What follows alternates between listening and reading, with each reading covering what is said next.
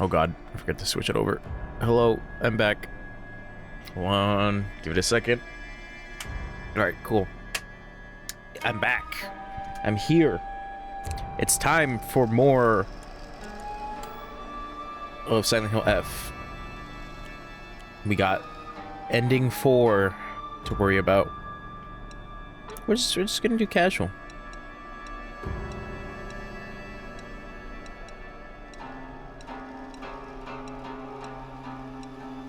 I'm kind of curious about like Lost in the Fog and like. Nah, I'm not gonna go for it. Nah. Alright, so we're going with the white sailor uniform. Because I forgot to put on that code before. Because I got the day 1 edition. Forgot about that. Okay, so we can definitely skip those. It's actually a nice outfit. I like the white and gray with like the red tie.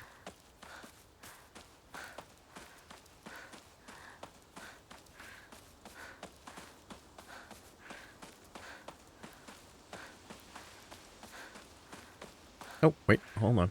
Forgot to change the title.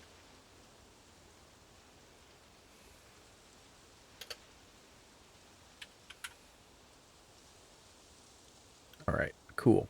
We'll see if that does anything. Oh, actually, I forgot.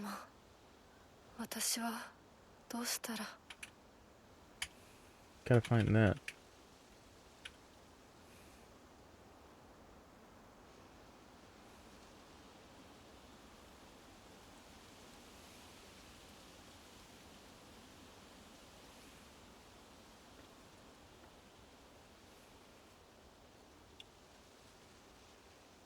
Oh, it's in the field. Okay.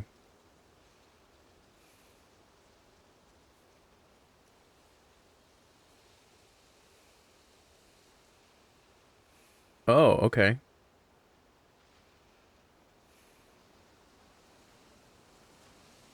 So it's in the field, and I gotta find the poster first.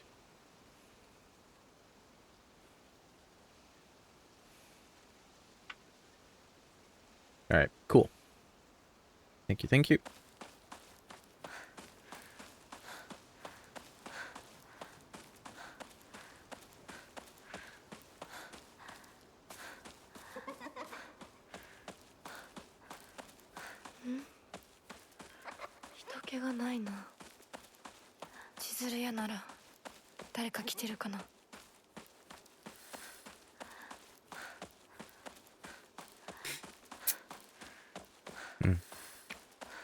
Sorry. I had something stuck in between my teeth.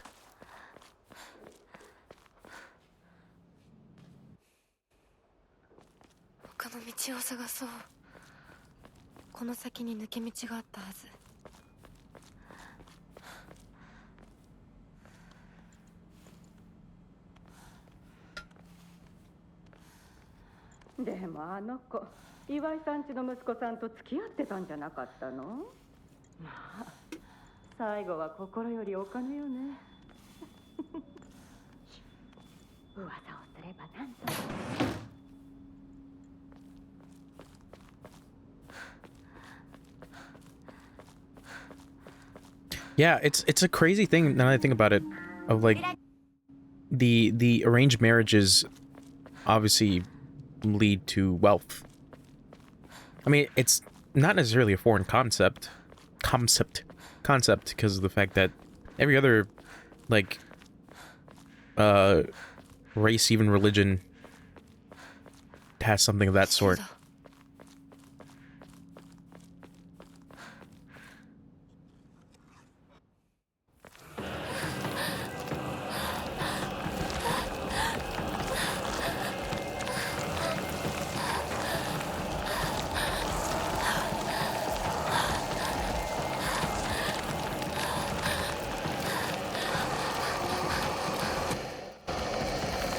Oops. Almost ran backwards.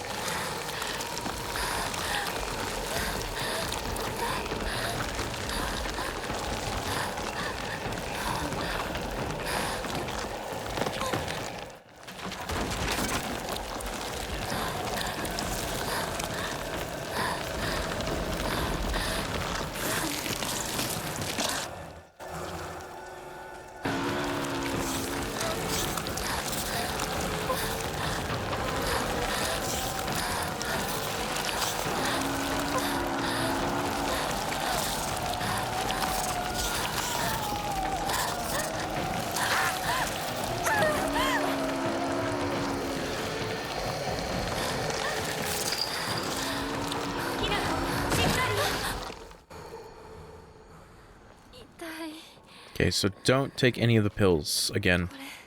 週にもらっててよかった。相棒の言う通りだな。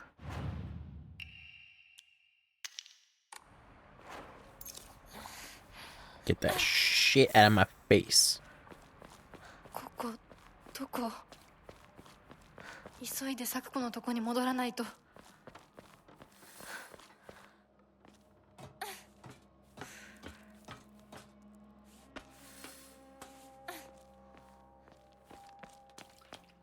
This feels like I'm playing like Resident Evil again. Guys, I went a little crazy with Resident Evil 2 Remake to get like the S+ ranks. I still can't believe I got them.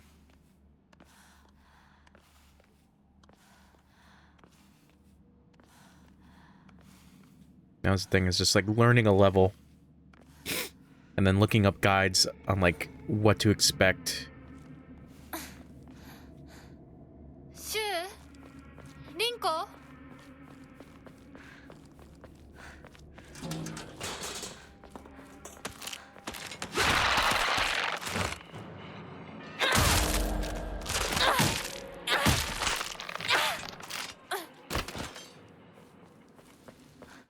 How am I looking? Okay, that's fine.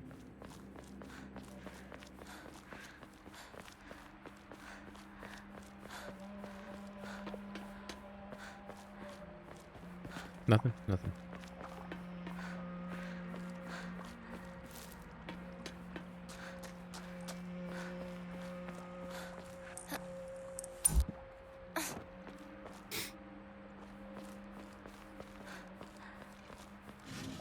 Nope.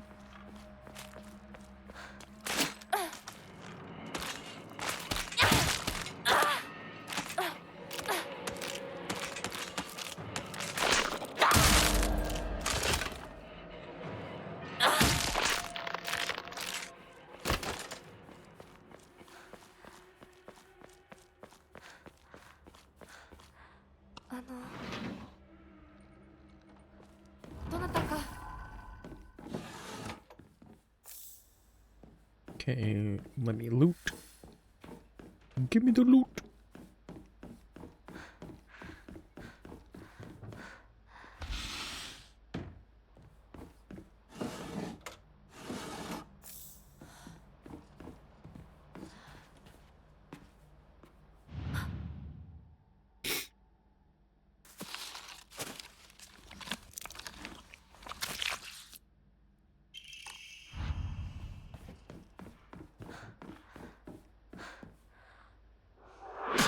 Oh!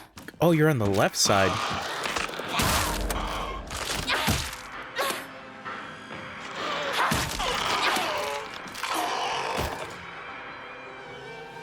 That actually got me.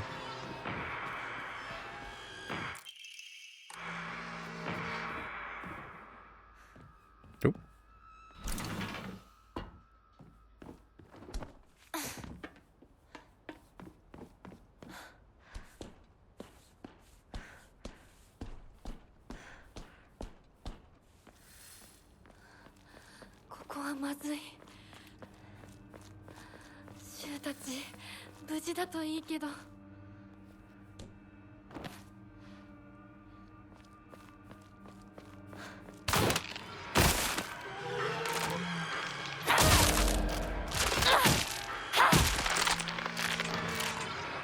I do like the layout of Ebisugaoka because of the fact of it being a small town. I like the fact that it's like incredibly cramped.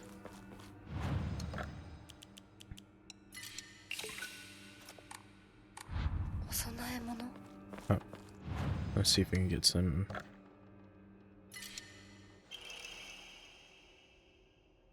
Enemy line of sight. Ooh, that's pretty cool.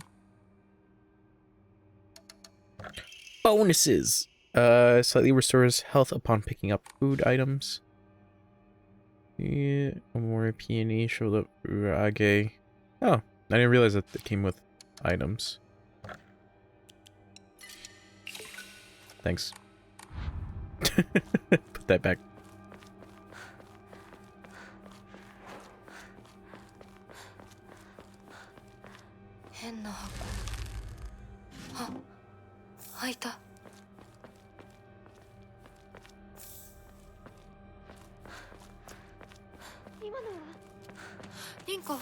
Wrinkle.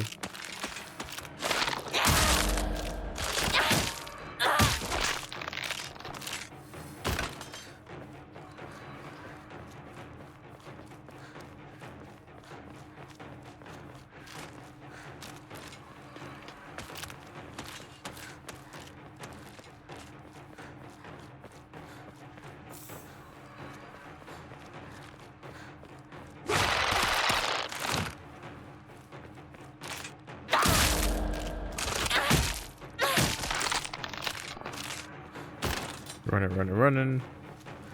この野郎 シュウどこにいる Say, oh yeah, that's the bridge that collapses. Hello, Ono. Welcome. Chonch is just silently healing it up.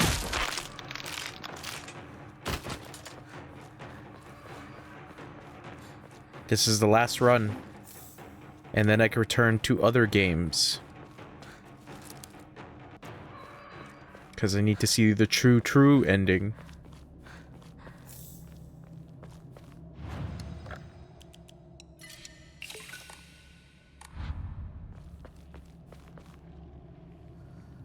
Other games like Jak 2? No.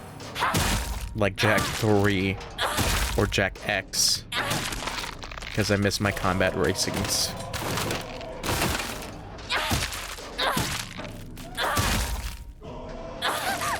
Whoops!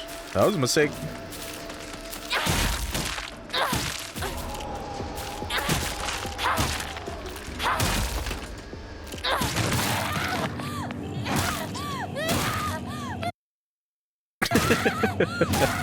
Sorry.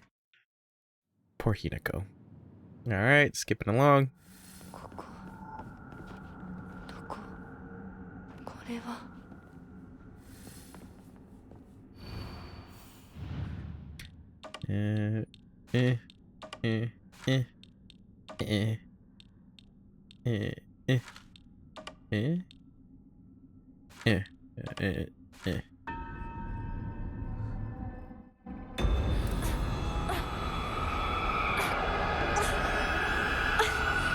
Speedrun strat.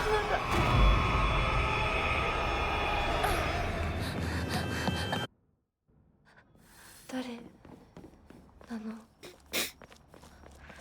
足元に注意しなさい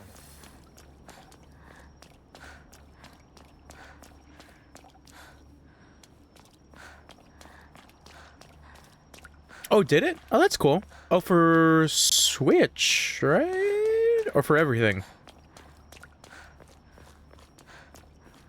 That's cool. Chonch has not played Hades 2.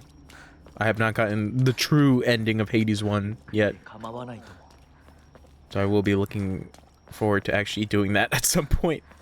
Because how many runs have I done at this point? I think I did 3? 3 runs? Meaning that the 3 endings I got. I'm playing other video. I'm playing Digimon. Leave me alone. Chonch is trying to この人についていこう have relationships, friendships. That's more of a better word with his Digimon. I don't want to be dating no Digimon. Well, I mean, have you seen Angel Woman? Angel Woman.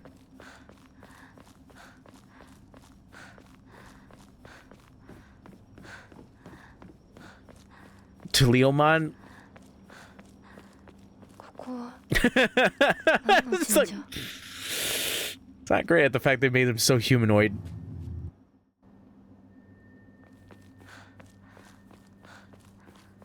こっちだひなこ I'm actually trying to finish through Cyber Sleuth because I never finished it. I'm currently on chapter 6 of the story, and so far I got Metal Greymon, so I'm happy about that because I love how dumb Metal Greymon looks. And then I also got, I'm trying to get Where Garurumon. And I got Rapidmon, though. So that's cool. I call that mission accomplished. There's like 20 chapters. Holy shit. How the fuck did my... So, the reason why I'm playing it is because, like, my sister is like, oh, like, are you playing any video games? And I'm like, because I have a collection of, like, a bunch of my PS4 games. So she got a PS5 recently. So I was like, oh, not at the moment. I mean, I'm playing more on my PC and, you know, some other games on my PS5. And she's like, oh, okay. Is it possible I can borrow Digimon? And I'm like, yeah, that should be fine. So then I think it was this week, she sends me a text message being like, yeah, I finished Digimon.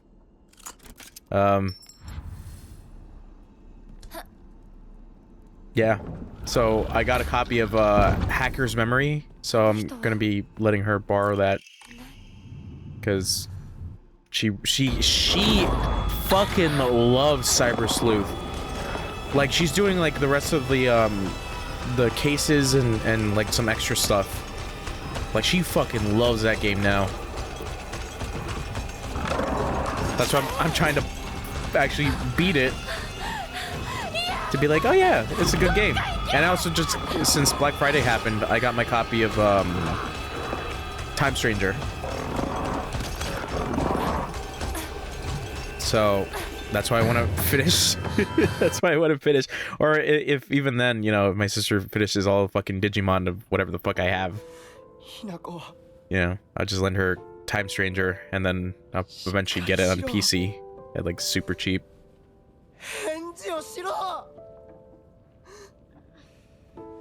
But yeah, my sister like fucking loved the hell out of Cyber Sleuth.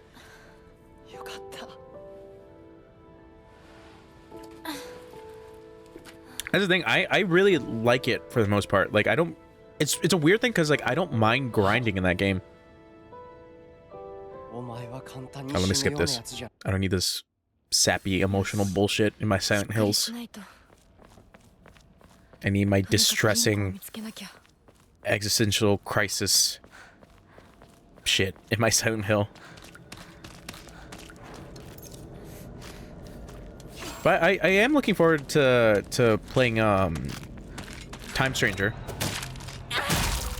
It's okay, that makes sense.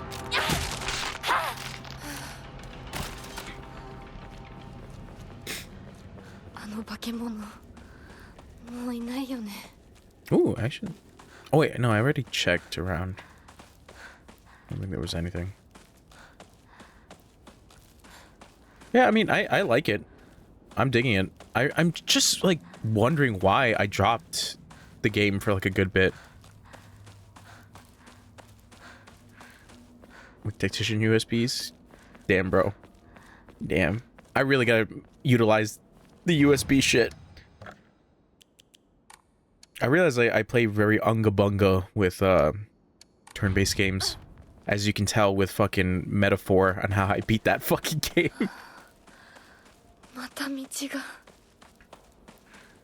If you saw my playthrough of Metaphor ReFantazio and how I finished that game, you can see I went full unga bunga.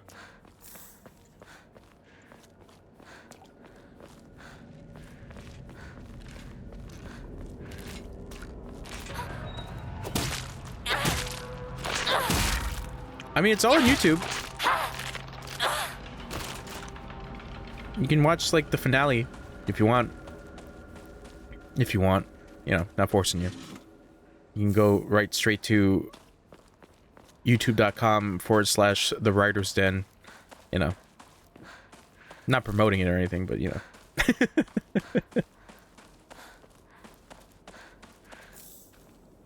Yeah, because, like, I'm trying to think of the other, like, RPGs that I played that I felt like I kind of was just, like, brain dead playing it. Not in the sense that the game was bad, it's just, like, my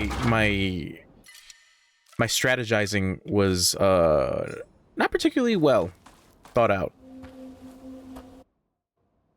Because, like, that's also the other thing, is that, like, if I were to do a tactics game on stream, I would look like an idiot. I would look like such an idiot. And I like tactics games. I really dig them. You know, Chunch no smart.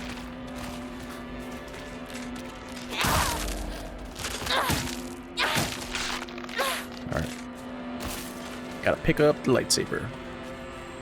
I haven't.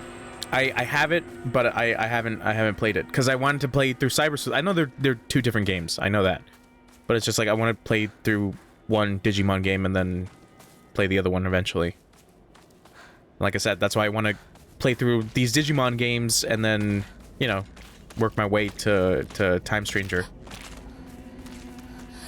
But I'm probably gonna lend it to my sister if anything, because I have a PS4 copy.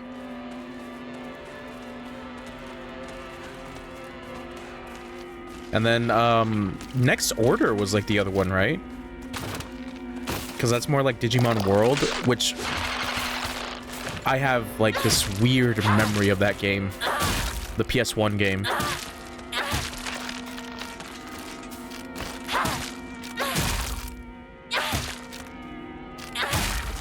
Oh, I keep seeing like mixed things about like, Digimon Survive, which is really surprising. Like, I hear it's more gameplay than story. Like, but it's super grindy. I use it grind like Cyber Sleuth. Okay. Ah! Hell yeah! Fuck yeah. Let's grab that shit. Hell yeah, fuck yeah. Yeah, because I was seeing that, like, some of the reviews were like, yeah, if you want to play this game, like, and you're, like, relatively new to these kinds of games, like the Digimon simulator trainer kind of thing, you might want a guide to help you out a little bit.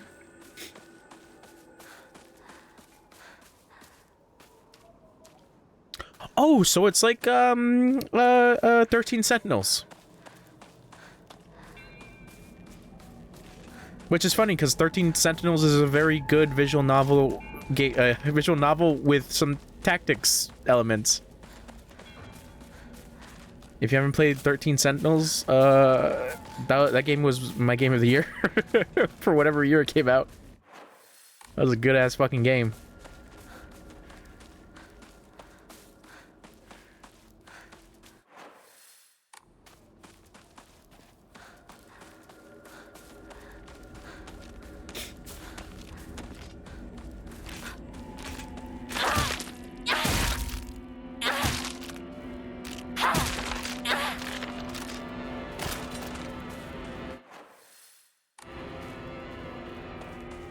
Alright, I gotta find this sword. これが壊れたらどうする? This one?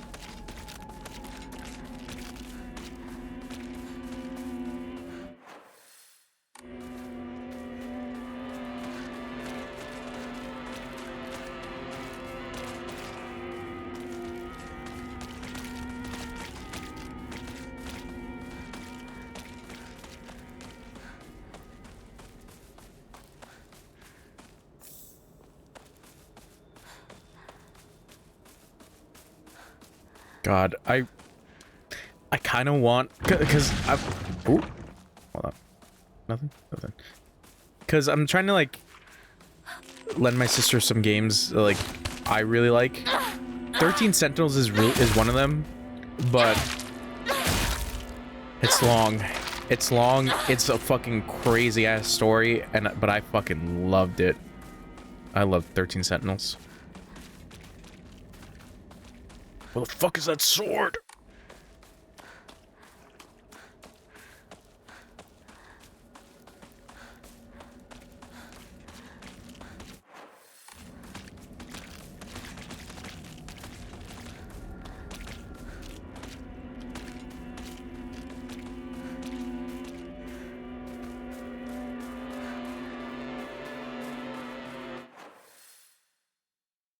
It might be on that one.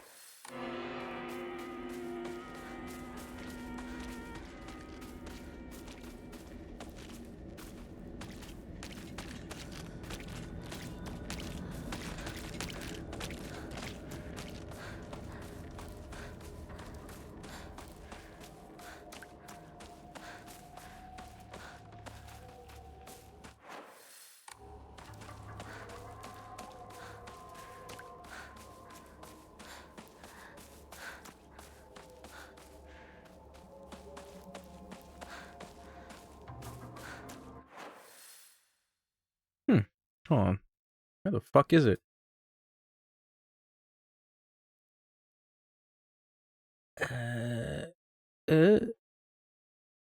Hmm. Is it on the other side of this thing?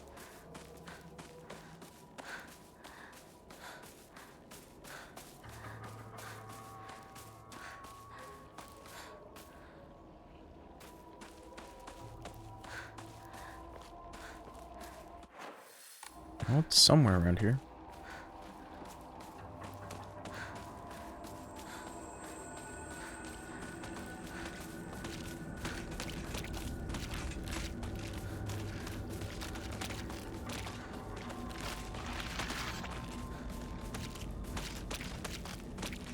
Oh.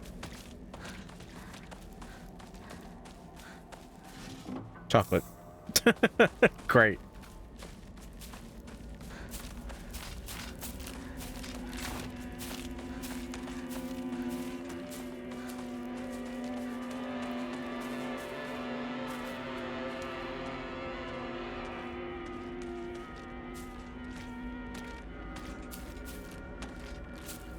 Wait, is it in the spot that I was just at? もう少しだけ持ってくれ I'm gonna feel like an idiot if it was at the spot where I was just at.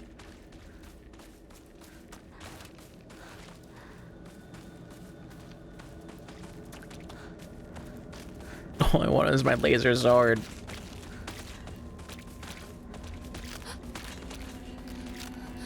I thought it landed like somewhere else. It's right there. Fuck it. Shit. I see it. I see it glowing too. I'm so stupid. I'm so stupid.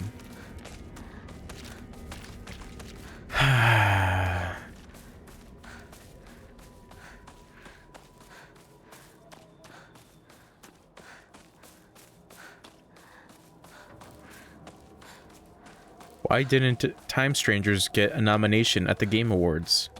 What is this, Jeff Keighley? It's right there. I'm so stupid. A prototype melee weapon for the Space Army. Its effective range changes to match the wielder's experience on the battle. The flashing plasma blade makes it popular and the epitome of cool.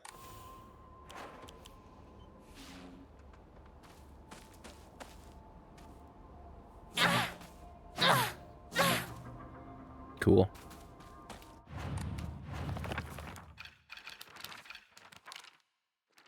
Sacred Sword, but the P8001. Cool. Even if the saber loses durability, it will not break. However, the lower its durability, the shorter the blade becomes. It is said that the hands of a brave warrior, battle-hardened warrior, the weapon's durability and blade length increases the more close brushes with death the wielder has. Special attack. After using a focus attack, your attacks will deal more damage for a short period of time, but at the cost of depleting your weapon's durability faster. If you use a second focus attack in that time, then you will unleash a sound wave that repels alien life forms. Oh.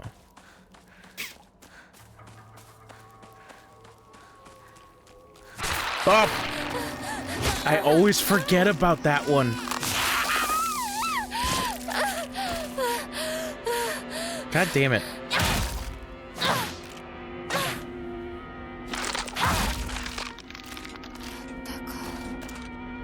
I genuinely, like, always forget about that one fucking enemy.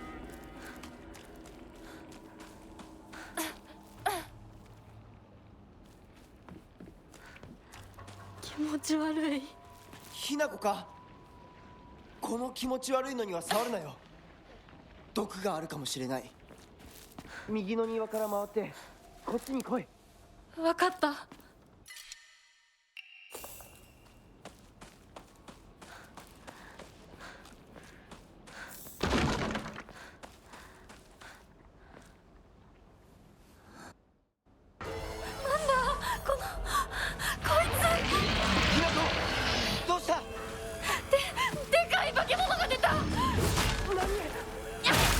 そっちまでけないんだ。裏に逃げ込め。俺は窓をこじ開ける。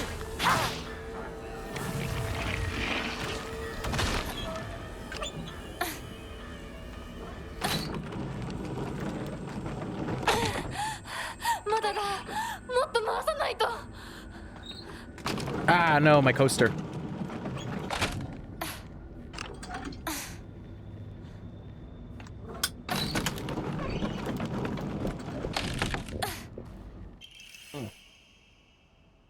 Sorry.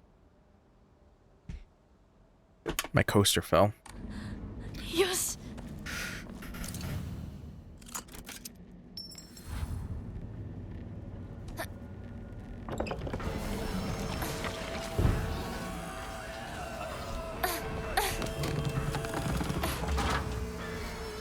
ひなこ、蔵の窓だ。急げ。 Did they get me? They did. That's some bullshit.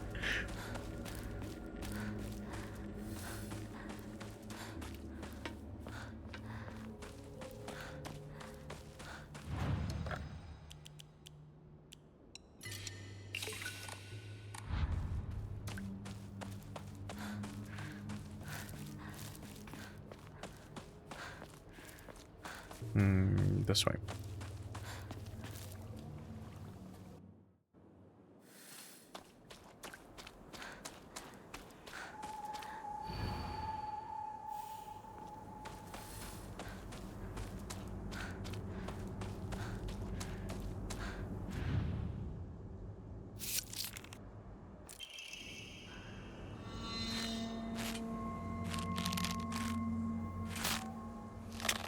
That probably had something different on it. I probably should look at that.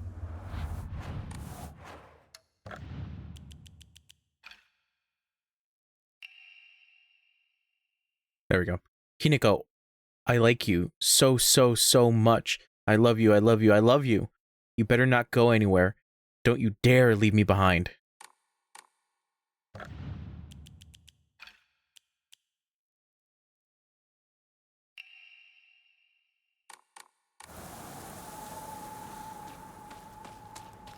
Hmm.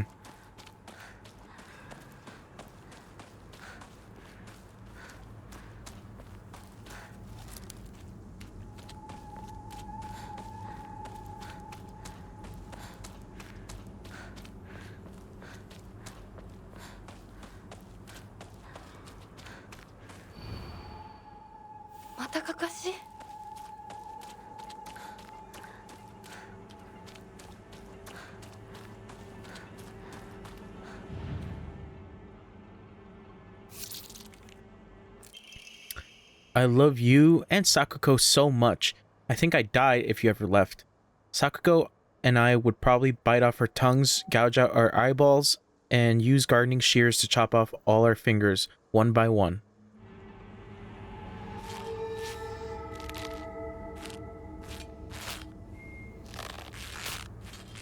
This is cool, but the fact that this is new shit.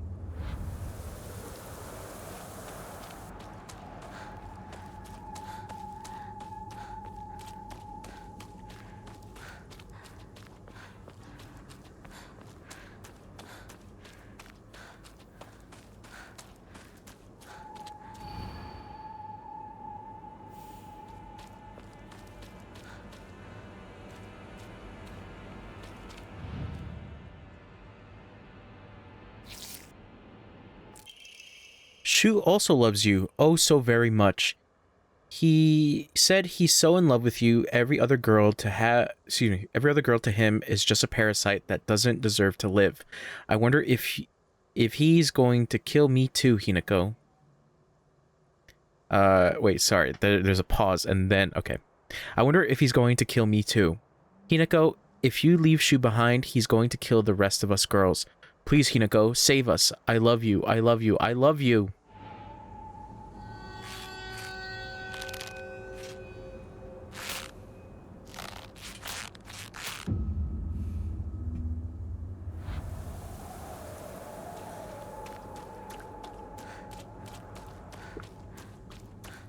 Bum, bum, bum, bum, bum, bum, bum, bum, bum.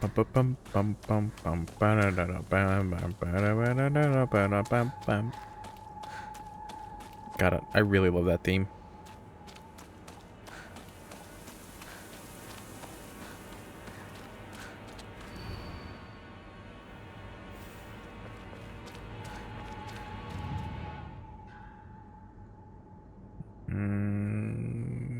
Where is it? Where is it? There you are. I've gotten on your nerves at least one time, right? I'm sorry. I'm so sorry. Is that the reason you don't want to stay with us anymore? What can I do to make you forgive me? What can I do to make you love... Okay, yeah. What can I do to make you love Shu?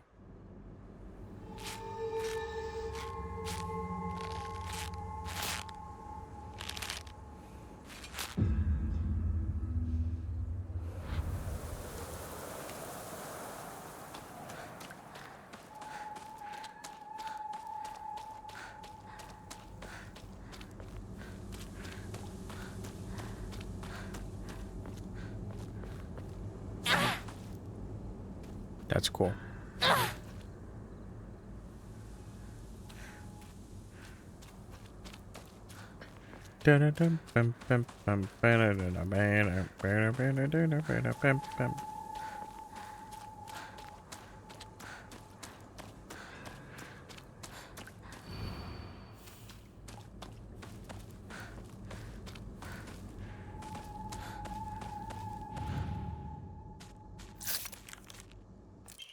Hinako, I like you so much. I love you, I love you, I love you. Sakuko, Shu, and I, we all love everything about you. So please don't listen to that creepy guy. You can't believe a single word he says. おい、ひなこ。あれ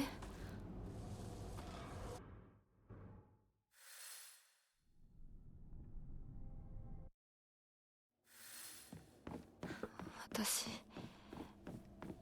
一体 い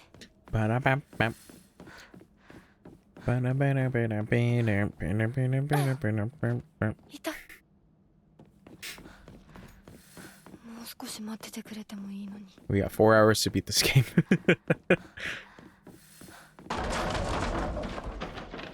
I already wasted like 20 minutes in trying to find the fucking 早く行かなきゃ stupid shit.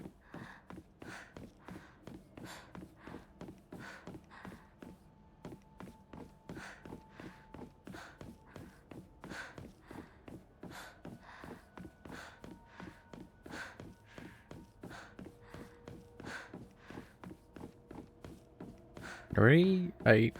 Nope. Thought I messed up.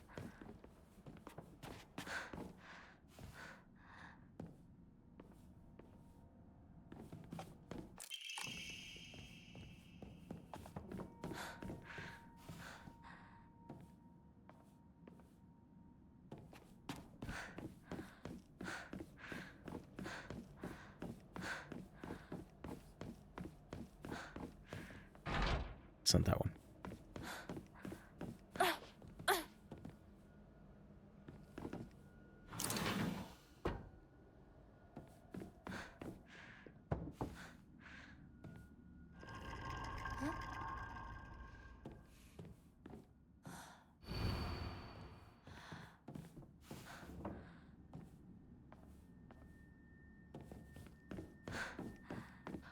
「あそこ空いてたっけ?」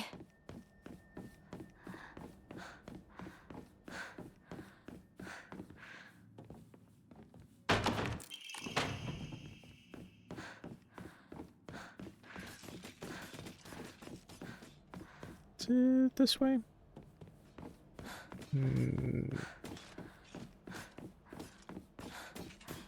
No, it's this way.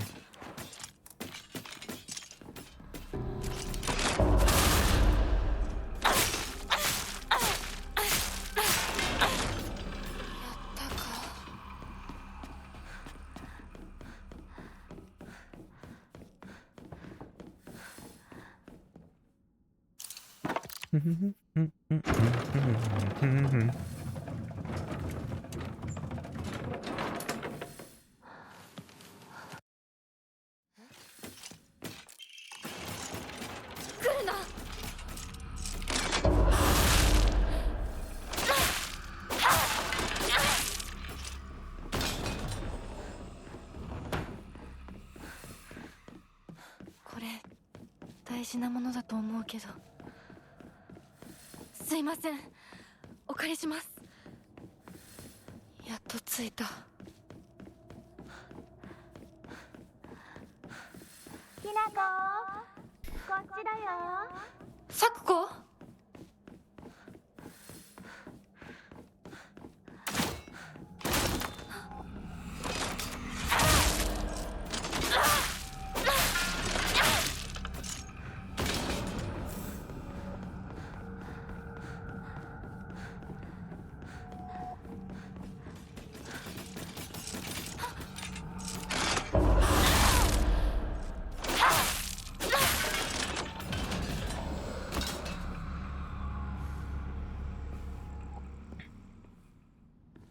書庫、こんなところに。 Any more notes?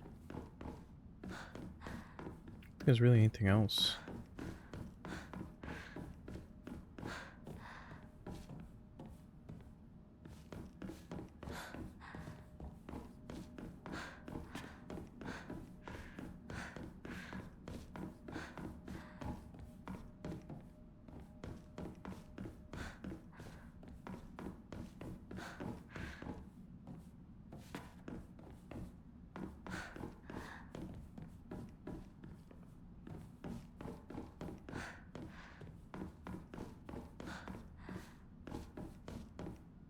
こっちこっち。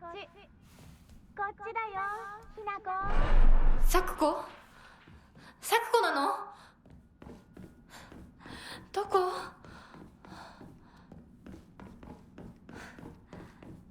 ？Let me just make sure.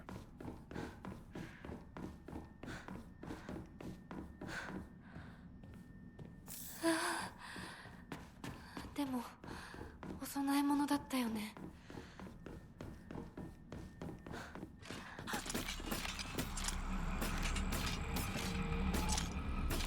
Come on, do something. Fine, I'll do it.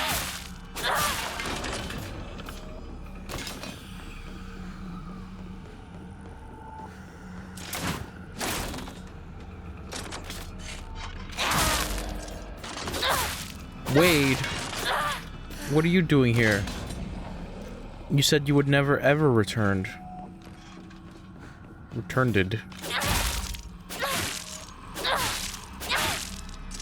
I don't know. Am I making money from the ads? I don't think so. It's a no ad. Yeah, I collected it. I made sure to go collect it. Because I know you would come in here and you would be like, I can't believe this fucking guy didn't grab it again. I can't believe he even plays video games. Why is he so stupid? And I'd be like, don't worry, Wade. I'll get it again. It's pretty cool. I haven't like fully futzed around with it, but pretty cool. こっちに来て。 It looks very tokusatsu, very そ sentai. っちにいるの？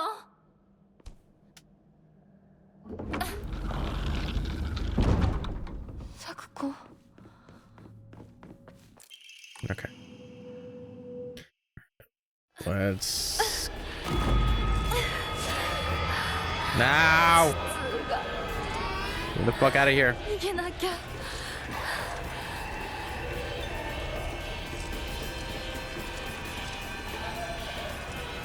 I'm gonna grab the tea. Thank you. 早く、ひなこ。すっごいよ、ここ。さくこ。ここはダメ。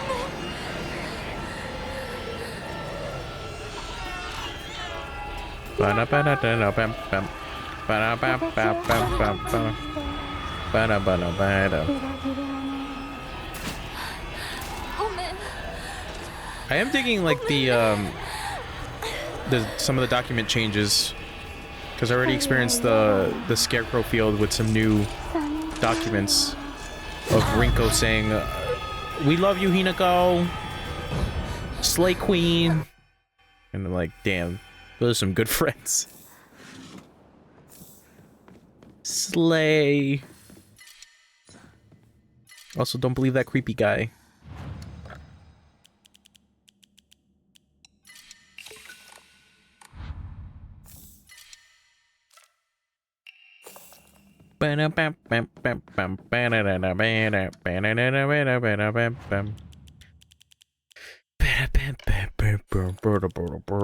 Okay. Oh, god damn it, my coaster again.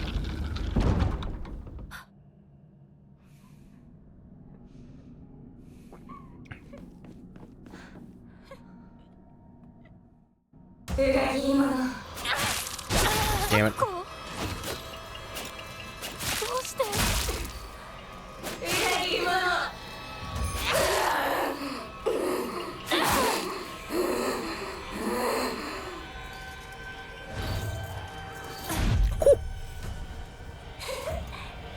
What'd you think was gonna happen?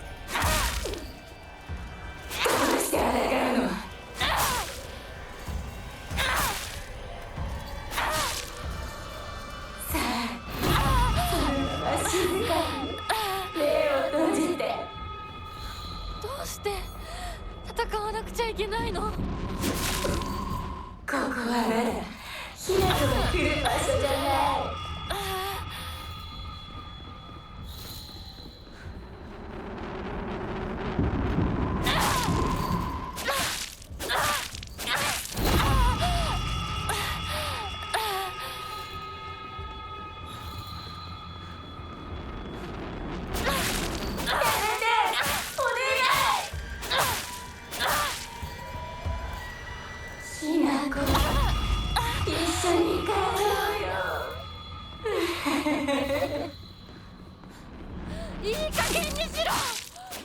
お前が咲子じゃない。偉いもの。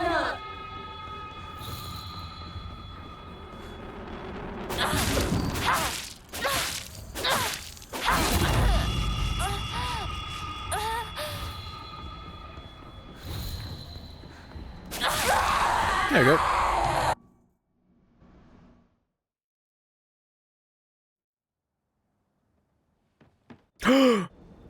I almost forgot. The actual fucking blade.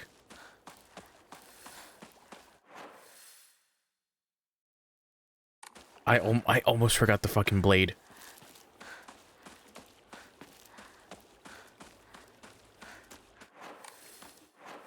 I have to go all the way, yeah. All the way back down.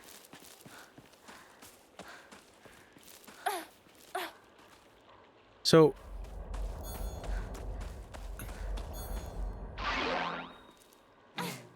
That's so funny. Wow. I can't... That's so cool. So does it work like the sword? Where it's like I put it away and it regens? I hope it regens. Wow, I can't believe he's on a 3-stream streak. Why can't he be on like a full year streak? There we go. You haven't used it too much? Okay, fair enough.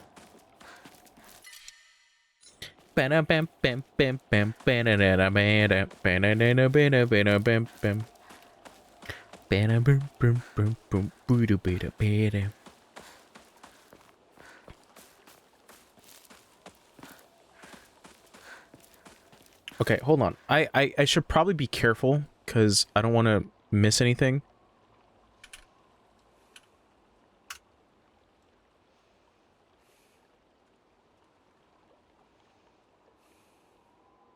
Hold on.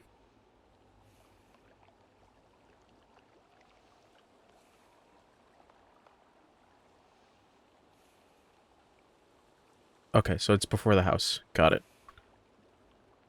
Take a red pill? No, bro. I don't even have a save. Well, all I got is auto saves. But no, I don't want to do that. Don't make me take the pill. How dare you?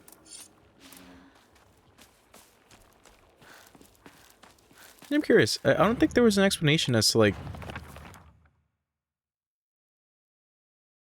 It just becomes shorter. That's all it does. I would assume I probably have to keep using toolkits on it, right? 相棒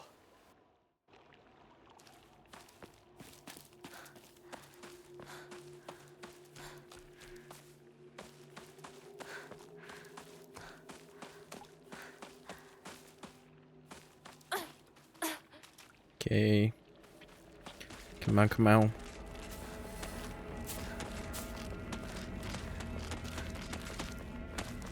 Well, I mean, if it's from my homie, if it's from my homie Shu, and specifically not for Rinks, then I gotta take the drugs. He made it specifically for me. What a good friend. What a good guy.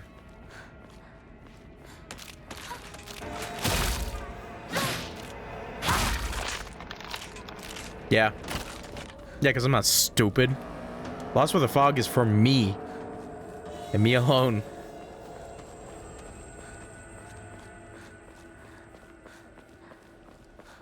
Like real men? Well, guess what? You're talking to a man-child, so... in your face.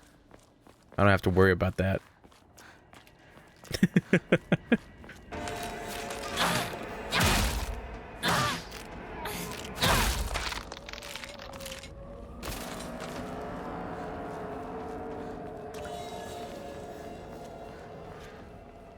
That's the poster. I don't know. I'll probably do Lost in the Fog because, like, 相棒はこうだ obviously, you know, fighting some of these bosses probably really difficult. I already know I'm gonna get my ass whooped. Even like on the short playthrough that I did for Lost in the Fog, it was fucking tough, man.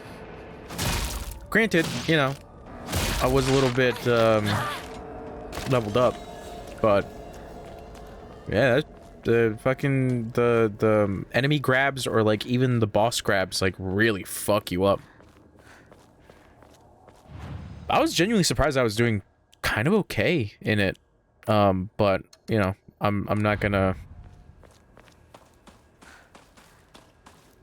I don't know. Like, I want to say I do want to continue on what the Lost in the Fog playthrough I was doing, but you know, now that I have like 5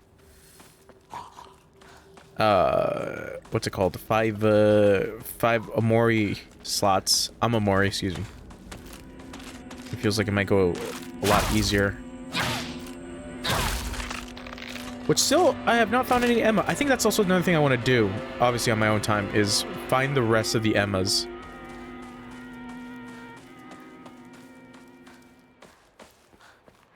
So I can level up my health and all the rest of the other shit that I have.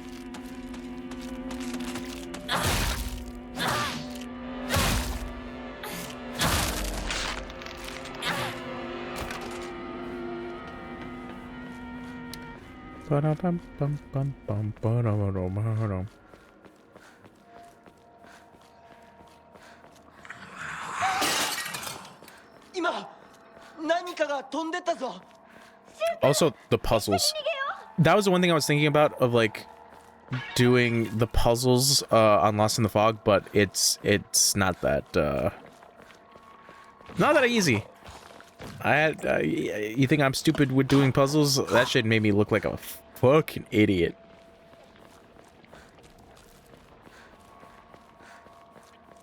Wow, leave him alone.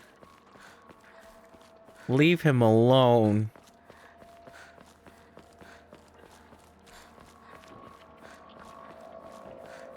Damn, bro.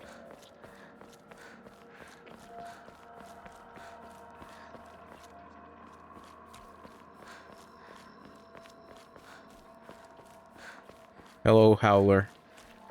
How are you doing? 二人はどこに Oh, wait. What's that? That's Hikashi.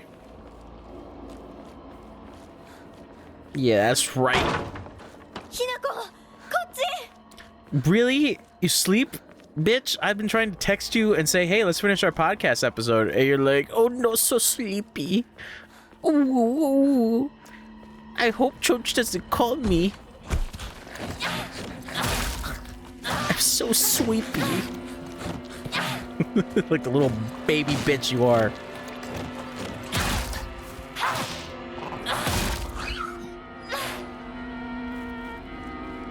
Oh, my tummy hurts.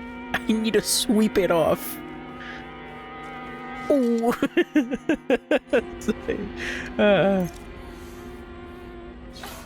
Yeah, it does work like that. You know what's funny? It has like it looks like one of those like you know, those Walmart lightsabers, because it has like the different like layers, which is really funny. I like that.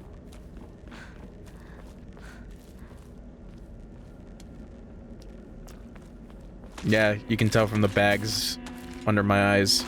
I don't get enough sleep.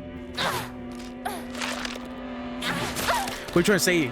You call me ugly, Wade?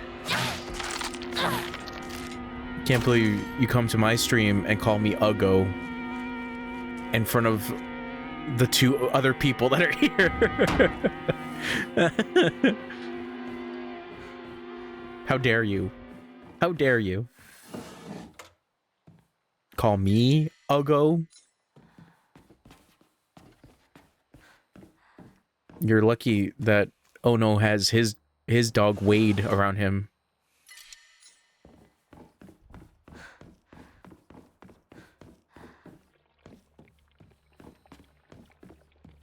Uggo is a funny word. It is a funny word.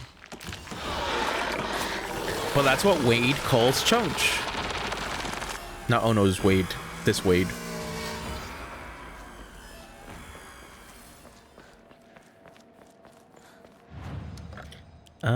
Boop, boop.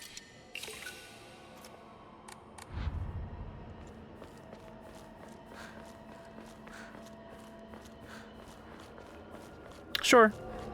I don't know. I mean, if you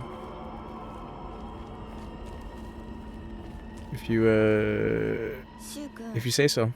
I believe everything I read. Then they can never be faked or lied about.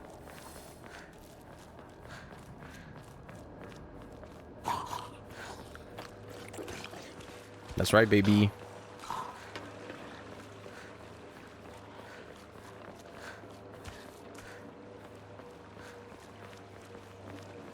Oh wait, not this way. That way. American boy, take me on a trip to like to go somewhere. Take me to your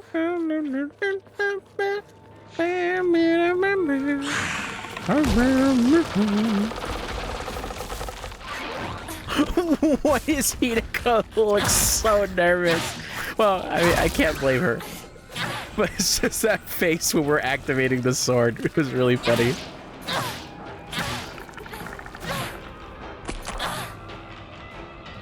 I don't know. Poor Hinako. You bought Gooner game? Bro, you gotta calm down with your goonin'.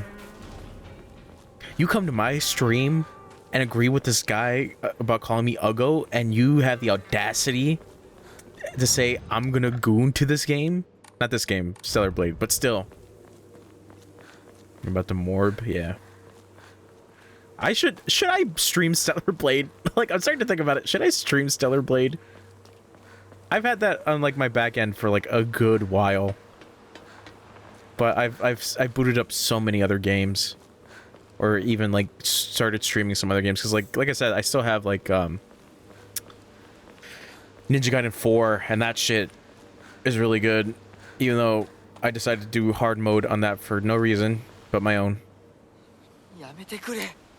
そんな話今はしたくない。やめないよ。シュウ君がしっかりと現実を見るまでやめない。Yeah, fuck it.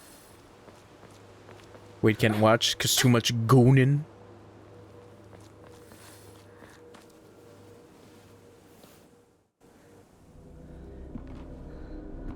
Puss dub on? Oh, you mean put the dub on? I was like, what the fuck are you talking about? I already did that one playthrough. But I was trying to get the UFO ending. I did put on the dub. Wade said it was bad. I was expecting a lot worse. It's not terrible, but I wouldn't say it's like... You should really listen to the fucking dub.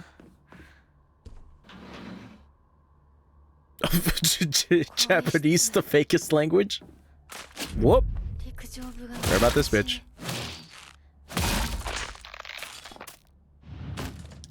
It's not that bad. Wade was just exaggerating.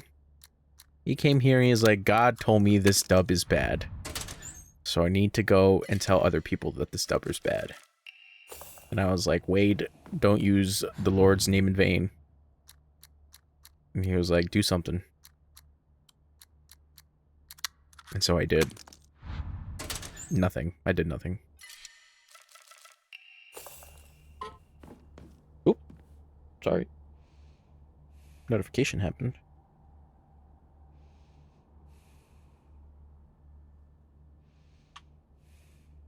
I didn't even put it on silent. Hold on.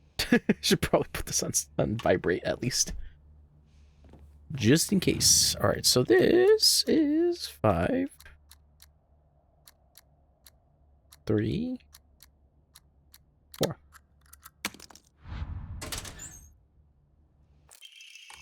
Thank you. Man, we got this bitch. He's using the Lord's name in vain by calling Chunch Uggo.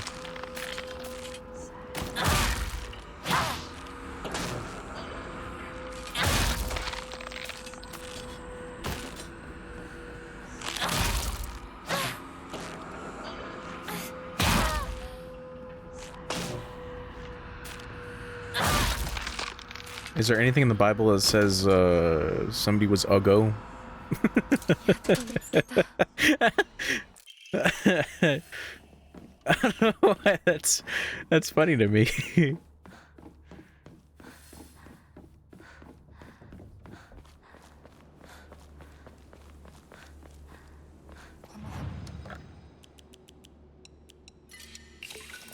Did God tell Noah to get all the animals, but don't get the Uggo ones?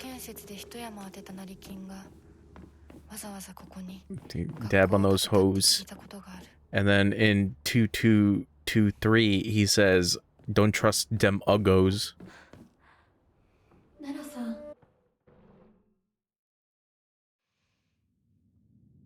Okay, skipping through this. I got my cool arm. 血潮さえ美しい。ありがとうございます。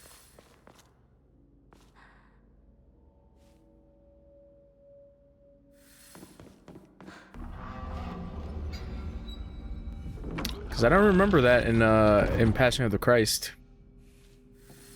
But no, Wesley? Yeah, Wesley's dead to me.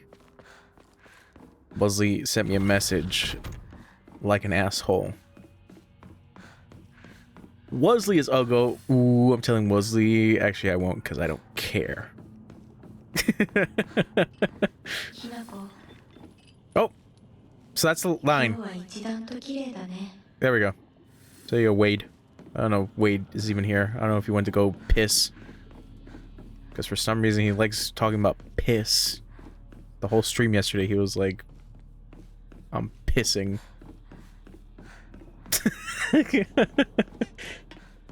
Maybe play a game, you fuck.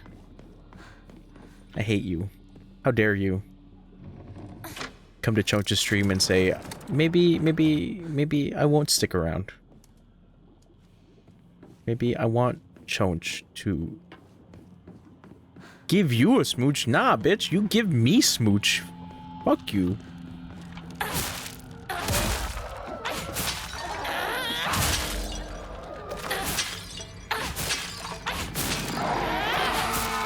I deserve smooch.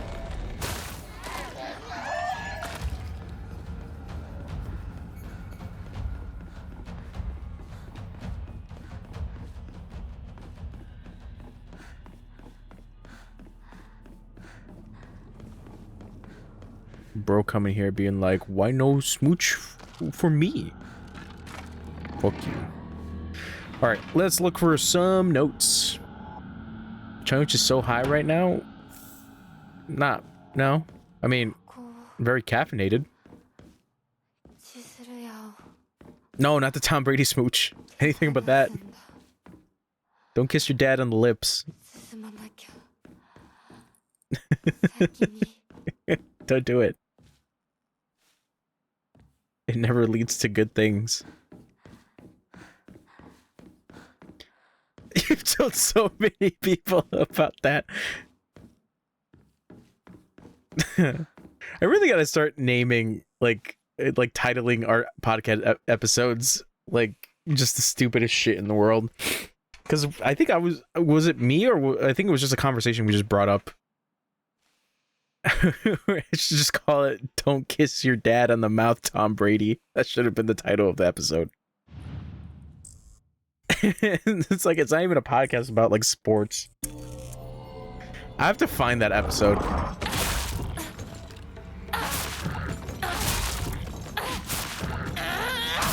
Because it's so long ago.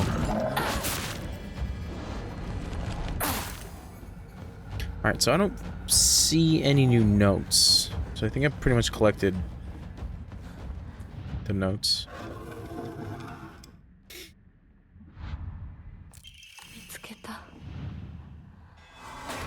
Oh my god. No, that's the chocolate. We don't need the chocolate. There's a bandage. Yeah, I think I was really hoping some new notes.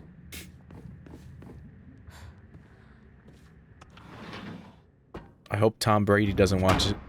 Doesn't watch the stream. That's why I always find it kind of funny whenever I see Tom Brady on like an ad for something, because then I'm just reminded that like, oh yeah, this dude like kisses his dad on the mouth.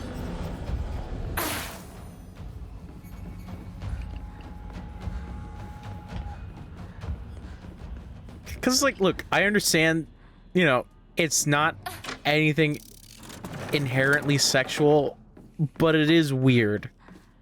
Like, come on, it is a little weird.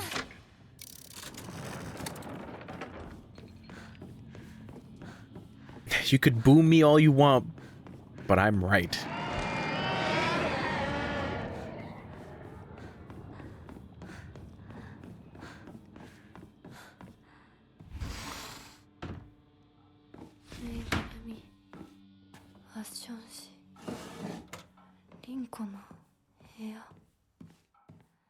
Okay, any more Rinko documents?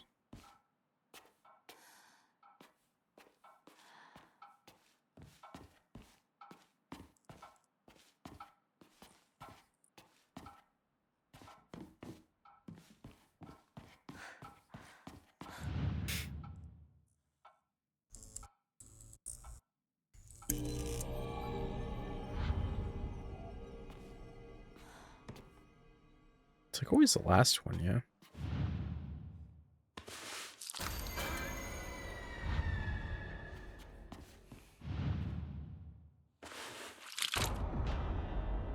Yeah, I have to like turn all of them around.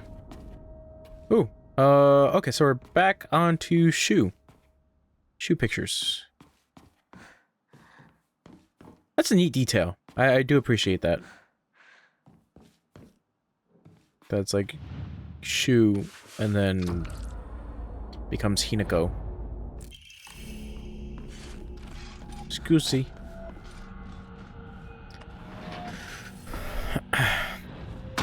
Alright, last one.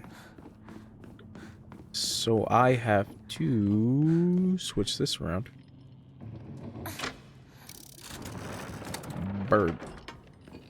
And then I think that's fine. Oh no, that has to be rabbit, because then I can't walk through that door.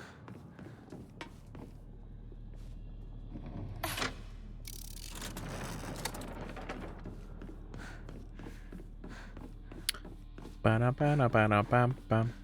Ba-da-bam-bam-bam-bam. Ba-da-ba-da-bam-bam. Oh, whoops. Oh no, I was wrong.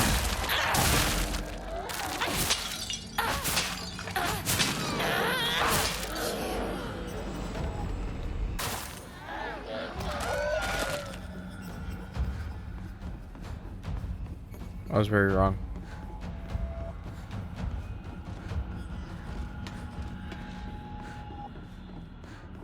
I need to go through there.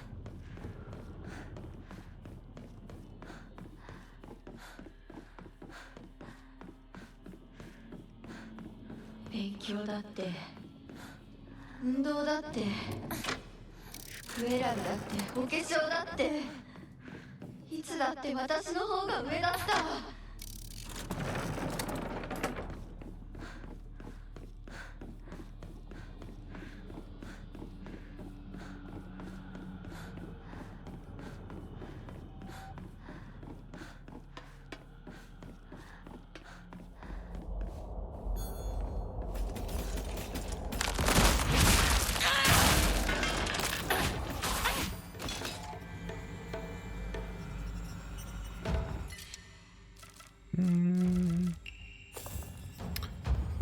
What do I need to open?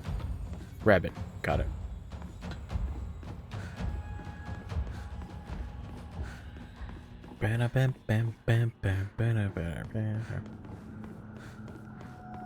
What are we at? An hour. Alright.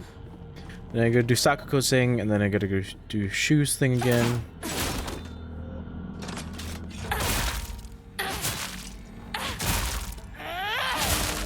It's all part of the process.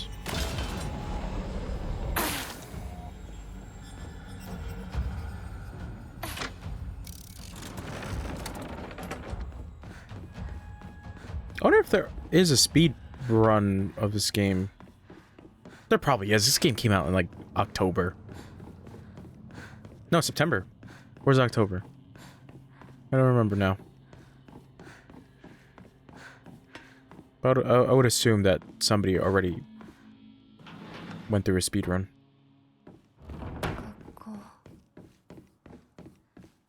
遠い昔みたい。 I don't think there's anything else. 給食 Divine water. お昼休み Current record for Silent Hill Elf speedruns 1 hour 18 minutes and whoa! Oh, I gotta check that out. 27 minutes? Holy shit! That's nuts.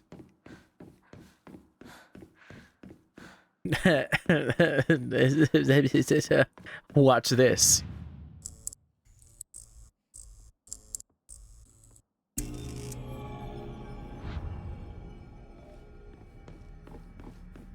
I hope you have your bank account ready.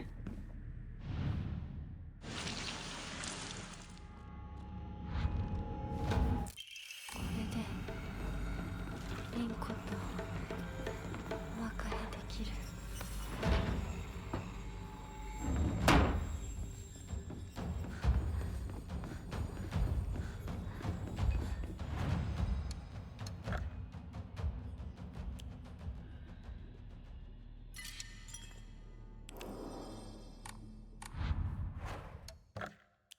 Alright, finish the game.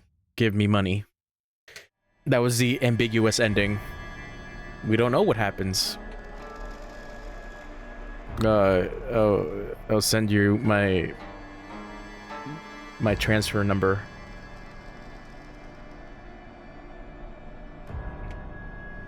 We don't know what happens to Hinako.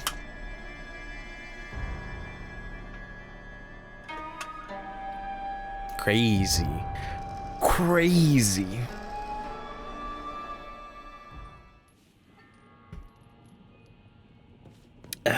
That's cool though. I do like the fact that there are speedruns. I would have to check it out because I think also like Souls games like speedruns are also fascinating because of just like finding like some bugs to essentially like launch them to another screen. Because there was a speedrun I watched, I think it was from Games Done Quick. And I think it was for Lies of P. And it was just like this insane like strategy of like going to a far corner and just like doing a lunge attack. And then the lunge just launches you somewhere else.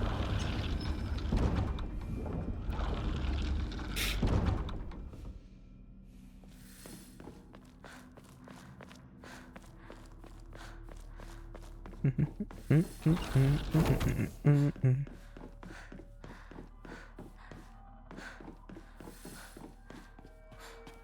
は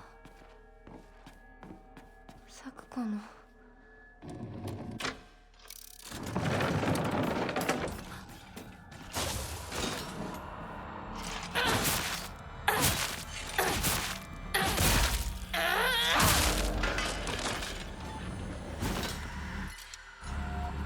Oh, I gotta deposit that.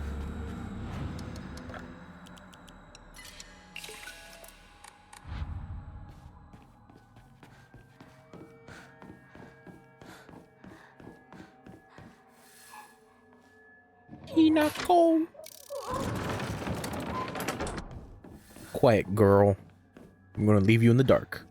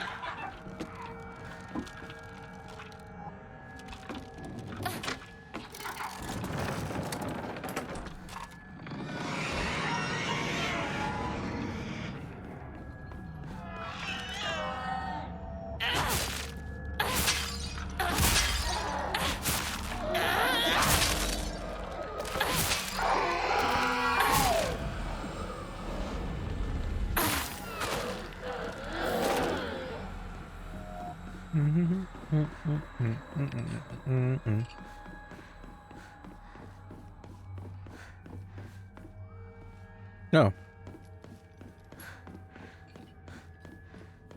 Whoopsie.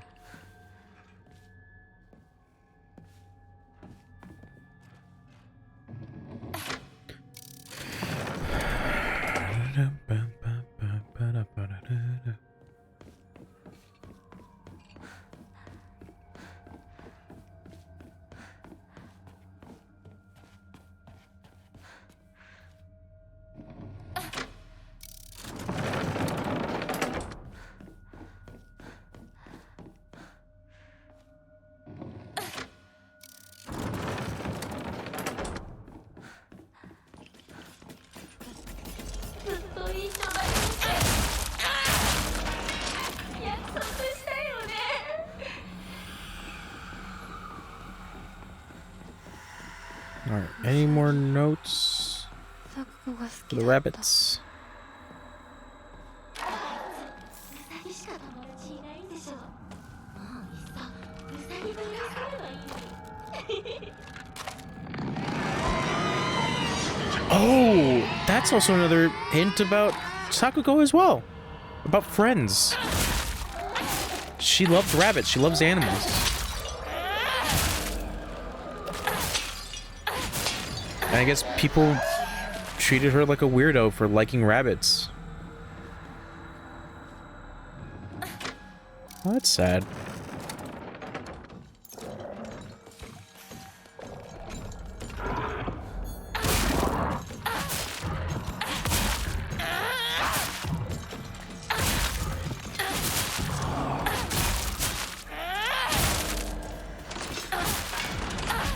Rabbits are cute.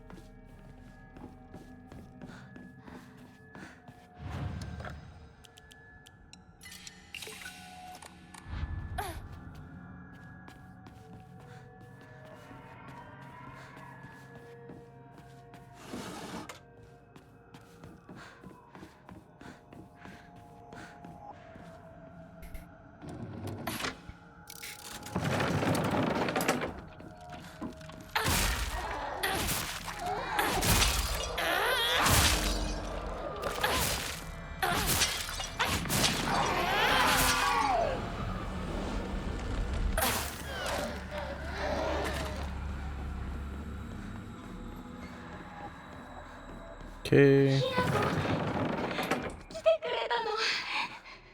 怖いよ。早く出して。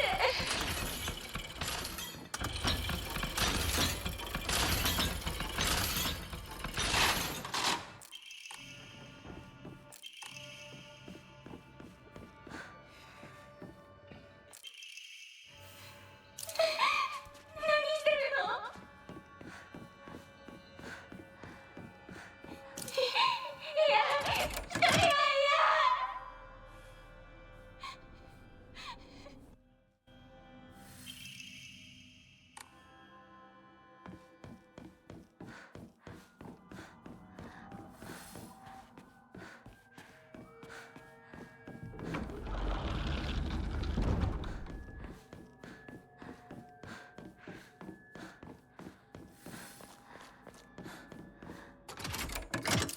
Okay.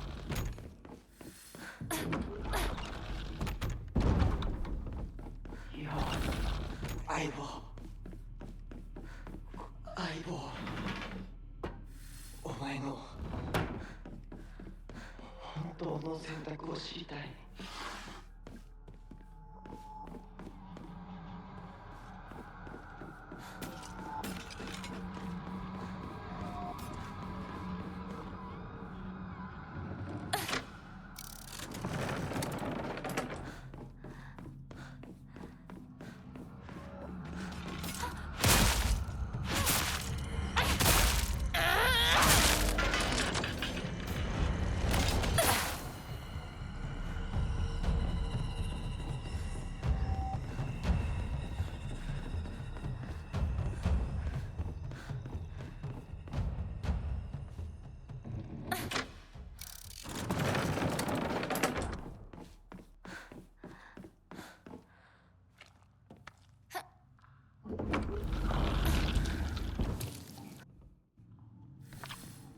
力が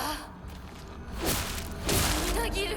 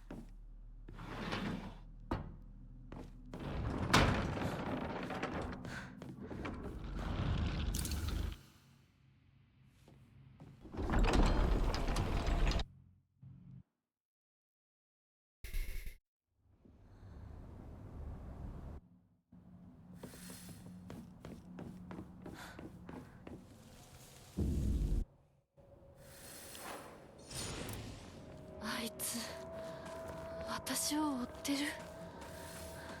Okay. 二人もあいつから逃げたのかも。 Let's get through the forest. やむを得ず私を置いてったんだ。だよな。 Toolkit here. Oh, it's the next one.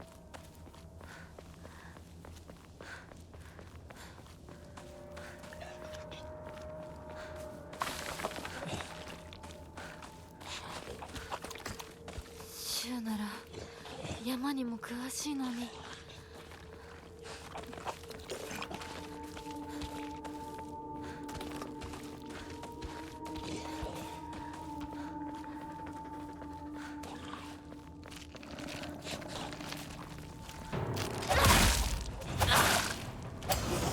Oops.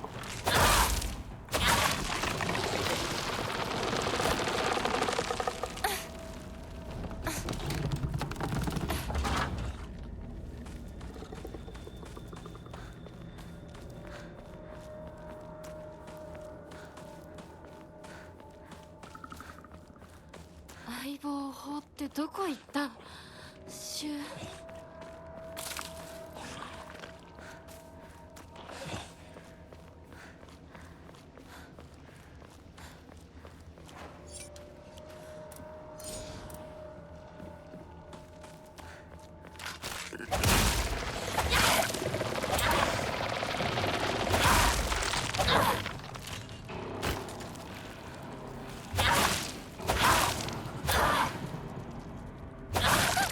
Whoops.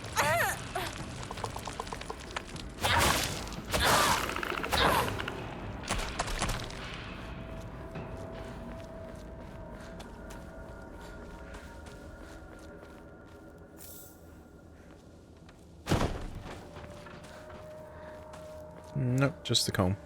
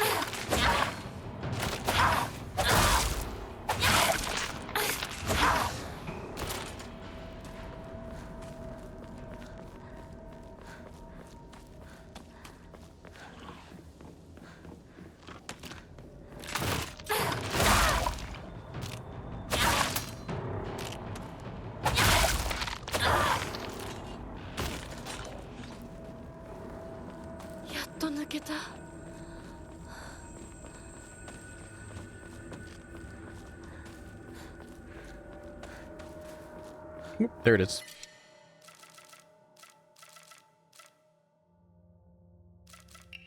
Actually,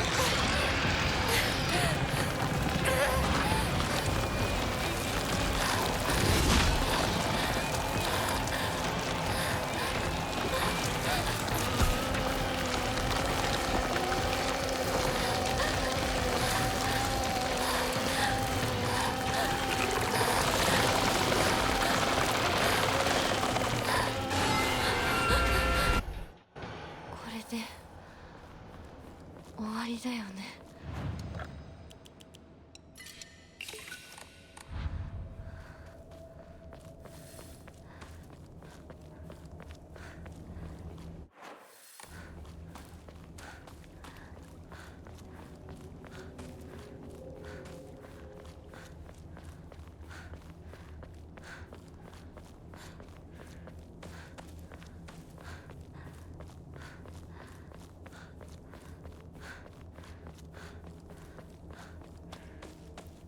ここに繋がってたんだ。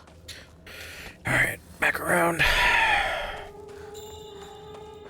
シュウ、相棒、私だ。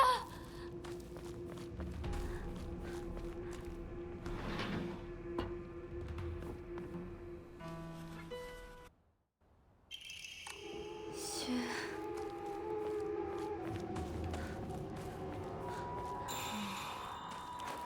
とりあえず家の中で2人を待つか。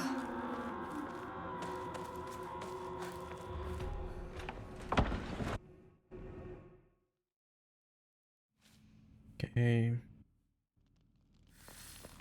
私頑張ります。 To get the Aguro no Hote-sama. あなたにふさわしくなるように。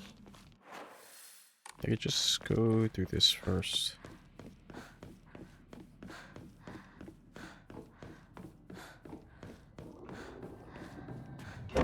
Oh god, that scared me. I don't know why that scared me. Like, I know he's there.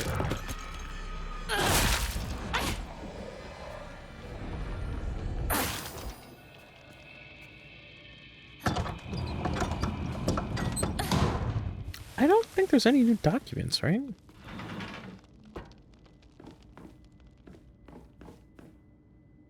Yokon.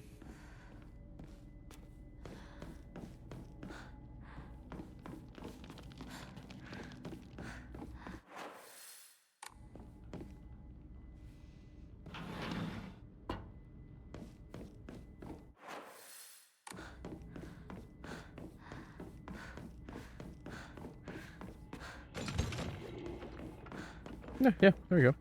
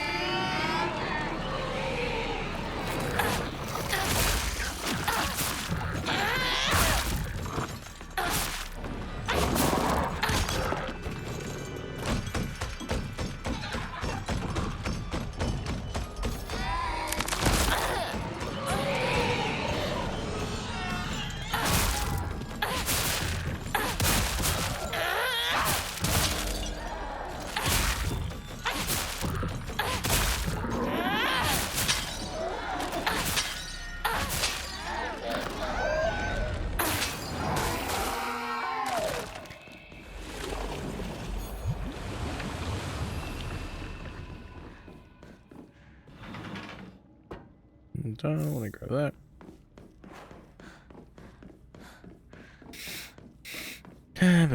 that. So we're back at it again.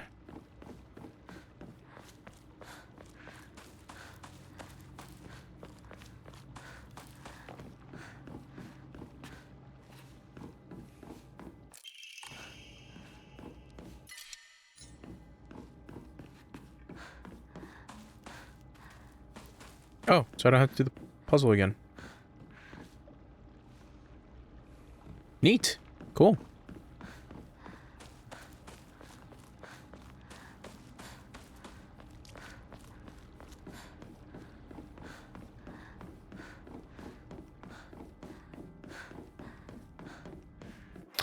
Hold on.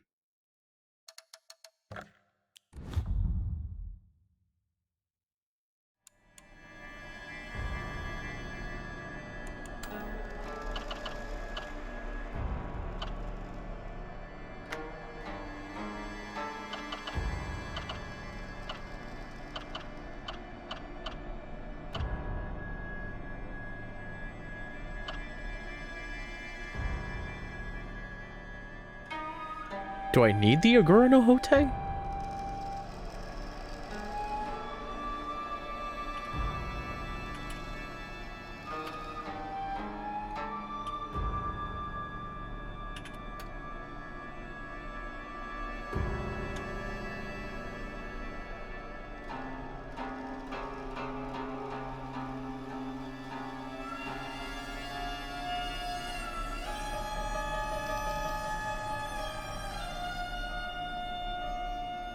Oh, okay. I don't need the Agura no Hote.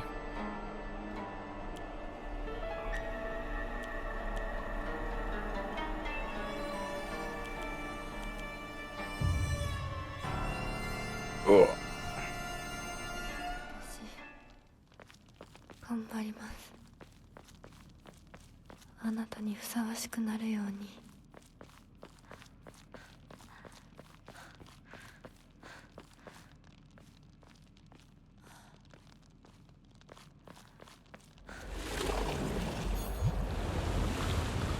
私はずっと迷っていたんだ。でも今はもう。 Okay, just in case if anything happens, I will do that. 道に迷いはない。 Because I'm looking online if I actually needed the Agura no Hote.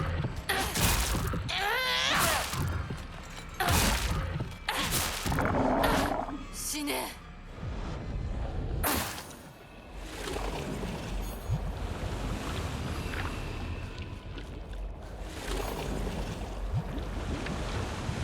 とても綺麗だ。ひなこ。 I should probably do it right here.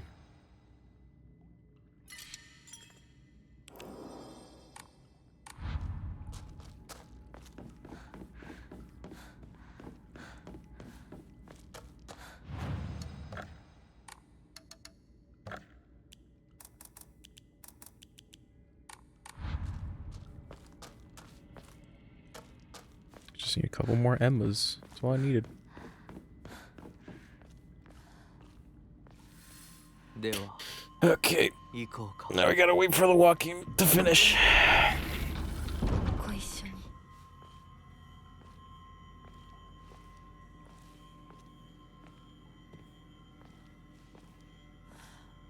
見たまえ。皆が私たちを祝ってくれている。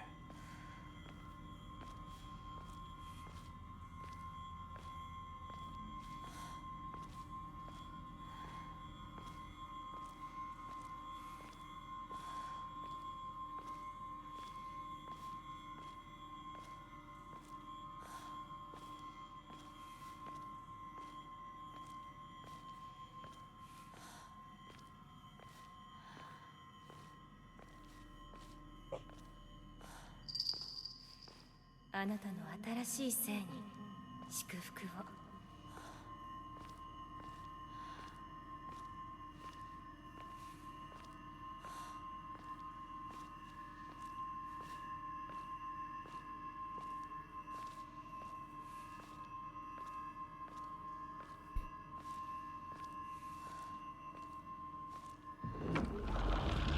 If there only was a way to speed this shit up.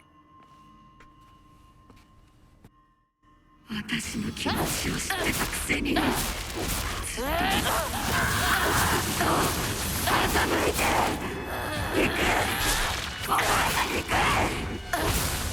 くなかった。こんなリンコ見たくなかった。私がバカだったよ。前にずっと騙されてた。騙してなんかない。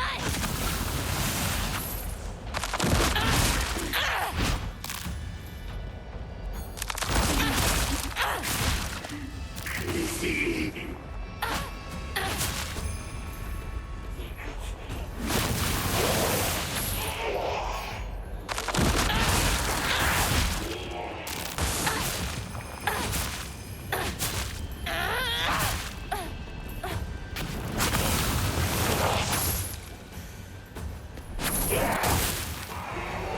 衆のそばから消えろ。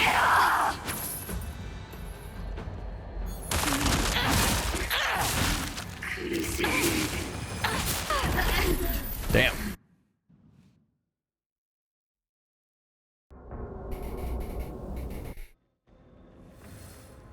All right. Now we're headed home. お姉ちゃんの言う通りだ。時間がない。二人とも待ってて。すぐ行く。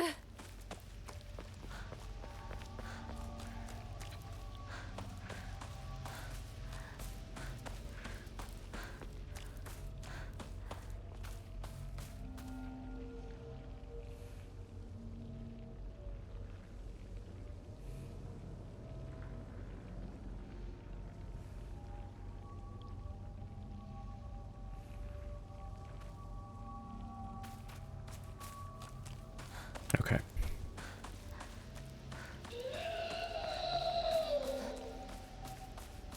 Gotta make sure where I'm going.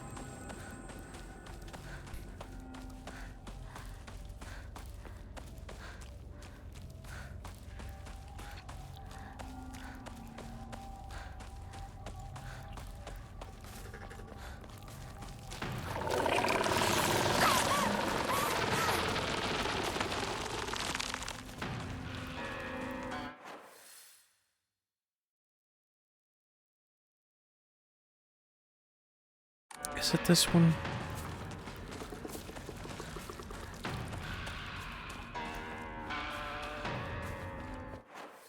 I think it might be this one. No, it's this one. 町で一番古いお稲荷様だ。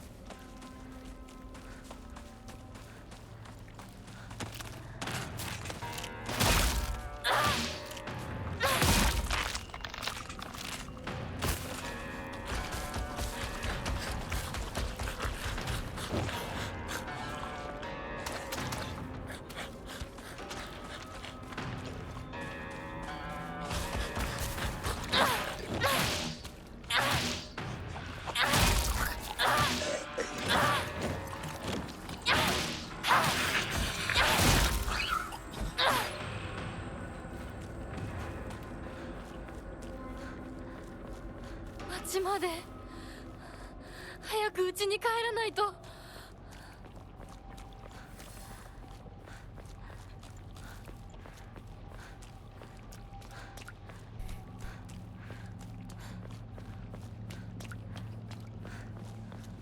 ここは侵食されてない。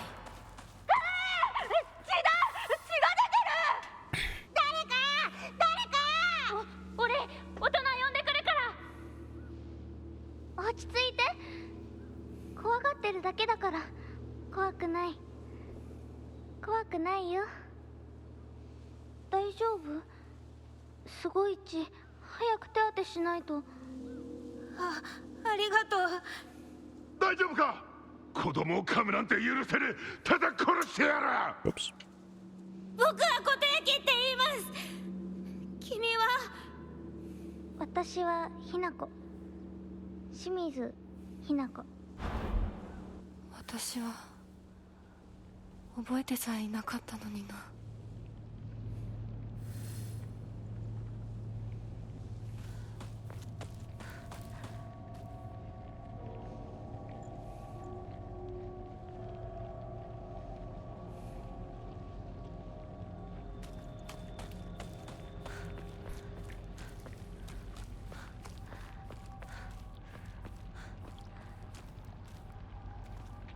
Is it this way?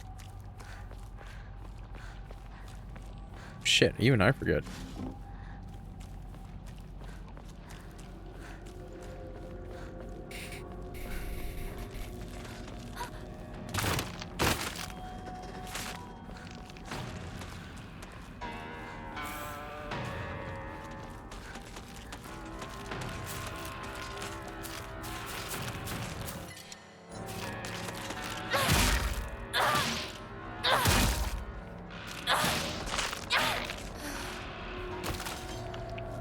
私の町がもう化け物の巣じゃないか。邪魔するな。お前たちの仲間にはならない。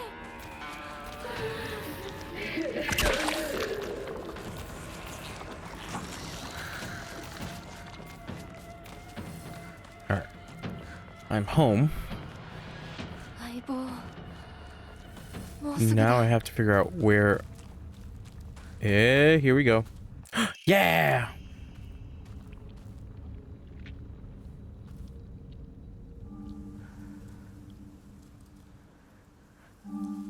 Here we go. こんな素敵な贈り物をありがとうございます。せっかくいただいたものですが。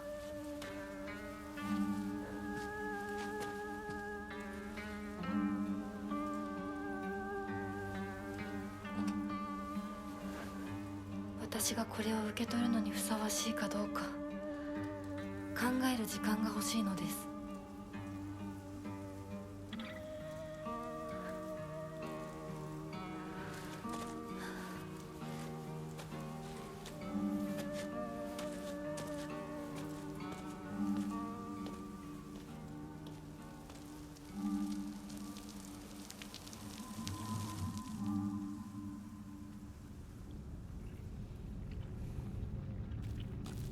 Okay. Here we go.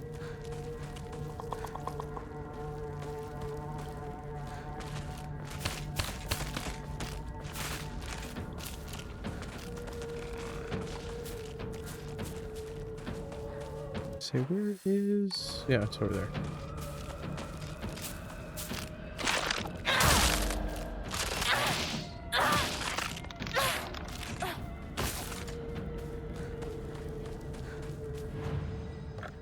Just in case.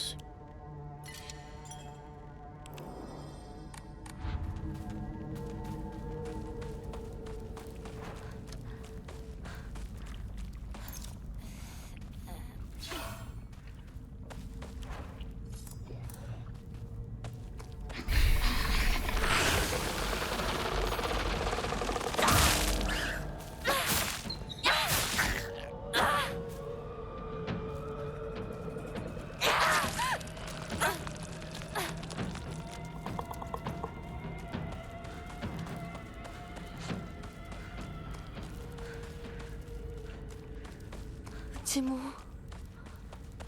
やられてる。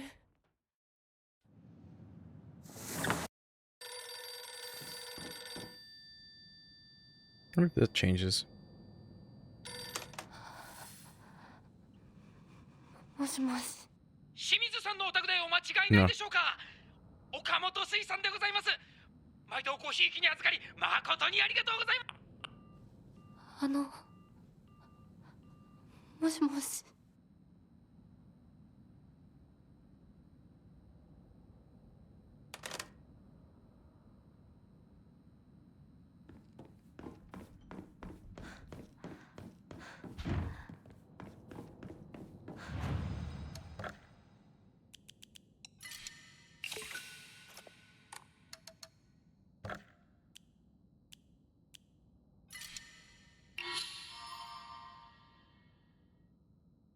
Sorry, I thought I heard something.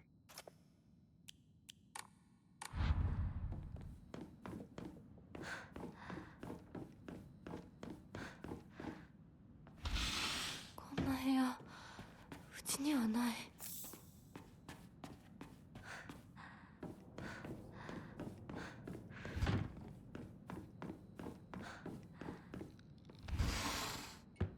父さんたちの部屋なの？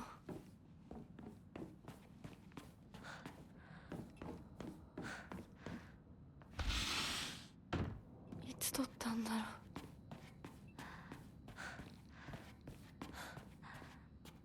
Oh, everyone.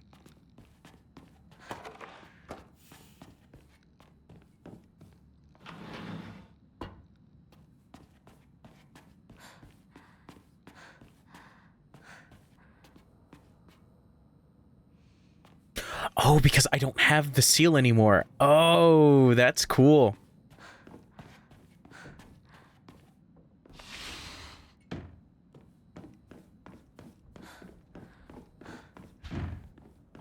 Just want to make sure there's nothing that I miss.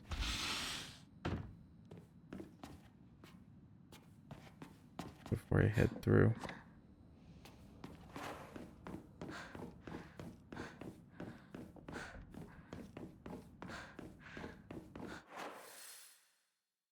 Okay.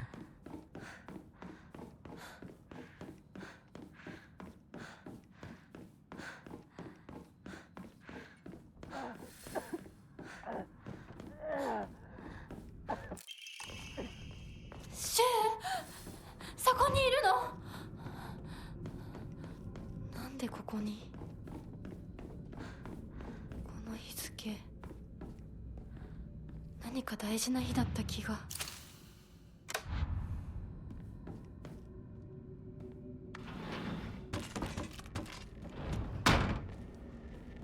私のうちどうなってるの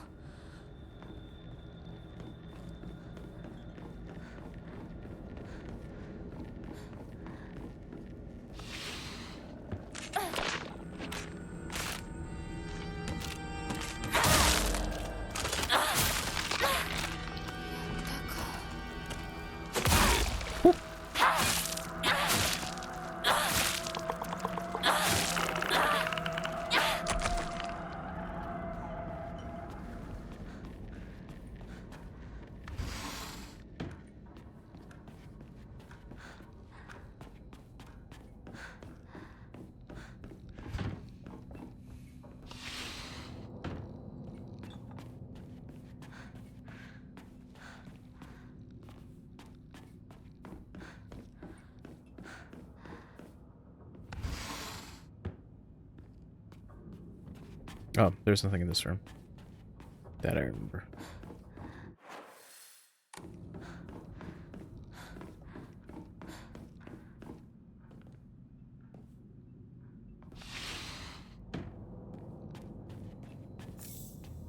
Chocolate.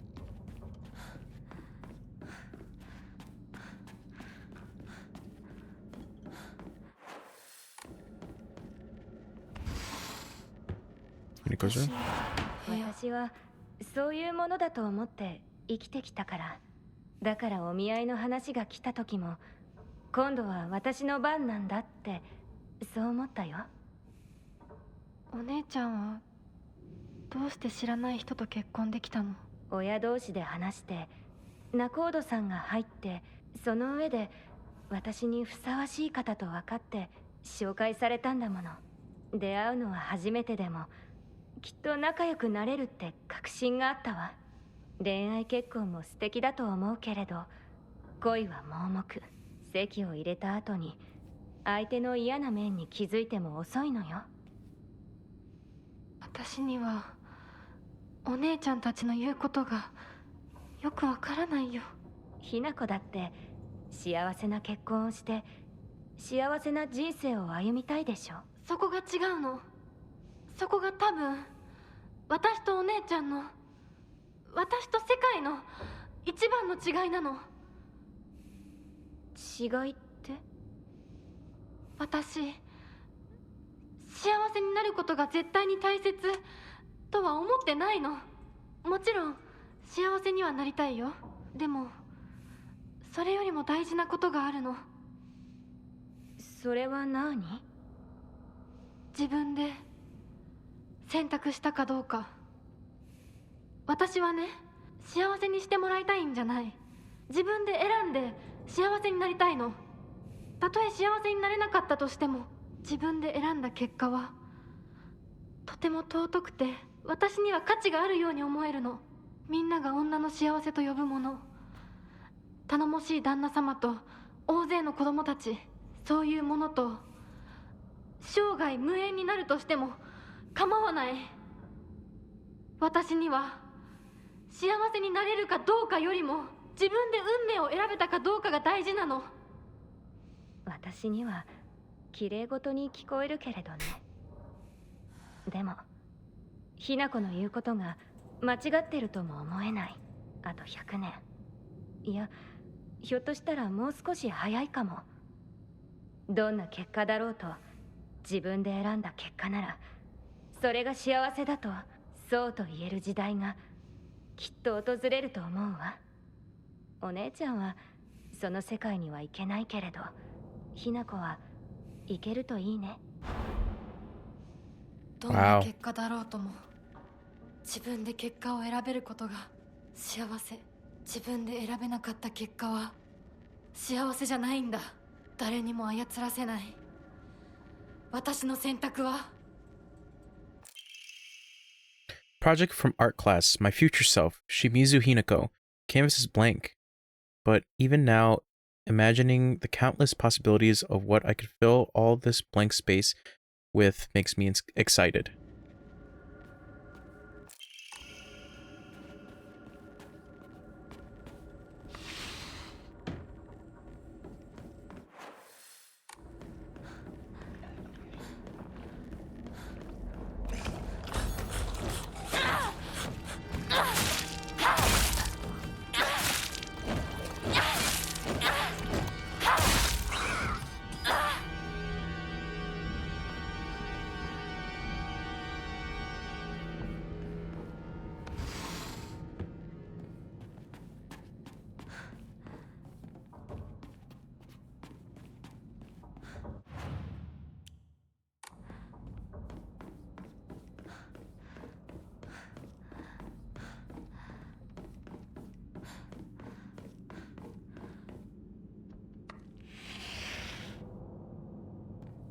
昔これで遊んでた。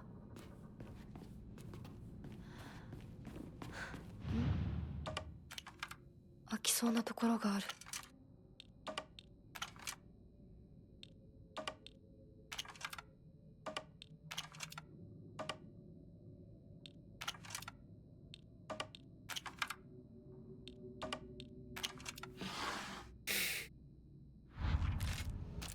これ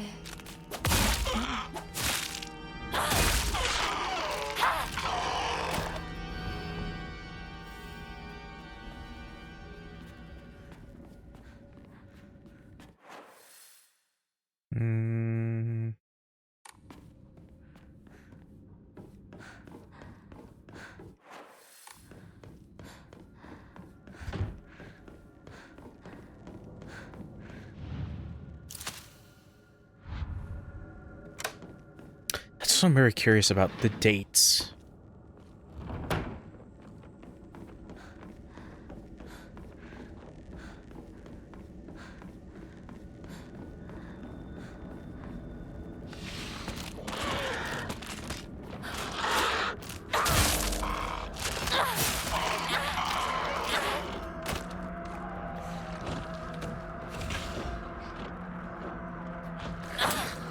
God damn it.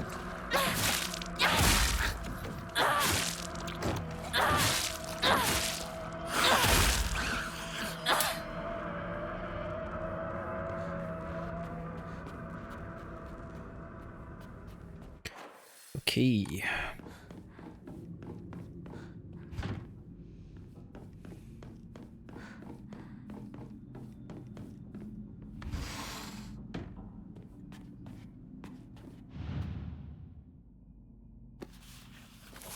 私の日記」何か入ってる。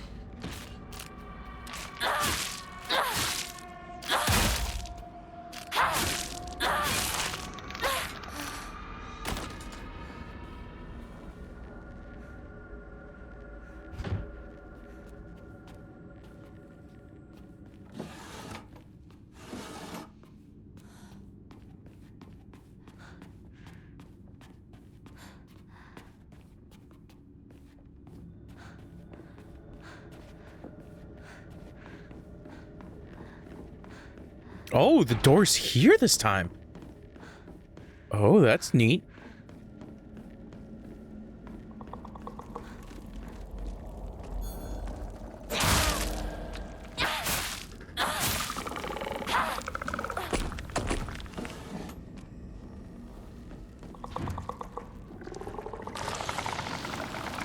Ah, damn it.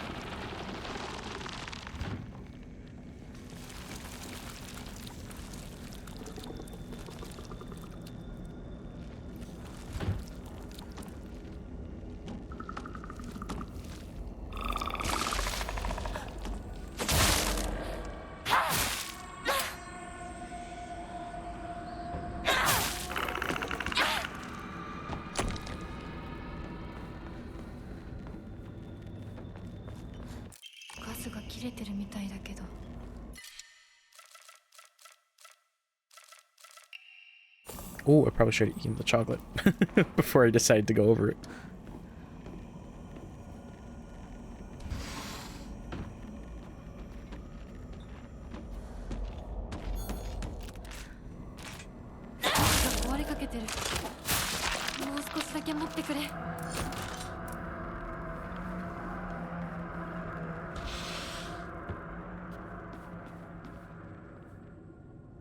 Nah, nothing.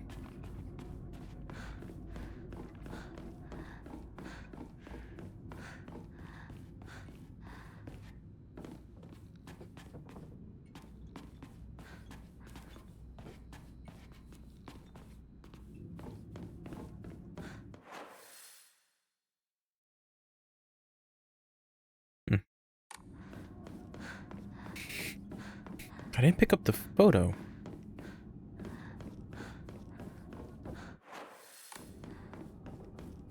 Unless I genuinely forgot it somewhere else.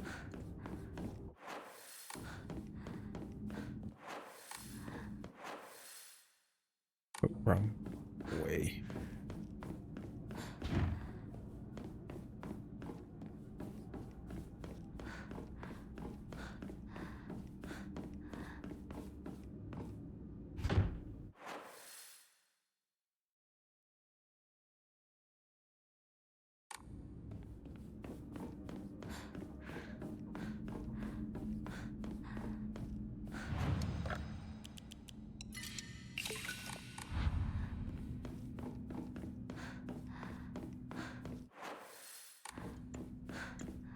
I might have missed it. Not thinking about it.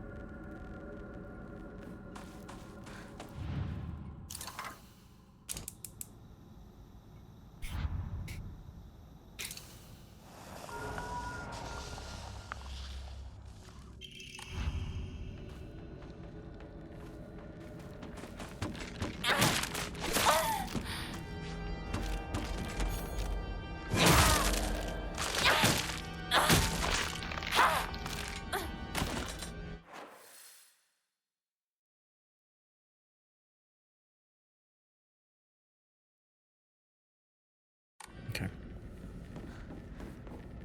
Yeah, because then all the way around is shoes. Bullshit.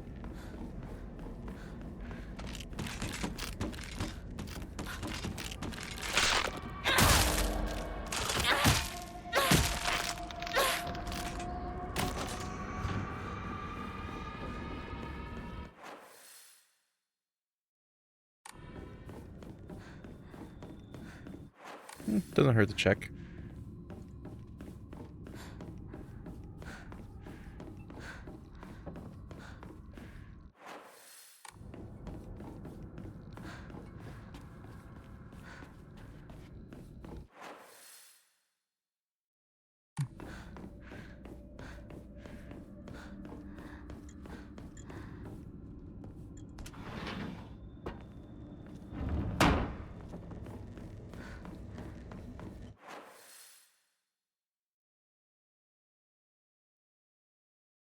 Yeah, I completely avoided this area.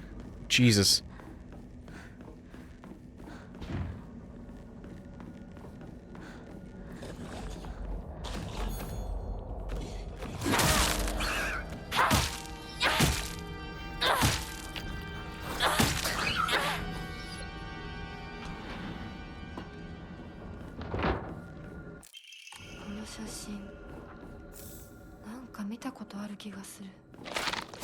Ah, damn it.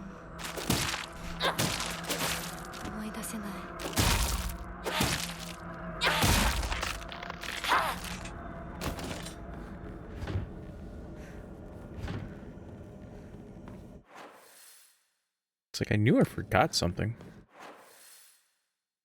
Alright, now to go back around.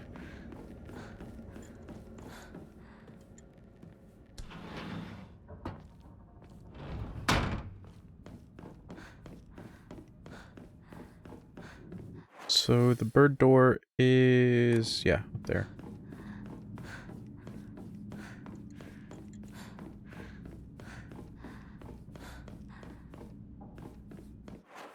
Pretty much went through everything. Yep. ひなこ、ちょっとおいでなさい。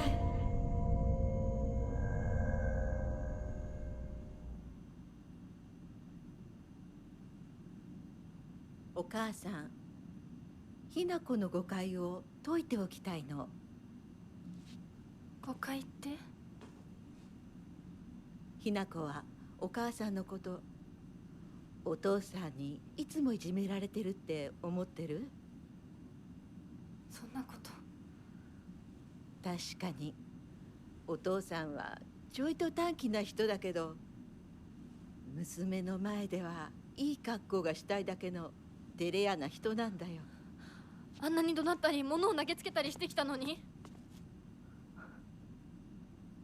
お父さんはね、ずっと夢があったの。自分と友達で小さなお店を持ちたいって。夢？そう。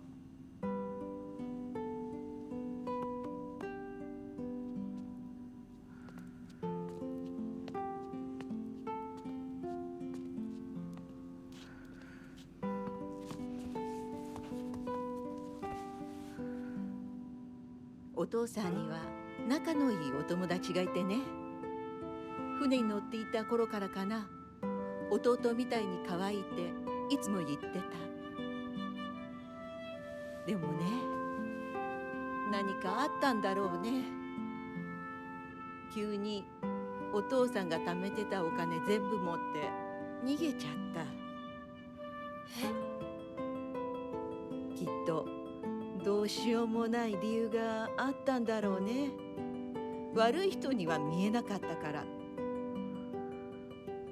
お父さん、それですごく傷ついてね、荒れてた時期があったの。落ち着くといつも私には謝ってくれたよ。でもね、子供には弱い父親の姿を見せたくないからって。男の人はプライドが高いから。だからって家族を傷つけていいわけがない。ひな子はきっと家に入ると女は男に虐げられるってそう思い込んじゃってるんだろうね。でもね、あんたが思ってるほど女もお母さんも弱くはないんだよ。お父さんなんて娘の前ではカッコつけて威張ってるけど、あんたたちがいない時は全然違うんだから。以前お母さんとお父さん大喧嘩したことがあるの。知らない。そんなことあったの？さん、お父さんが謝ってくるまで徹底的に無視してやったよ。あんたたちがいる前では普通に振る舞ってたけどね。おかずもお父さんの嫌いなものばっかりにして、お茶に雑巾の絞り汁入れてやったこともあるの。お母さんが信じられない。お父さんたったの3日で音をあげたよ。あんたと純子が寝静まった後、そこにベターっと土下座してね。お父さんが本当に？そうだよ。私とお父さんが本気で喧嘩をしたら、お父さんが私に勝てるわけないじゃない。でもね、それは私たち夫婦の話。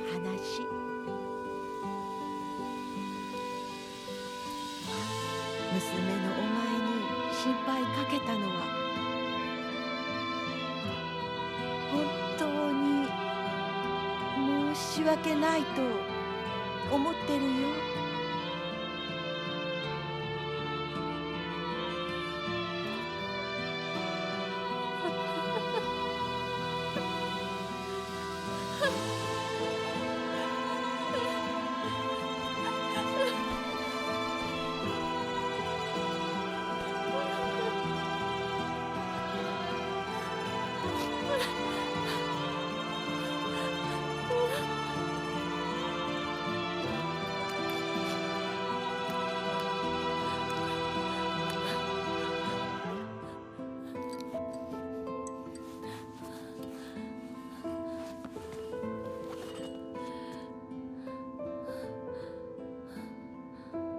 話してくれて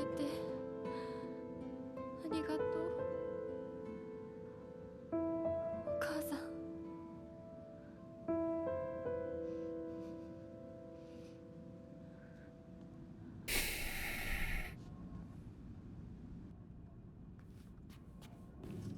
Nope.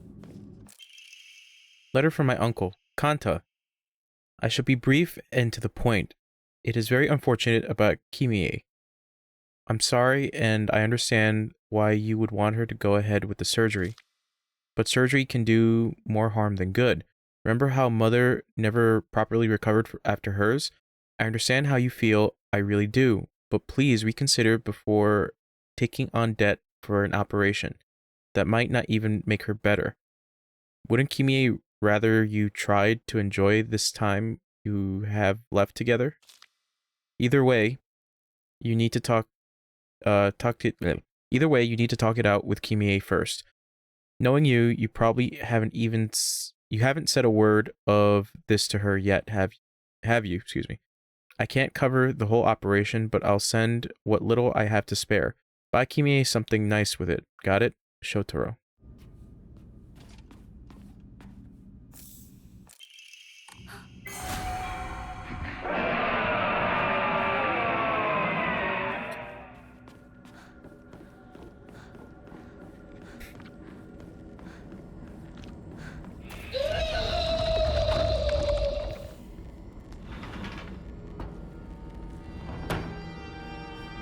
Hope we got everything.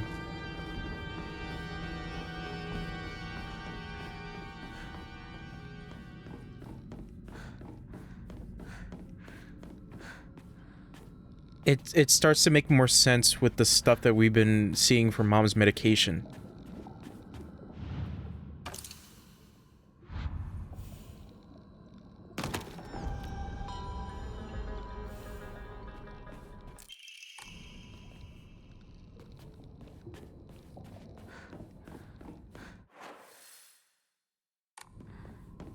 Okay, hold on.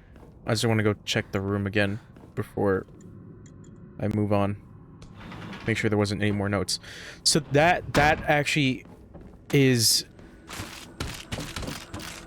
starting to come to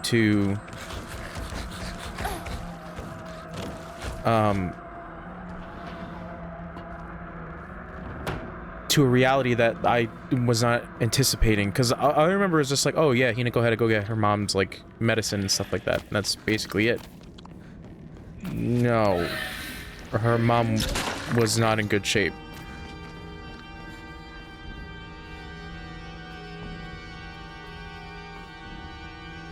That's why all that medication makes sense. Okay.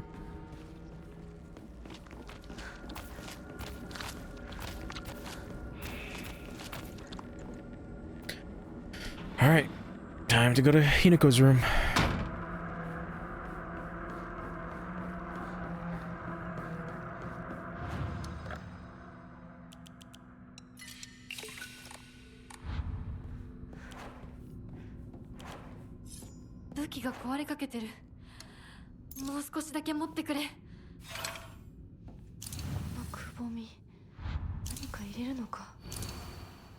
White and Black fought, battling upon a set of scales, yet neither wanted for the scales, for what they desired was simply quiet.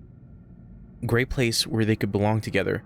Whether we flee or spread our wings and fly is our decision, one to make only once we're ready. They had no use for those who towered from the heavens, imposing their will on others.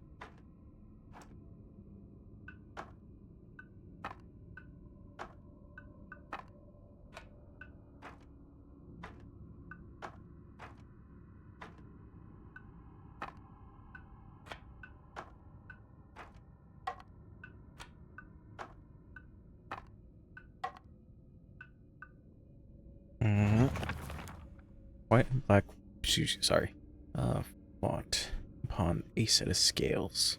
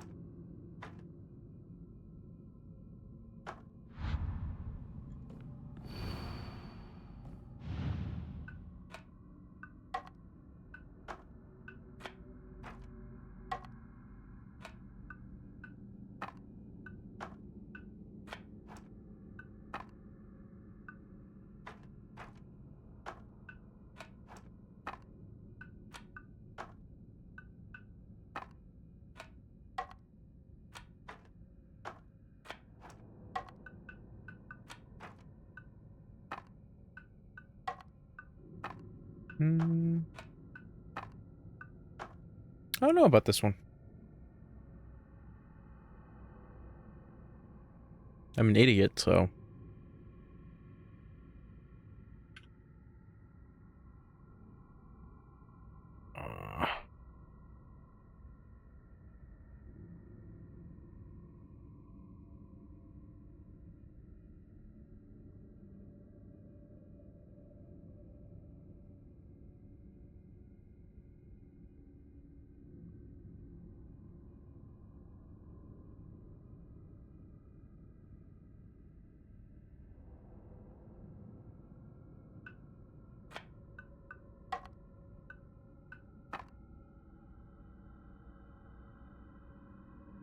hold on.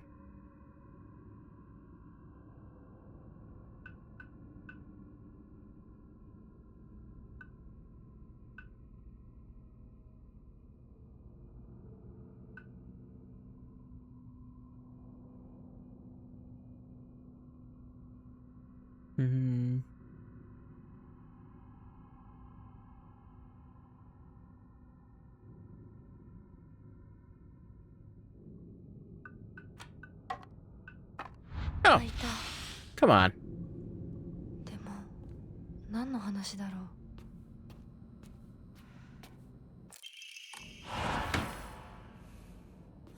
ひなこ、今少しいいか。なんかよ。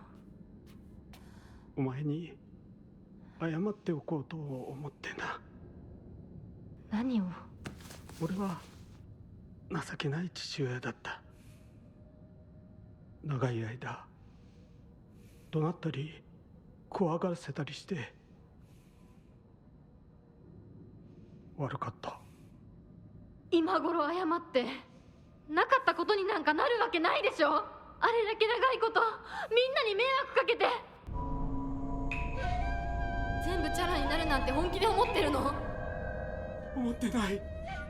お前の気持ちを考えれば到底許せるわけもない。それを重々分かってる。それでも俺に謝らせてくれ。許してくれなくて構わないから。はあ、あんた一人がスッキリしたいからってだけで勝手に謝ってるの？迷惑だよ。帰ってよ。今だって急に怒り出して包丁を投げつけてこないか怖くてたまらないんだから。子供に怖がられるくらいが威厳のある父親だと誤解していたんだ。本当にすまない。じゃあ勝手にこれからもそうしててよ。出てって出てってよ。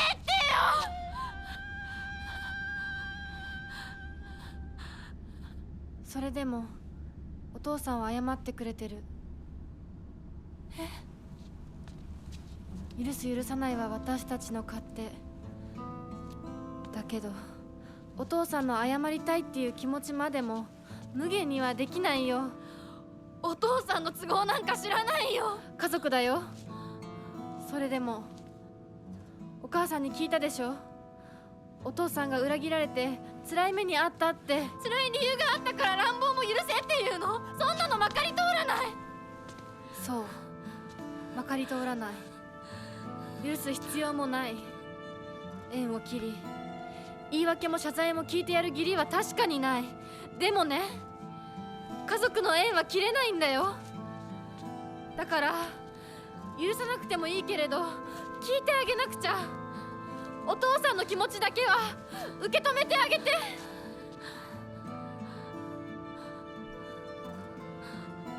お母さんはお父さんを許しているのかもしれないけど私には無理。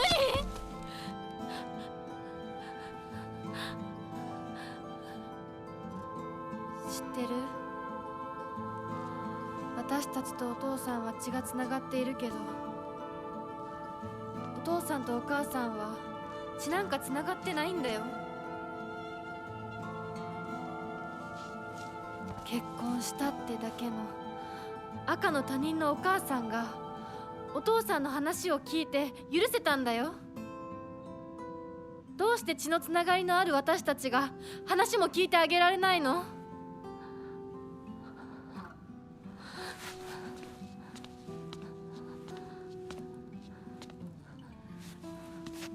怖かったと思う。今も怖いと思う。許せないと思うし、顔も見たくない気持ちもわかる。それでも話だけは聞いてあげて。許さなくてもいいからお父さんの気持ちだけは受け止めてあげて。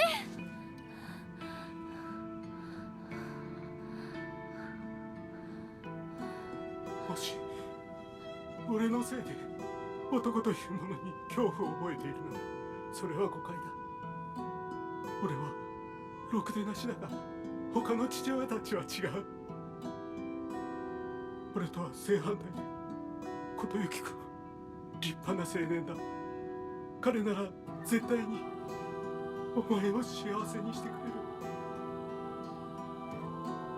付き合いの長い柊君立派な男だけどな。あいつにならお前をやれるとずっと思っていた。しかしそんなのは俺の勝手な決めつけで結婚するもしないもお前が自分で決めて構わない。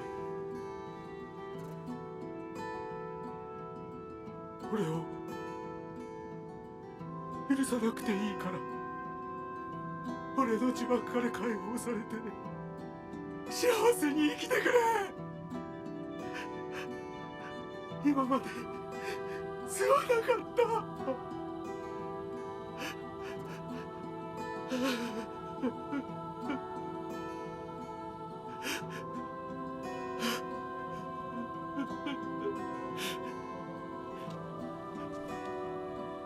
今でも怖いし、許せるかどうかわからないけど、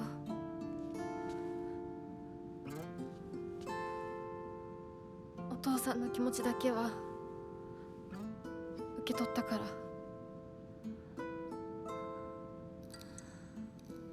Holy shit.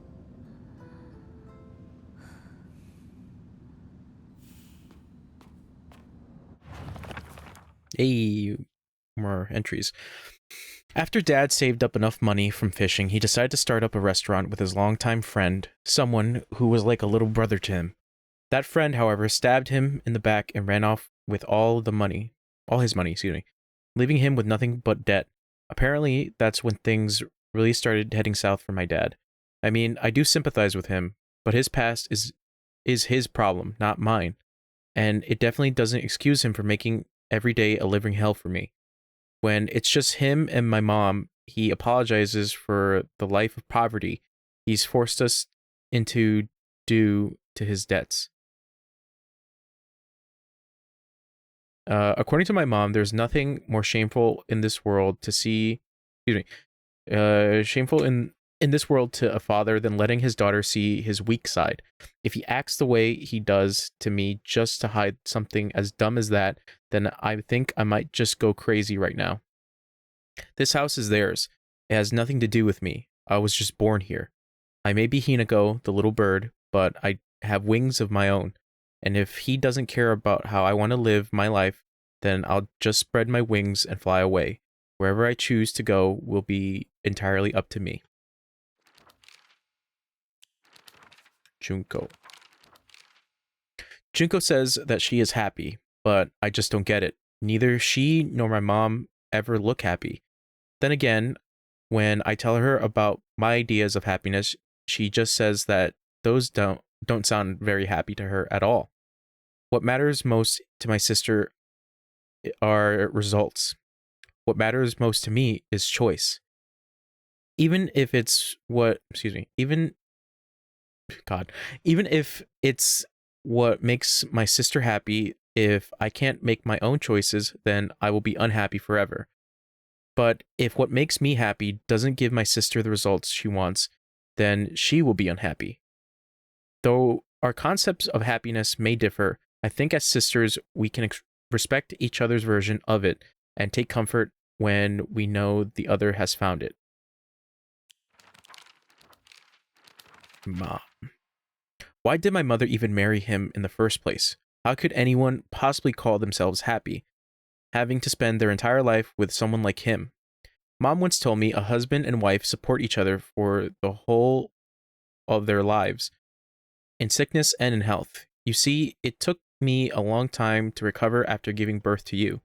I caused your father a lot of trouble with my mood swings, but no matter how much I complained, he stood by me through it all without so much as a frown. I know he may not have turned out to be much of a father to you girls, but all in all, he's been a good enough husband to me.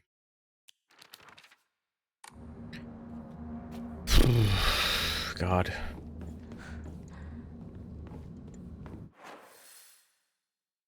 Damn, Hinako, you need a therapist. Jesus. Damn, all these people need fucking therapy.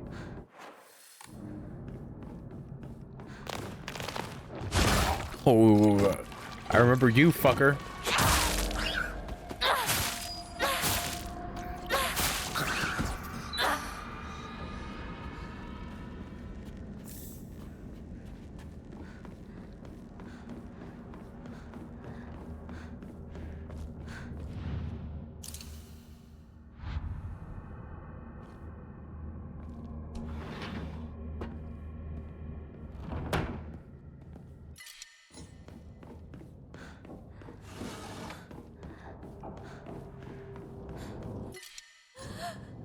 うちの仲間で。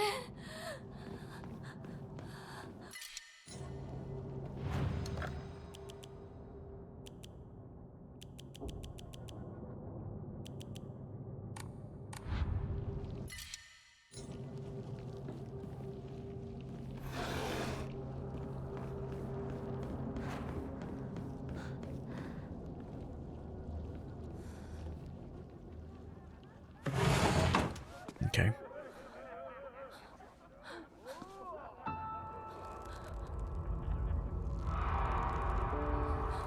Yeah, that is implied to be Shu and Rinko.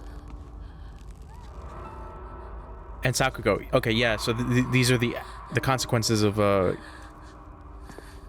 Hinako's choices. In, you know, that predicament.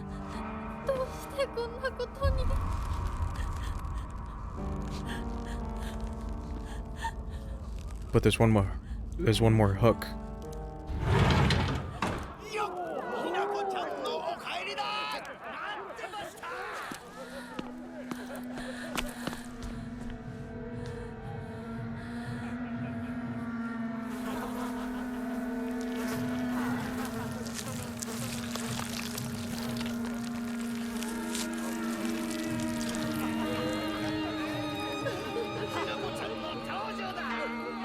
Hinako, 遅かったな。今から始めるところだったぞ。誰のなんだと。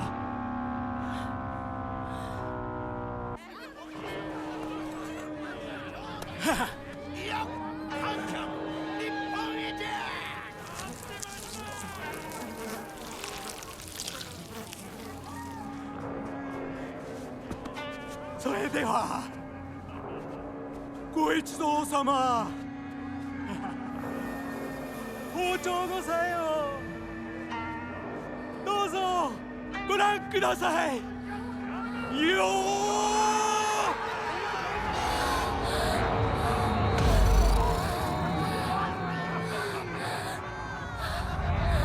なんだその言い草は。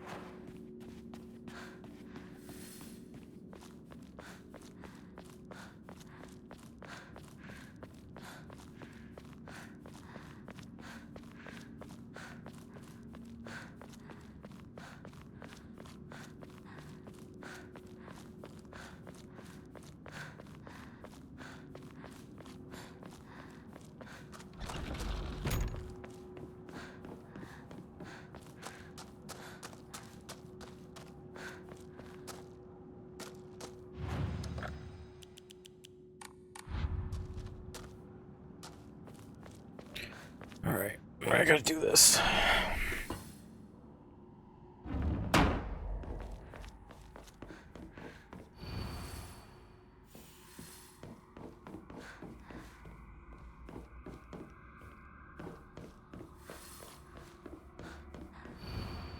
Two chicks confide in one another. In their shells, a fox watches over them in the light of his lanterns. Nobody knows when or even if the eggs will hatch, not even the chicks themselves.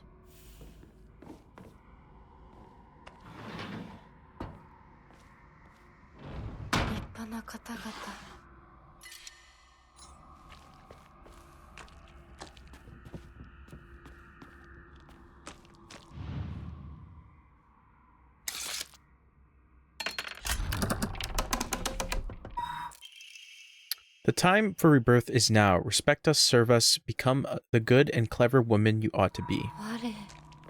Ooh, there's something over here. Family physician log. February 13th, dawn. Mr. Hidetoshi and his wife have passed away, one after the other. At the time of death, the skin all over their bodies was covered in sores and had begun sloughing off. The smell was indescribably awful. I could not bear to take a close look.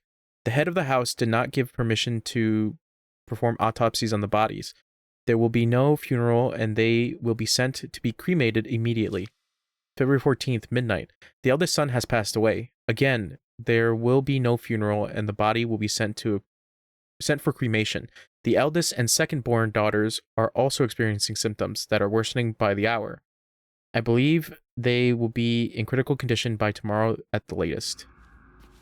Let me look around, make sure there's no other little notes somewhere.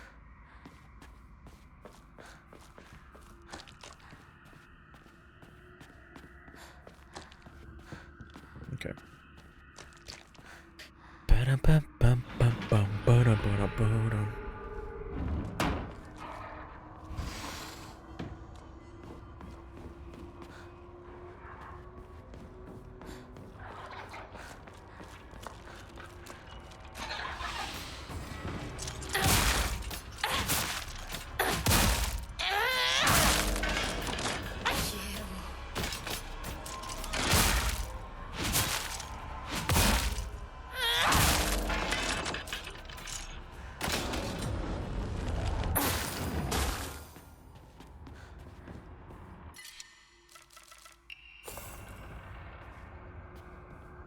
Let me just look around, see if there's any notes or anything. Because you never know.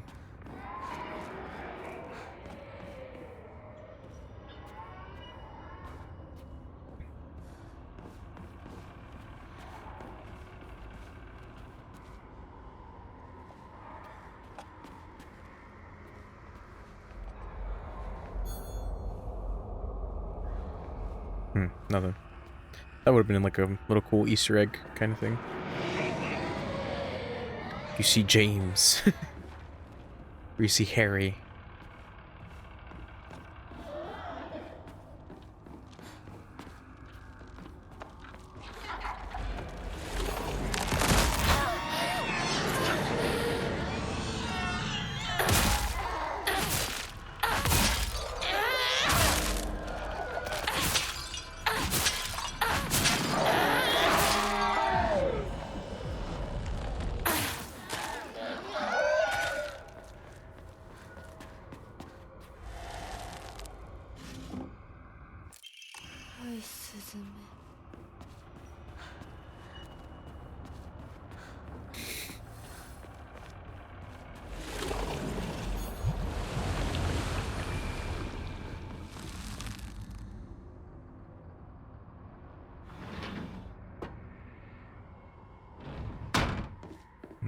Is there any... Yep, there's a scroll over there.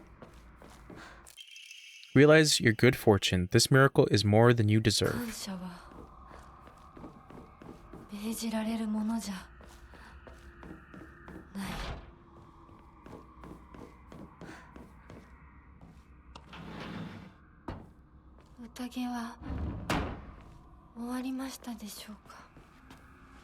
Divine water.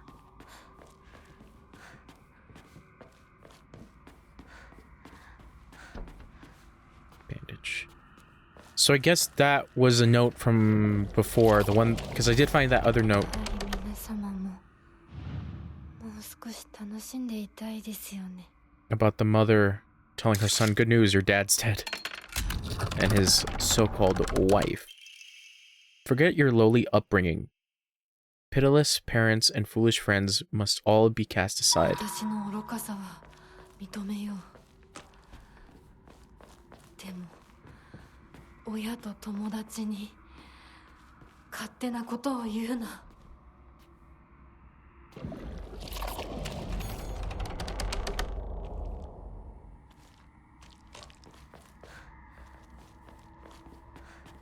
I think it was in this room. Oh, wait, hold on. Let me make sure. Yeah, this door. Divine water. Let me look around. Make sure I don't miss anything.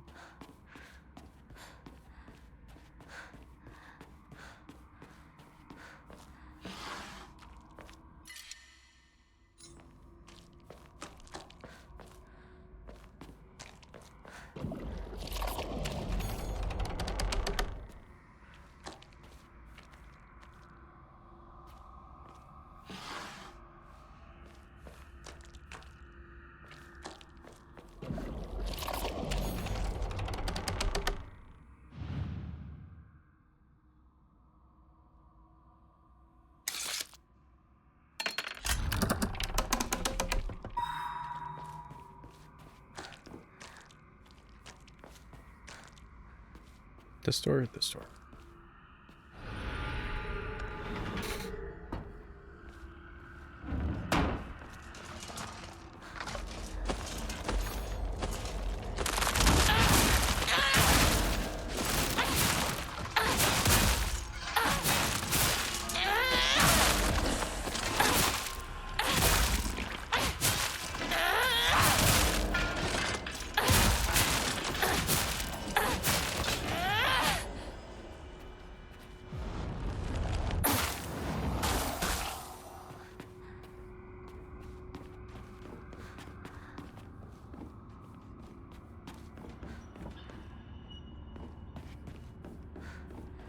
Looking around, making sure.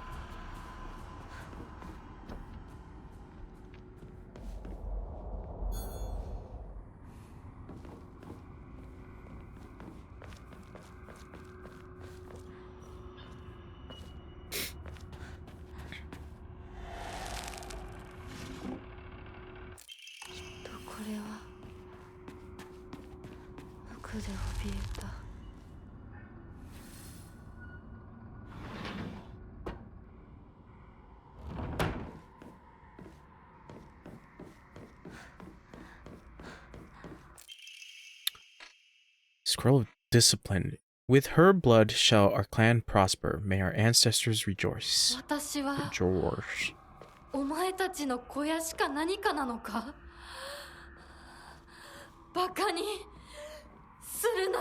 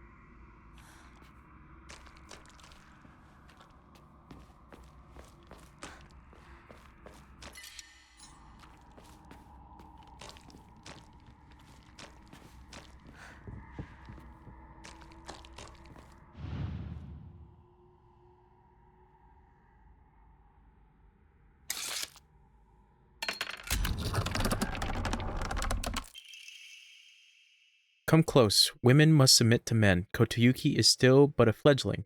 Come, and we shall treat you as we see fit. Look into my eyes. やめ。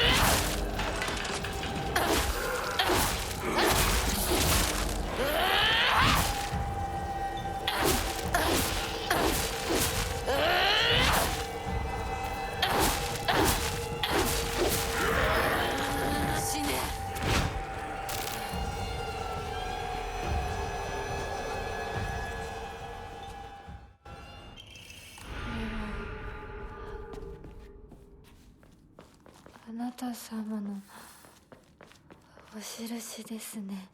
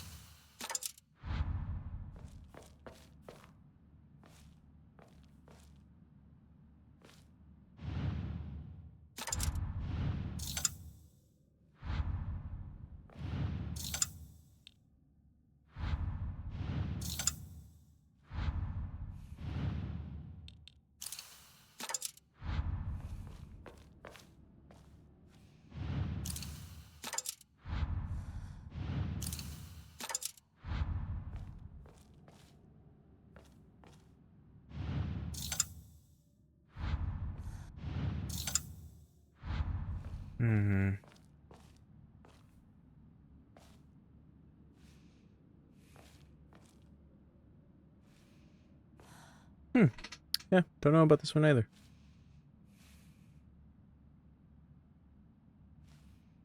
Fuck it, man. We're at a point where, you know, I'm just gonna say fuck it.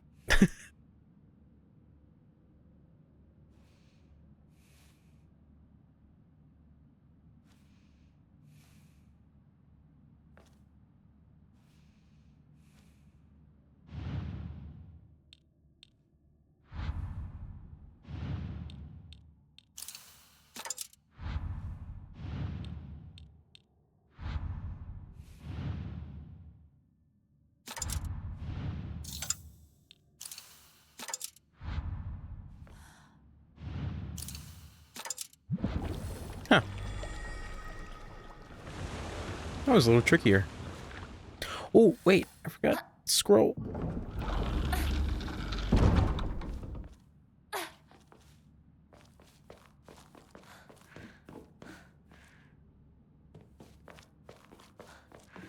Oh, is there no scroll?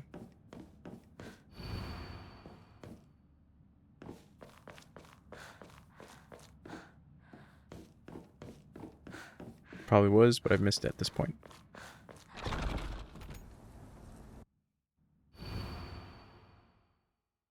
Yes.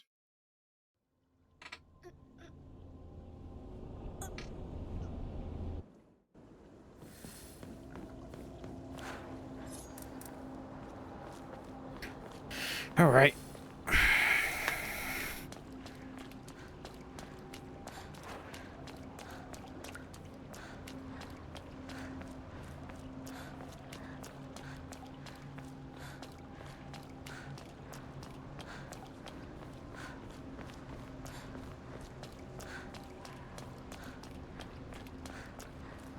しめ縄が絡まって私の生き様みたい。今はとにかく進むんだ。諦めるものか。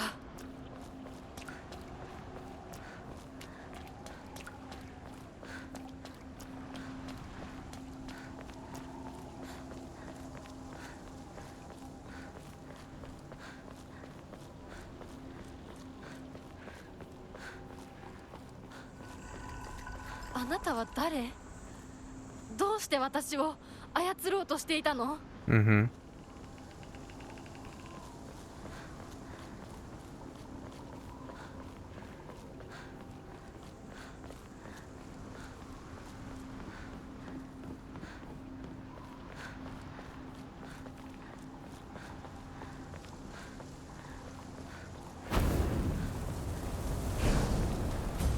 通さないつもりか。上等だ。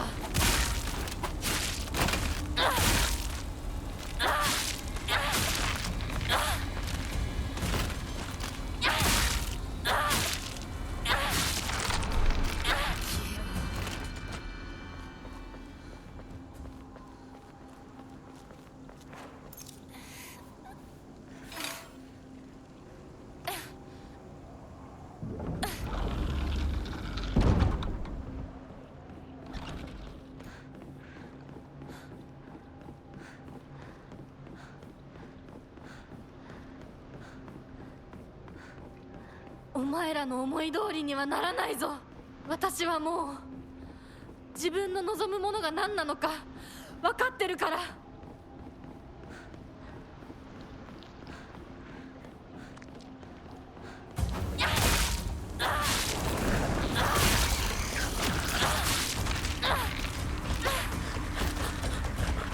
邪魔するな。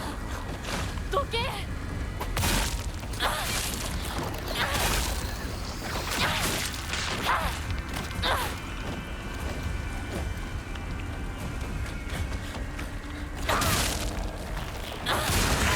Damn it.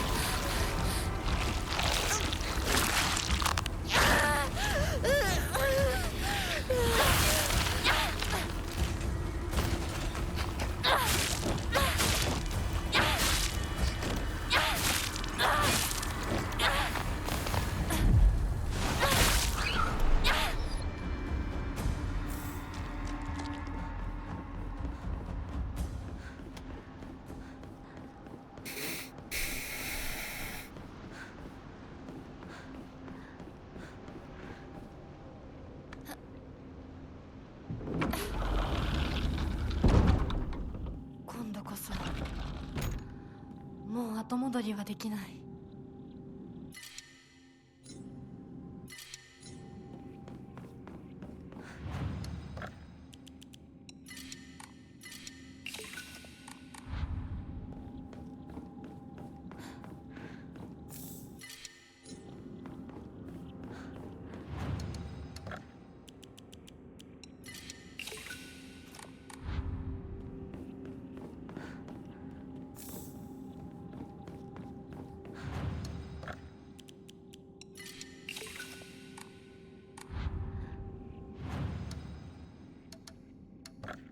Draw one.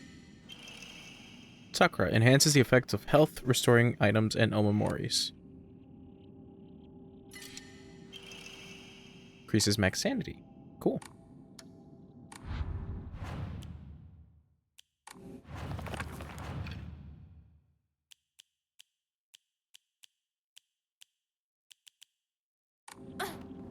Okay.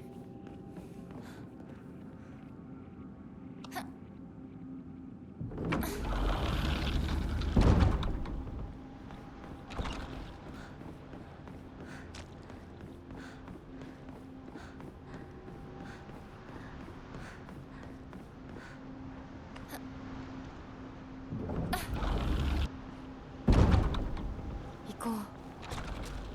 清水ひな子。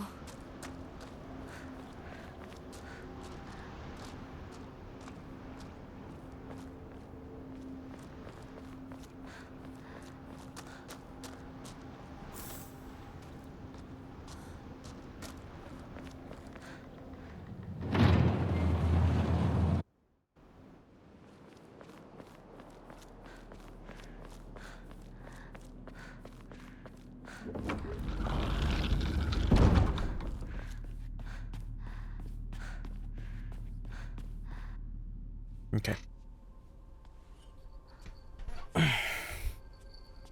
ひなこ、あなたひなこなの？お姉ちゃん、私たちは誰かのおもちゃにされているの。どういうこと？私を嫁がせたい何者かと、それを妨害したい何者かが私を二つに引き裂いて戦わせている。そんなことって。とても苦しい戦いだったけれど、私はようやくそれに気づけたの。人に望まぬ選択を強いること、それをせかすこと、私たちはそれと戦わなくちゃいけないって気づけたから。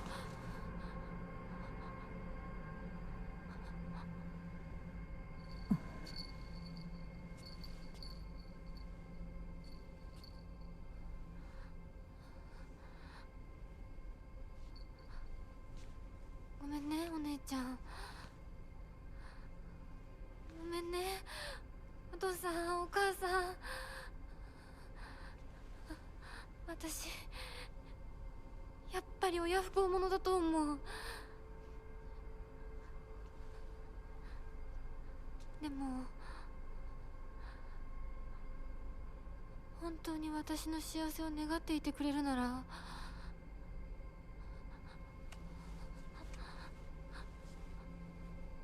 この暴挙をどうか許して。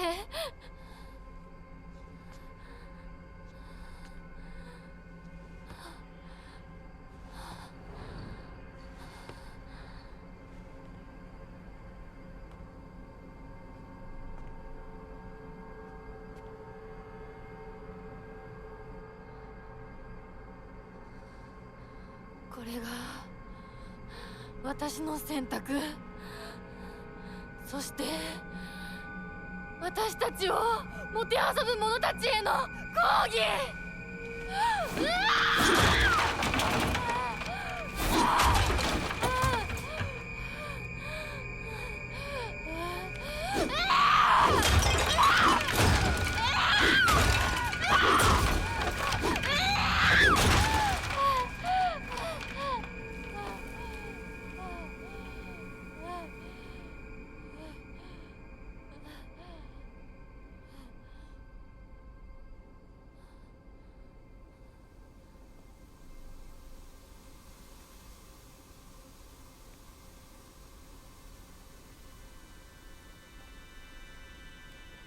どうして私たちはどちらかが殺されなければならないの？どうして私たちは殺し合うしか対話ができないの？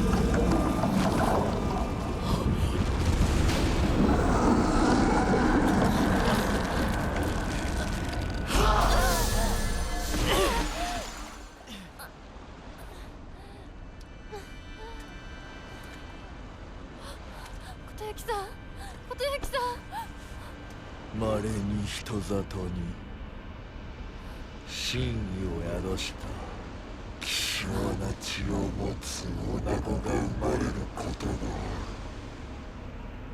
る。そのようなものが里に現れるたびに我らは一族の跡取りにそのものを嫁に欲するようまじないをかけた。何を言って。歴代の跡取りたちは皆うまくたぶらかしてめとってきたが、こだみの跡取りは愚鈍だ。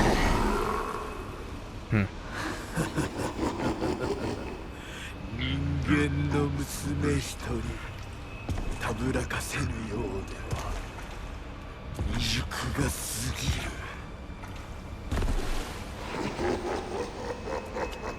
豊樹さんはずっと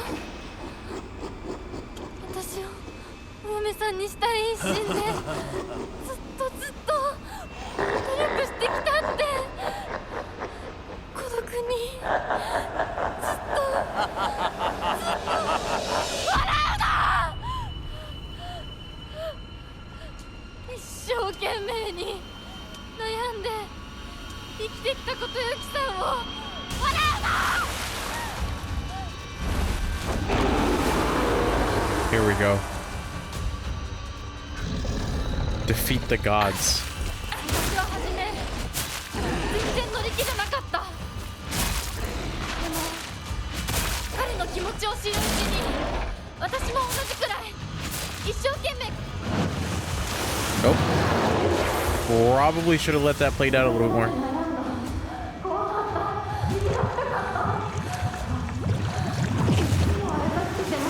いつかお父さんみたいになるかもしれないって。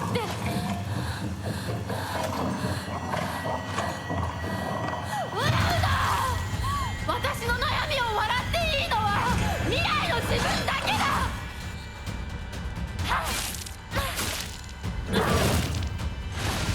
彼の思いに応えることで私の人生は何を得られる？何を失う？何が変わって何が生まれる？女の幸せは男に愛されること。そんな魔法の言葉で私の悩みは解決しない。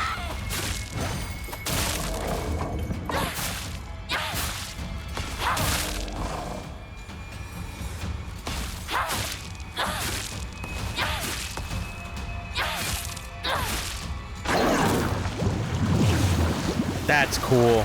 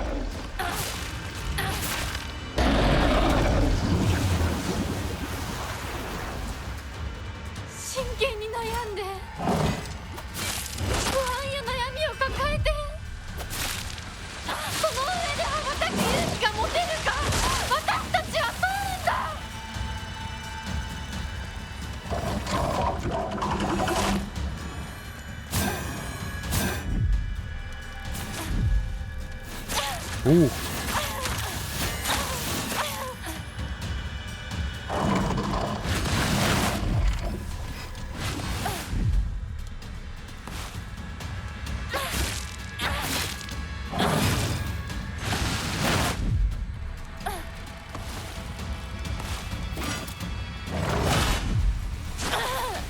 Oops.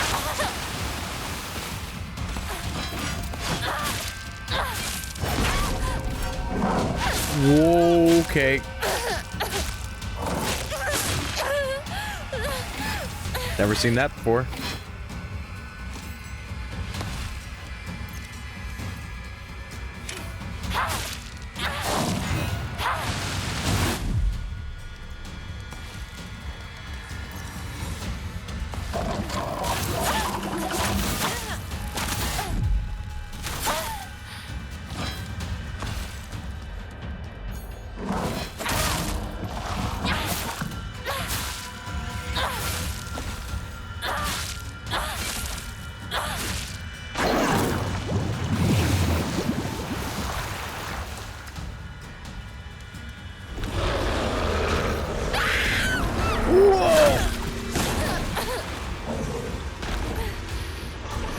That's cool.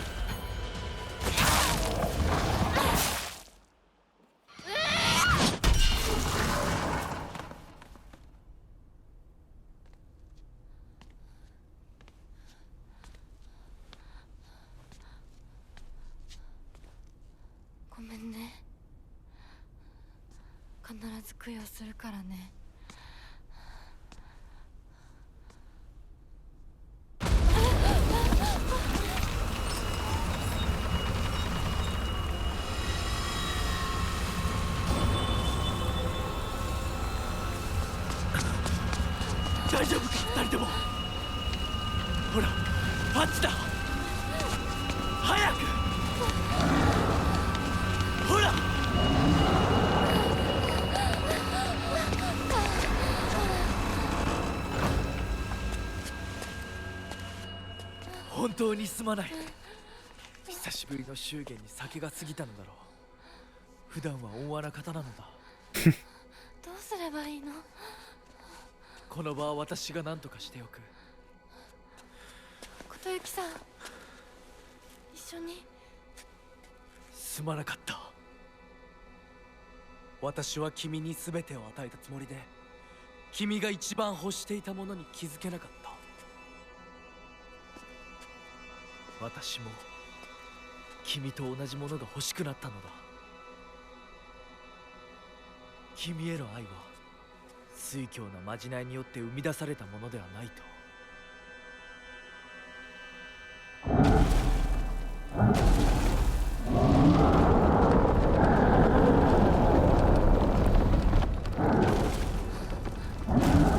行きなさい。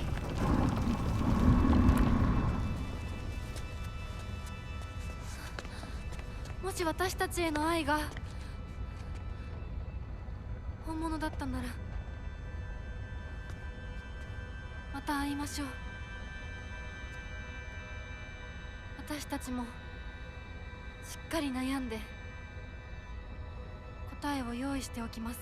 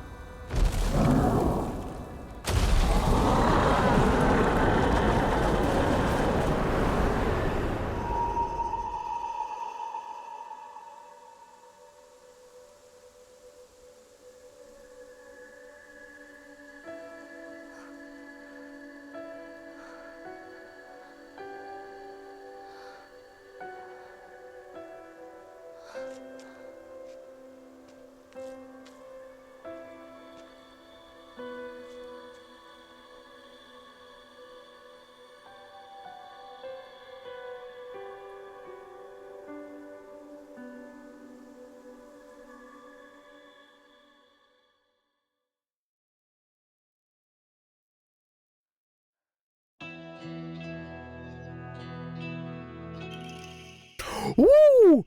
Letter from Kotoyuki. The days have grown warmer where I am. What is it like in Ebisugaoka? I can still recall the startling beauty of dandelions peeking out through the cracks in stone walls. I would like to express my appreciation for the letter you sent me. It's quite enlightening. I will follow in your footsteps and start by simply trying to enjoy life. As per your recommendation, I purchased sauce-flavored senbei for the first time just the other day. I must have been quite a sight to see a man dressed in a suit buying cheap rice crackers and eating them with children outside the candy store.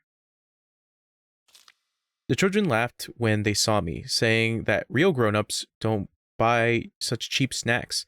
And so I explained to them how I wasn't able to eat many treats as a child, which is why I'm eating them now. When they heard that, they began swarming around me and telling me all the different delicious ways you can eat sauce-flavored senbei. Though I must say, I was taken aback when a child suggested I try putting strawberry jam on it. Imagine such a scene, a full-grown man eating snacks with children. While I was rather embarrassed, I felt like I had regained part of my lost childhood. I intend to become reacquainted with my inner child, discover my own dreams, and live life to the fullest. And once I have done so, I hope to reevaluate my feelings for you.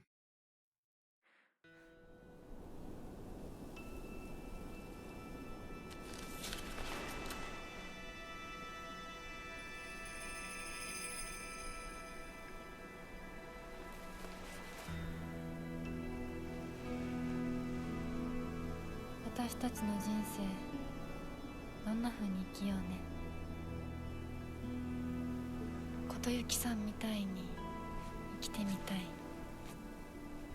誰かをものすごく好きになって、その人のためにものすごく努力して、情熱のすべてを注ぎ込むような一途で一生懸命な生き方をしてみたい。今度は私から琴雪さんに求婚するくらいの勢いで一生懸命に。私はまだ決まってないけど、とにかく何かに一生懸命に。何それ。こ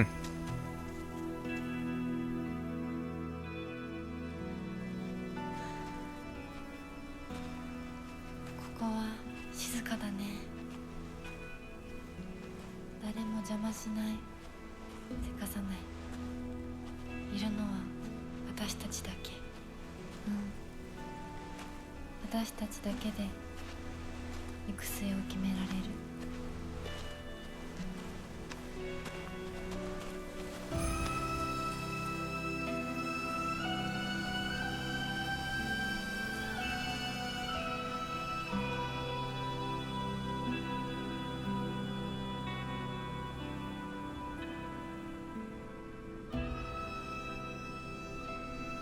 こんなな静かな恵比寿ヶ丘は初めてかも。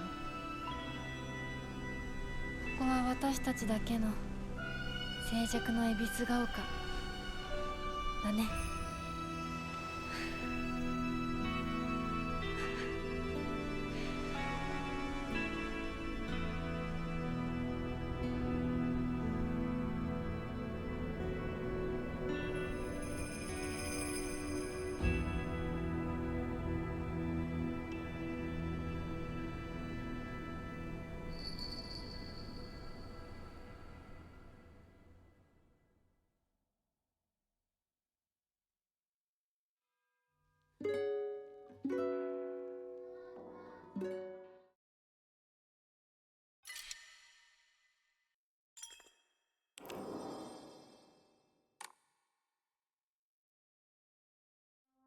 Oh, wow.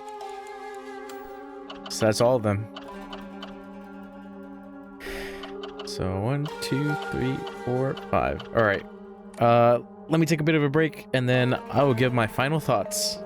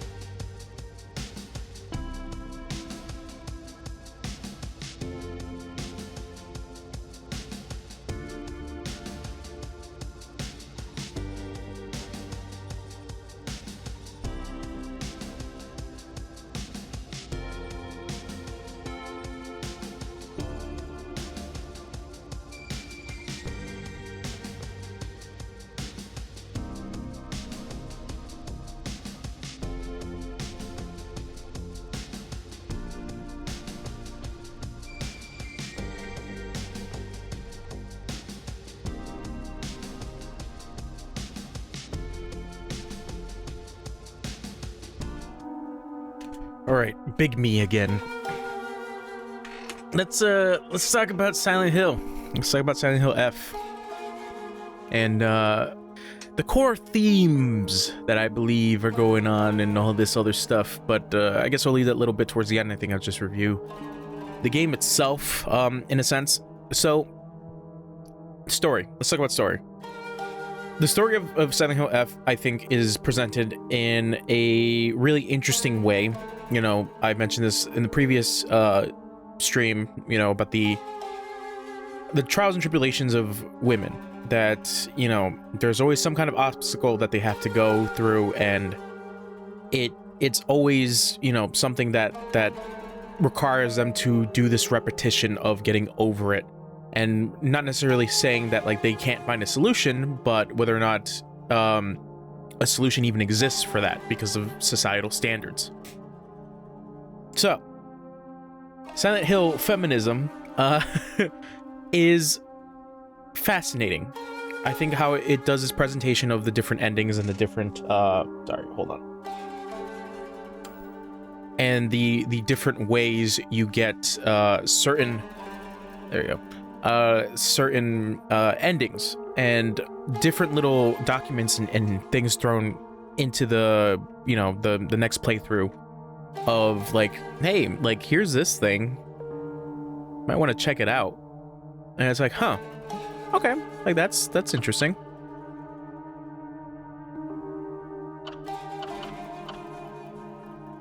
I'm trying to remember these ones.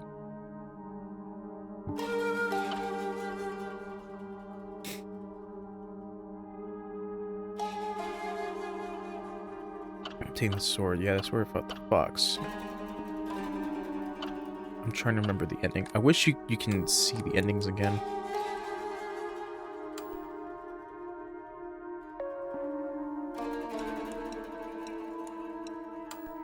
Or if there's like anything new. Hold on.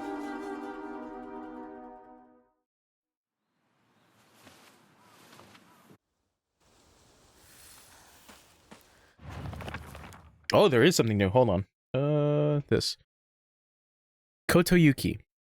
I cannot begin to fathom everything that he has endured just to ask for my hand, forced to turn away from all the simple pleasures every child should enjoy, and all for my sake. I can tell that his love for me is real. The desire to reciprocate his feelings dominates half of me. Even now, the two me's continue their petty war, each attempting to kill each other, to kill the other for control over my body. I cannot guarantee that I will become what you want me to be. Would you still be waiting? Wait. Would you still be willing to wait for me, Kotoyuki? Formidable foes. Okay, here we go.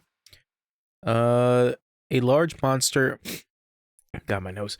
A large monster that is like the statue of an Ashura.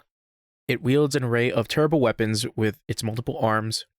Its body that has been pierced together with heaps of junk and entwined with old tree branches and roots, giving it a sense of divinity often found in old objects, excuse me.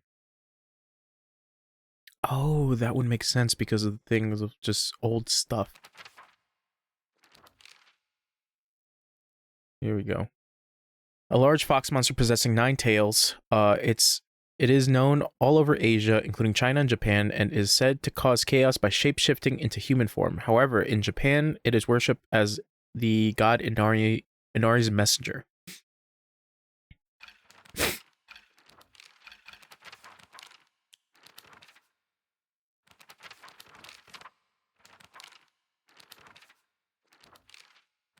Just want to make sure. In the Edo period, lightning struck the divine tree, leading people to believe that its spiritual power was lost. Then they turned to worship the next oldest object, the Inari statues. Thus, the people of Ebisugaoka began worshipping Inari-sama. However, the sacred sword predates even the Inari faith. If the oldest object was to become the next object of worship, then it should have been the sacred sword. In other words, if the sacred sword is discovered, it will, without a doubt, undermine the very foundation of local beliefs. Yeah, okay.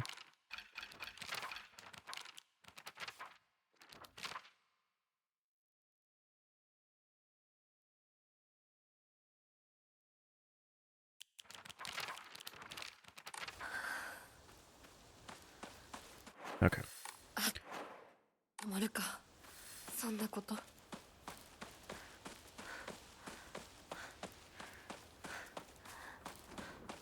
So,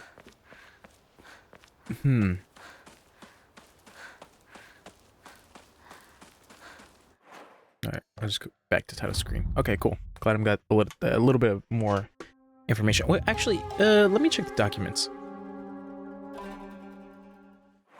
Because a couple of things that I feel like are, I want to say not clear, but like a little bit of a mystery.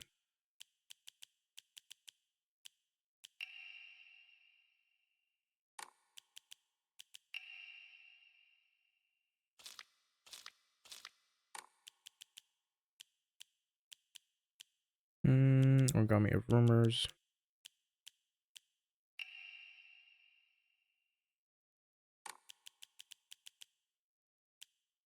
Note of caution, research on Enmi Jugon Roku.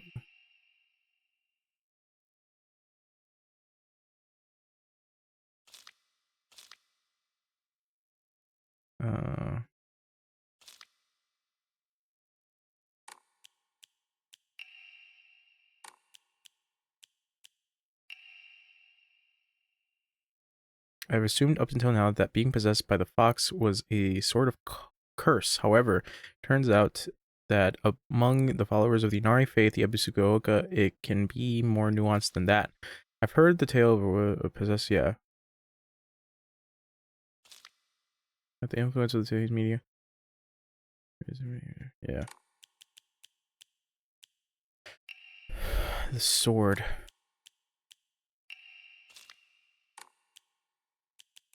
Crumpled letter. At the blue. I know we could just talk at school, but when I'm around you, I always. My thoughts. Yeah.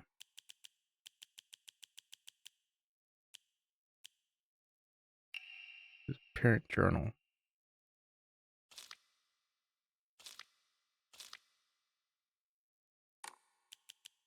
Sakako's diary. I hate the dark. Reminds me that I'm all alone. I hate gym class. Just looking at their gym clothes makes me depressed. They're holding a long distance race at school. Yeah, this is the thing. About Hinako.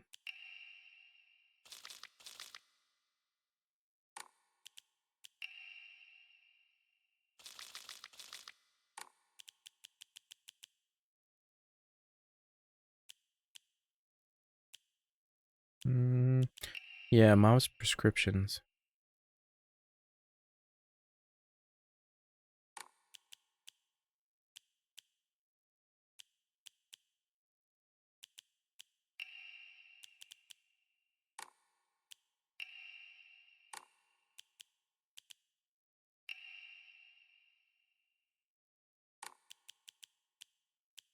So yeah, Hinako's probably 17 or 18. Well, most likely 17. Kotoyuki, I feel like, well, it said that he has a suit. He looks like a grown man. Well, I mean, people who are 18 to children are adults, obviously, in their eyes. Or even like teenagers.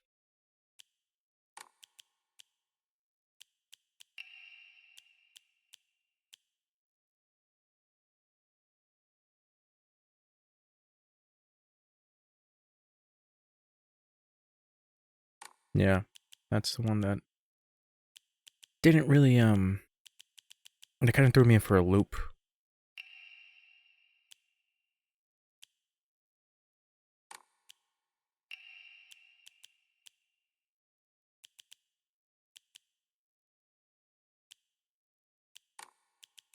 There's probably a lot more stuff that I should probably read on, with the documents.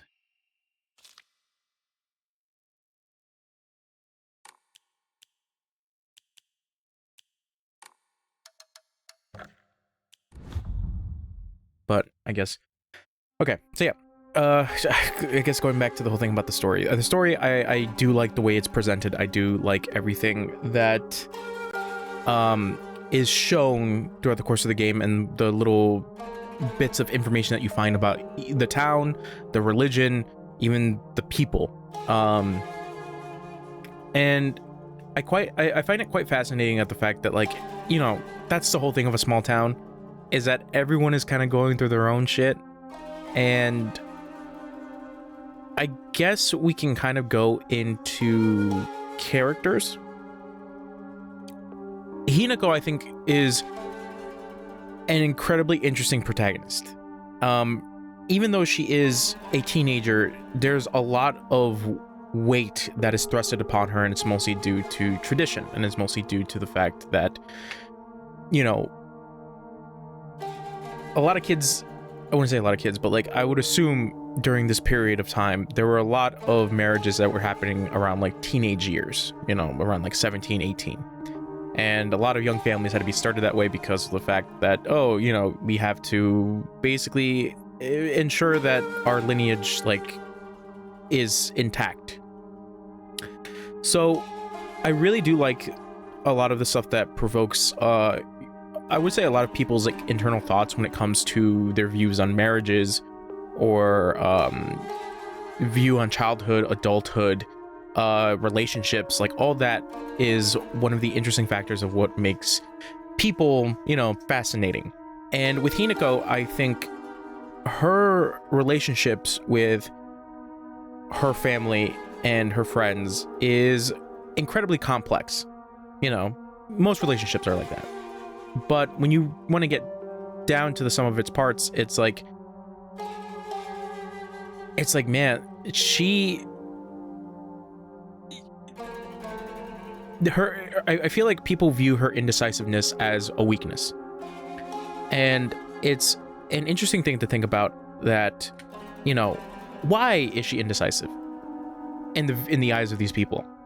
When she's not. She has her own thoughts. She has the ability to say that I don't want this.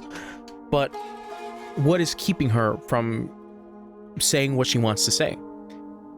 And it's mostly because of the fact that people kind of ignore her wishes, and they ignore what she's trying to say. But the people who do understand what she's trying to say, you know, don't agree with her at times, because obviously you got the whole thing with Junko about what defines happiness in two different people's views. But under everything, it feels like everything is done through manipulation for Hinako, in the way that the endings up until the last one we just gotten is somehow someone has been manipulating her the entire time. And you do see that.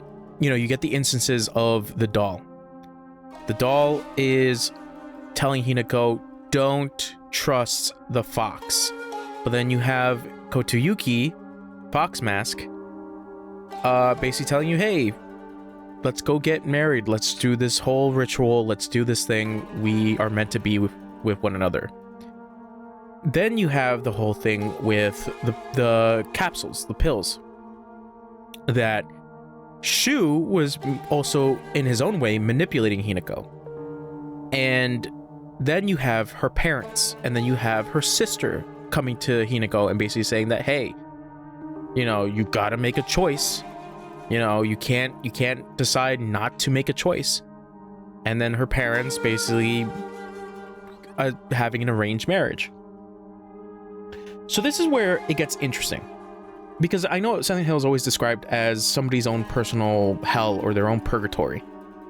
And it's something that really, I wouldn't say bothers me, but it interests me a lot more about like these particular endings. And this ending, I feel like it feels like the incredibly good ending. You know, it feels like, I wouldn't say the true ending. It could be the true ending, you know, I can't really say for sure, because, you know, who knows, Ryukishi 07 could probably be like, this is the true ending, or even the pill ending could be the true ending. It's something that I was realizing that, like, you know, all these endings end in something very ambiguous. That, you know, even this ending, even the ending that we got now, is that there's 2 Hinakos. You know, how the fuck does that work? You know, if you were talking in the perspective of reality. But I don't think this is meant as a reality. I think this is meant as a psyche. This is meant as like something more. This could be a purgatory for Hinako. You know, there's a lot of instances where it feels like Hinako is dead. You know, you get that note that talks about the child dying in the river, but it's supposed to be a prank. You also get like Rinko saying that Hinako's dead, and all these things where it's like something is off. You get those hints, but it's never really said clearly. That's like, is this even real? Because that's also the thing with the Silent Hill world, is that, you know, you base it in a reality, but the reality itself is still weird and it's still vague, and you don't find any life besides other people that are essentially stuck with you. You know, the only thing I could harken back to is Silent Hill 2, because obviously Silent Hill 2 is James's hell. And this is akin to Silent Hill 2 in a sense of like, this is somebody struggling with some kind of emotion or some kind of feeling. Not to the same vein as James, where James committed something horrible and essentially he's running away from it, but he doesn't. But essentially the whole game is him like coming to terms with it. So I found it really fascinating. It's just like, what does all of this mean? And yeah, it's just like, for the most part, I think Hinako's story is mostly a metaphor. It's mostly a metaphor about, you know, women, or even then, your mental health, for fuck's sake. Like, I think I liked this ending and a lot of the newer scenes that started to occur, because they get to essentially the root of the problem, and it's essentially Hinako's home life. So, leaving that little bit, you know, aside, let's talk about the other characters, and then I give my full thoughts about like the whole thing with like this particular ending. So then after Hinako, you have Shu. Shu is her best friend. You don't really know Shu as much as to what Hinako gives you. And then you get that reveal at what, the 3rd ending, I believe, or is the 2nd ending? I think it's the 2nd ending, where Shu basically fed her pills that he lied about, thinking that she would come out of this whole thing of like getting out of this arranged marriage, because he didn't want that. The thing is that Shu is very interesting as well, because it's a friendship that he wants to keep. He doesn't want it to end. And it's a selfish act that he does. And that particular ending of the Fox wedding is a good ending as well, because of the fact that, you know, Shu also has to come with terms of Hinako making her decision to marry Kotoyuki. And, you know, they both come to an agreement, him and Kotoyuki, of like, yeah, Hinako is my friend and she's your wife, but that doesn't mean that you get to have her all to yourself. Which, that particular conversation that they had felt incredibly possessive. That it felt like Hinako was not her own person. And then you get that bit at the end, that stinger, that after credits thing of Hinako's face on the floor, basically saying, no, no, no, I don't want to be like mother, I don't want to be like mom. And then, you know, essentially it being stomped out. And that's where I feel like there is still a part of Hinako that doesn't want this. That doesn't want to be married. So, you get to the other ending of like the geysers and stuff like that. Essentially, what felt like the Leave ending, like essentially from Silent Hill 2, of like Hinako wakes up from all this after beating Fox Mask. You know, after he's like, go, leave. And, you know, you kind of get those messages around that like, oh yeah, there's a reason why people are not here is because people evacuated. And that felt like, oh, that might be fucked. So the thing is that like how it plays around with it being incredibly supernatural is the fact that the thing with Shu is always the weird thing of him coming in at the last minute and just like, oh, like, I'm here now, I'll help you, Hinako, because you don't want this. And it's like, huh, okay. So my thing is, why did that one particular spirit possess Shu. And it's like, is it because the spirit represents like old things? It represents the sword? I would assume the god that we fought was like the sword god, or like, you know, something of that sort. And you know, the things of old essentially, and then Inari being things of new.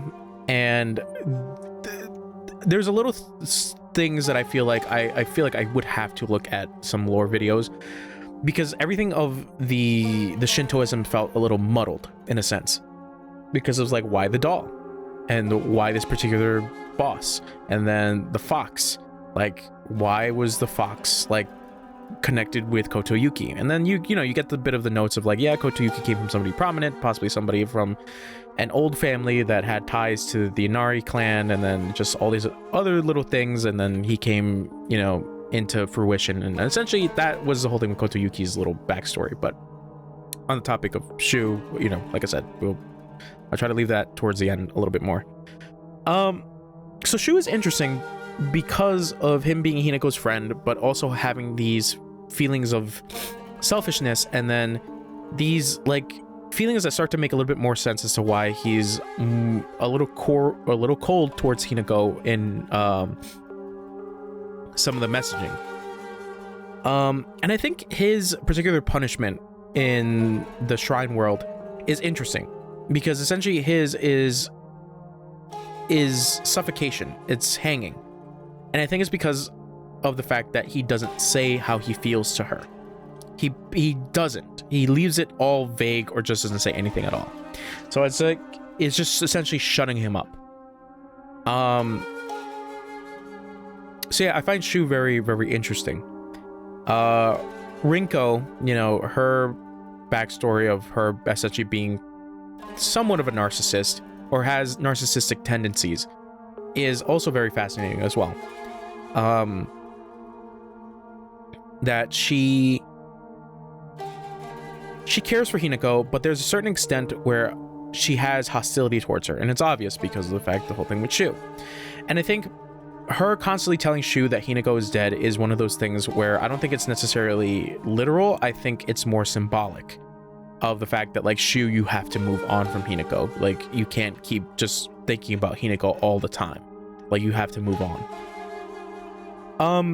And then, you know, her punishment with like the fires of jealousy, or like the molten lava of jealousy, is also, you know, it's suitable because of just all this shit bubbling up in her. And it's interesting because, like, you know, all that, and it's represented in her boss fight, you know, when you're fighting her, and like all this fire. I think that's really cool. So yeah, Rinko, I think, that's the thing, is that, like, there's really no primary antagonist. Everything is kind of left ambiguous, which I was mentioning before. You could say, like, the gods that are playing this game are essentially the antagonist, because, you know, Hinako is essentially a puppet to all this. Same thing with Kotoyuki. Kotoyuki is essentially a puppet to the Inaris. So it's interesting because, like, the more I think about it, they did talk about how, like, Hinako is some kind of, like, special person. Even in the library, they talk about, like, Hinako's family is, like, particularly special. So that was something that kind of threw me in for a loop. Sakuko, we talked about in the last stream that Sakuko has her own issues of being alone, and obviously the whole thing with her being on the spectrum, you know, her having more of a connection with animals, and her feeling towards Hinako is also a very complex one, because of the fact that, like, she teases Hinako, but I don't think there is a possibility that it might be there might be some truth to her teasing. And the dark is, like, the biggest thing of, like, why is she afraid of the dark? You know, the sense of loneliness, the sense of being abandoned. She doesn't like that. And for her boss fight to essentially manipulate the dark is also pretty fascinating. And also the thing that, like, she can be the light in her own dark is also kind of interesting. but in the worst way possible in that particular boss fight. I could probably read more into that, but I would have to really construct an idea behind that. Sakuko, I feel like I wish there was a little bit more about Sakuko, but she dies very, very early in the game, so there's not really, more scenes with her. So that's kind of I want to say a bummer, but it's like, I wish there was a little bit something more. But the notes that you do find about like Sakuko's behavior and all this other stuff starts to make sense of like the wanting of attention. Would I say her fear of the dark is just a cry for attention? Probably not. Her parents not necessarily, support her. It's like, you can kind of see as to why she feels the way that she does sometimes about like the abandonment part. Like I said, everyone's going through their own particular shit at home, outside of their school life. Yeah, because you had like Rinko, where like Rinko's like, I have everything pretty good. It's just like, I love a boy who doesn't know that I like him, or like I'm pretty much putting out the messages out there and he's not picking up the signs. So yeah. So Rinko, Sakuko. Junko is also another one where it's just like, man, like having Junko come in, and the interesting thing is about her mask is different, and I'm just like, why is it different? That is also the other thing that like made me like, why is it a bird or an owl? And I'm like, probably have to look at a lore video or like anything of the significance of the owl in possibly Japanese mythology. That's probably another thing.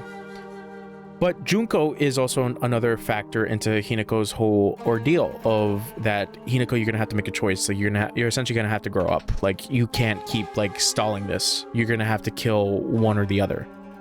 And it's like, damn, like she's essentially giving her sister an ultimatum and not really viewing her side.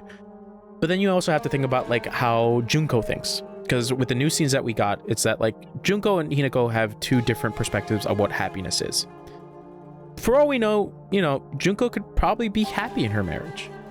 And Hinako doesn't view that as happiness because, you only get the perspective of Hinako, especially after Junko gives birth to a baby. That Hinako's like, I don't want to go through all that. That looks like hell.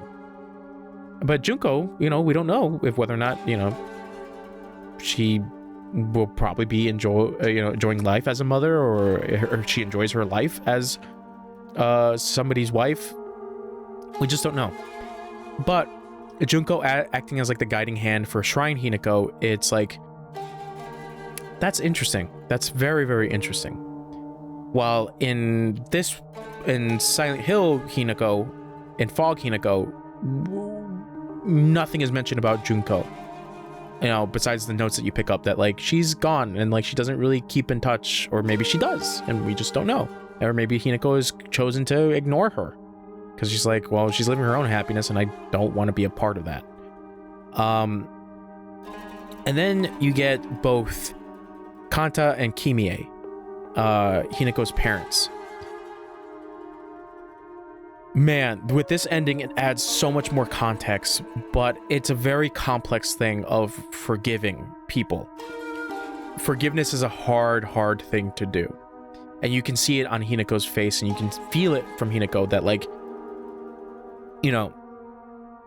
her mom and her dad, are not, I wouldn't say they're not good people.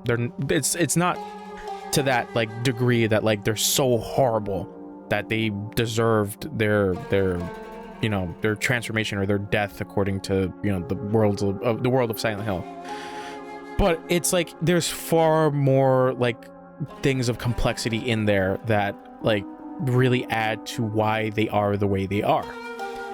And I think Kanta is one of those characters where like I can't really like see eye to eye because of the fact that like it's hard to basically forgive somebody that's kind of made your life a living hell.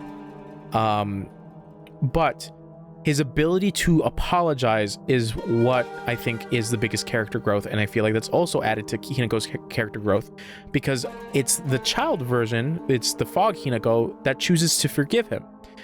And that version in particular is the one that is mostly like, you know, I wouldn't say rebellious, but like would deny that kind of thing of like, well, you've been asked my whole life and I don't want you here. But, you know, she's the one that decides that I forgive you, like, and then you're giving me a choice to make my own decision. It's like, yeah, like that's all I asked for. It's for you to let me think about it. And then you have the conversation that Hinako has with her mom. That her mom's like, marriage is not an easy thing. Being in a relationship is not an easy thing. Finding to forgive your father is also not an easy thing. I understand that. You know, me and your father have been through all kinds of fights. But she's like, I know him as my husband. You only know him because he's your father. And that is a very different case. That you can already understand that like you're seeing two different sides of somebody. So in her perspective of her husband, that like he is somebody who is so prideful that he doesn't really have the best way of actually getting around his pride. But essentially she can break him down into admitting that he's wrong at times. You know, and there's also the little factor as well that Kimie was sick, and that Kanta, you know, he didn't abandon her. He wanted her to get better, so that's why he stuck through. So it's these layers of this relationship that like you don't really see up until this point, that like, you know, this marriage wasn't necessarily falling apart, but it is a marriage that is kept together by these two people that have this agreement with one another, that like, hey, you know, we married each other, and our vows, excuse me, I want to say like vows, our vows are what keep us together. And depending whether or not like you want to keep this relationship is up to you. And they both came to terms in keeping that relationship, you know. And it's that interesting dynamic that I have to say with Hinako and Kimie, is that Hinako has viewed her mother as weak because her mother doesn't fight back. But in reality, it's like no, her mom has the ability to fight back, but she chooses not to like escalate the situation to such a degree that like both of them are miserable. Her and Kanta specifically. Would I say that's great parenting? Not necessarily, but I'm not a parent. I'm not married, so I can't say all these things because marriage is incredibly complex. In my perspective, I don't think Kimie and Kanta were showing off, and it's obvious because that's also Hinako's whole point, and her perspective on that particular marriage is that it fucking sucks because it's just an angry man who's angry all the time, and a wife who just lets him do anything that he wants because she's so weak-willed. And it's like, no, it's like there's obviously, you know, they have their own conversation in the background of like, you know, him apologizing and then all this other stuff of her mom essentially standing her ground against him. And it's very fascinating. That I think is like incredibly fascinating in that dynamic. You know, and the thing that I really liked about the apology that Kanta gave to Hinako is just like, yeah, like you're the reason why I don't want to get married. You're the reason why men, in my personal view, are horrible, because all you think about is what you possess, and all because of your pride. And it's like, yeah, and then he admits that he's like, I'm sorry that like I was the male figure that basically made you distrust men. Like, I'm sorry I did that to you. And you know, it's this thing as well of like him essentially apologizing, saying that like, you know, it's your choice if you want to get married or not, and I choose to accept whatever decision you come up with. So yeah, that is really interesting. You know, like I said, that's one of the interesting parts of Silent Hill, is like having this small cast essentially of like these people and like what they're going through. Setting, yeah, I do like both, you know, Ebisugaoka and the Shrine World. It's like, you know, everything is deeply rooted in religion and deeply rooted in this time period of what, 1960, 1950. That this is a time where, you know, modern ideas like today don't really exist.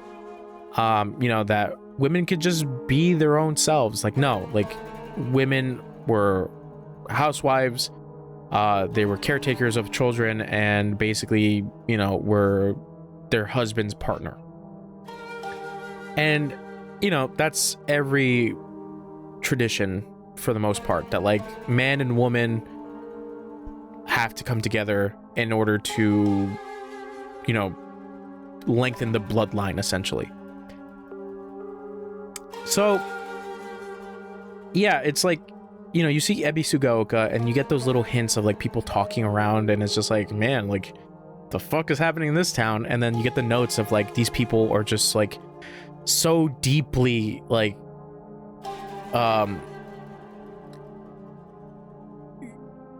what's the word I'm looking for?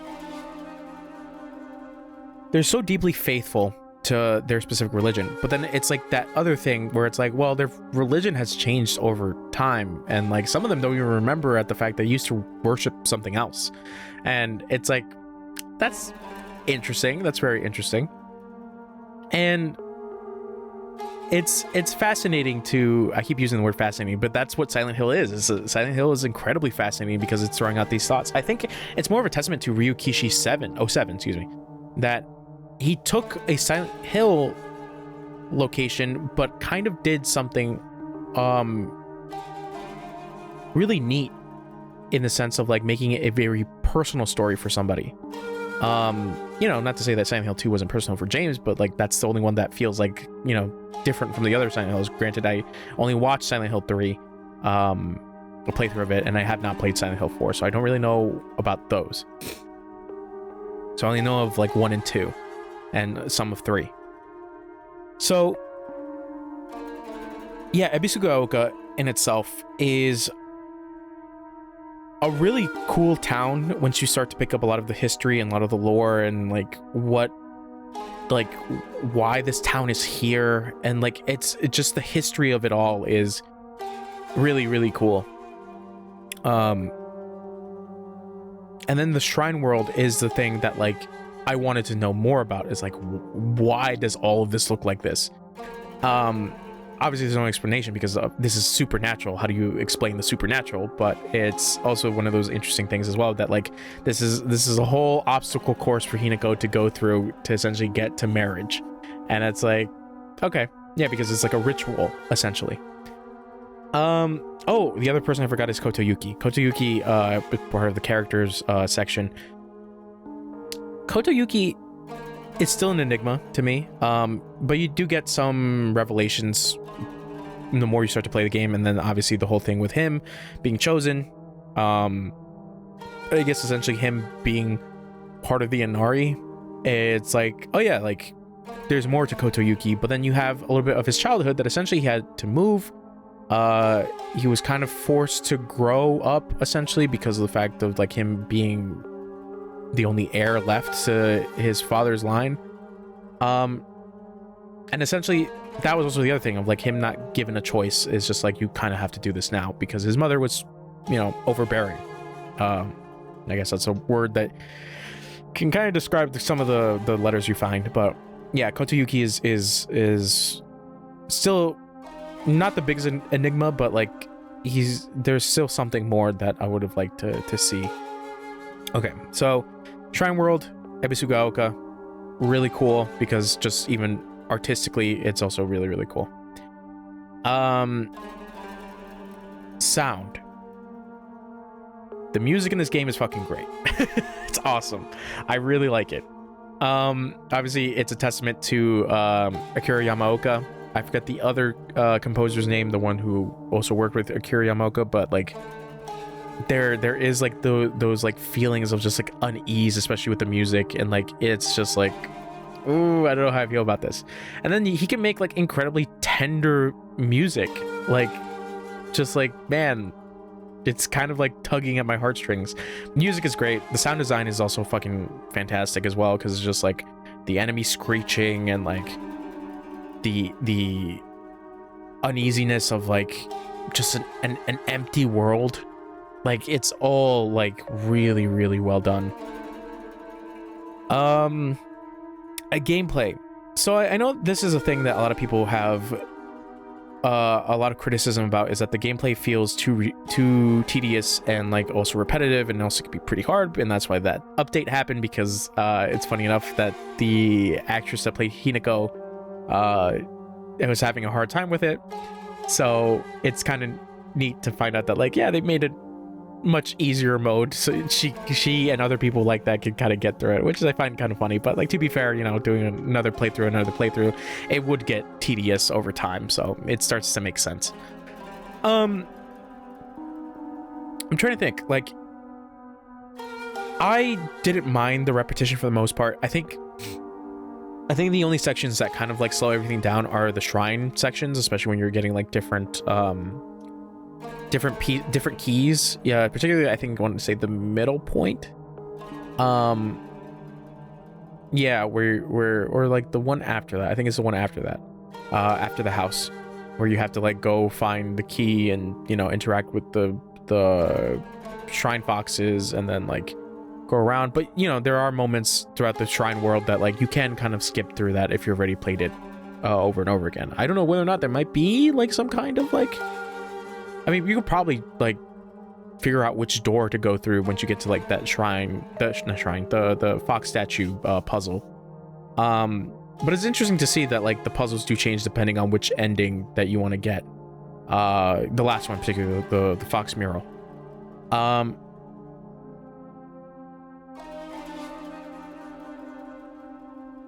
Oh wow, I just realized something. I'll get to that, but I guess at the end. So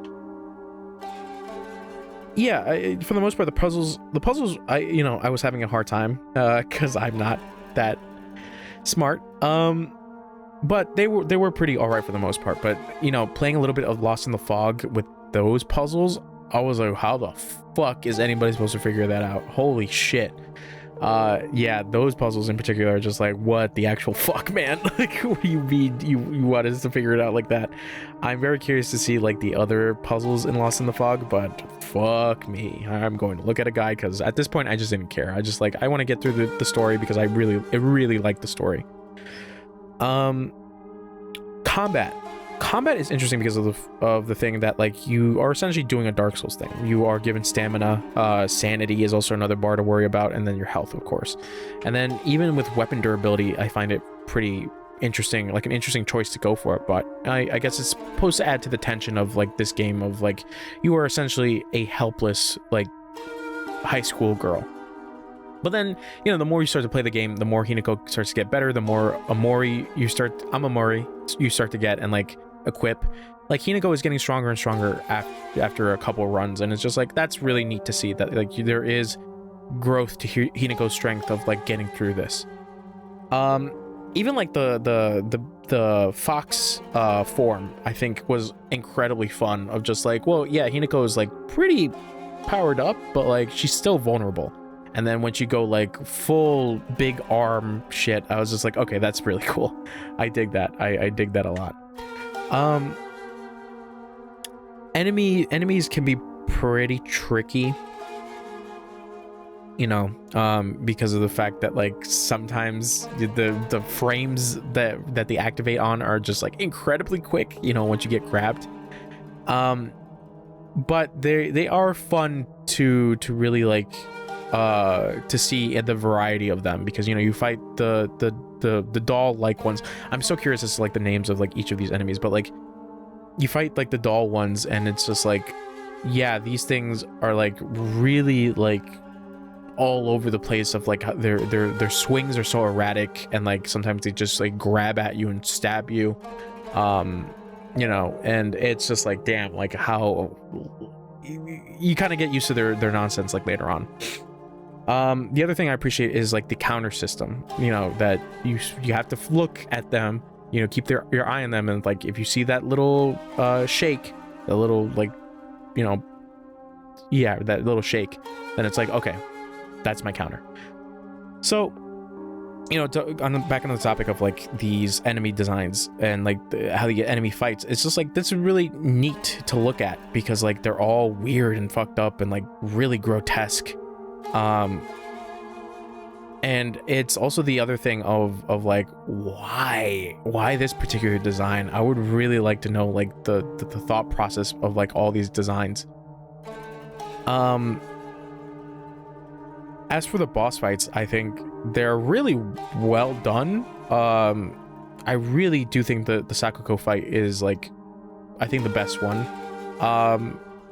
I would have to say like this particular ending 4's like boss fights are really cool because of the transition, and obviously that means, you know, what it means to the narrative.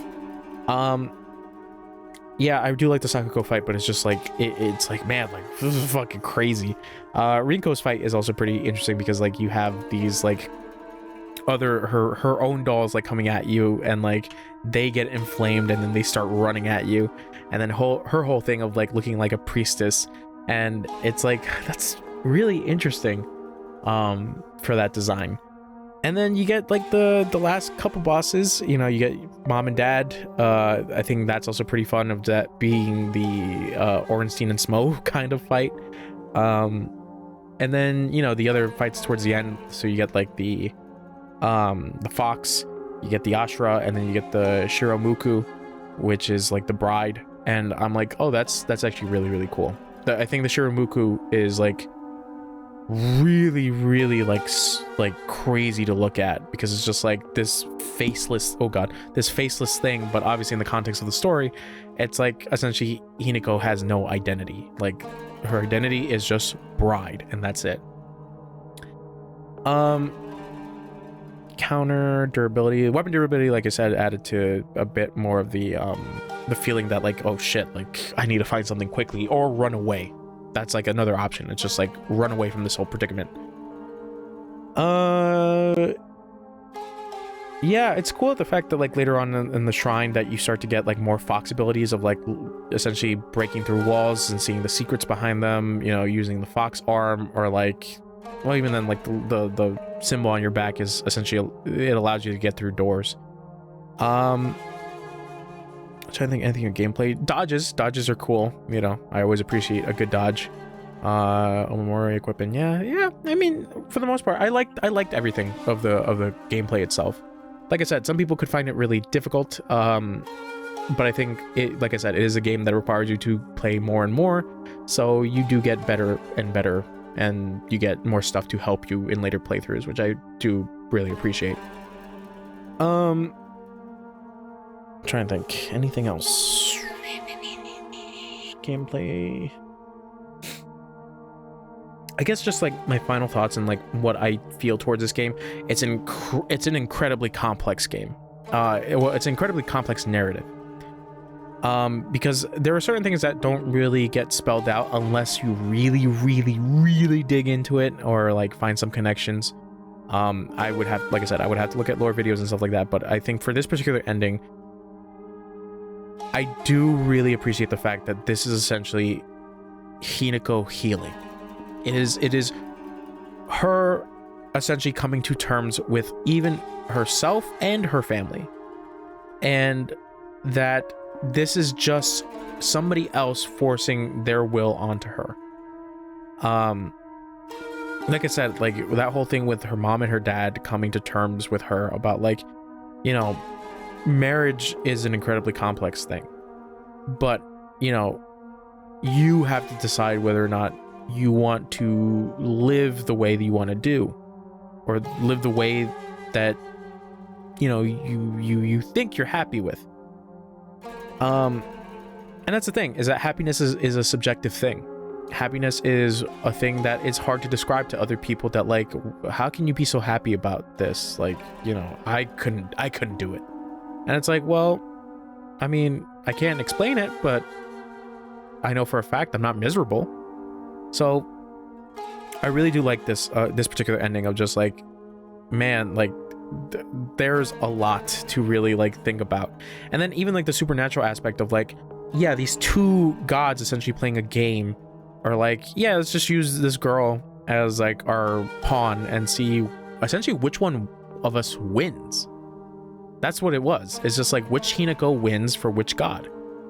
And it's like, damn, like this is kind of fucked. But then you also have to think about like gods in different mythologies in general. It's just like them essentially using mortals as a game, as like a little fun thing to mess around with.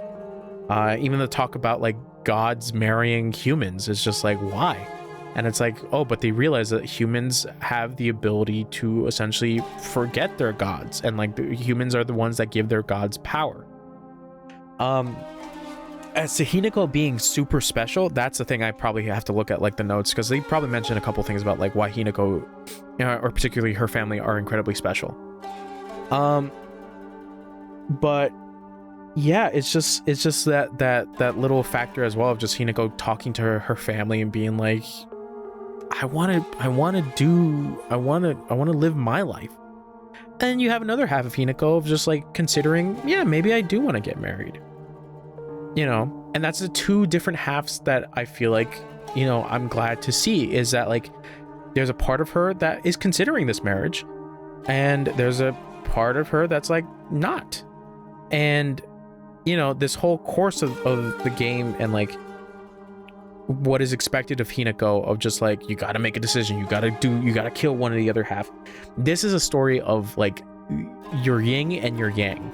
And that is represented with a lot of the puzzles now I start to think about it, because like I started to think about the last puzzle of just like, well, the two birds, the two chicks that haven't hatched yet, and the fox doesn't know. And it's like, oh, like that makes sense, because like, you know, their decision, you know, the black and white birds representing Hinako, the two halves, and then the fox that is obviously the Kotoyuki, or even the fox god, trying to like wait on this of just like, well, who's gonna make, like, which one is gonna hatch first.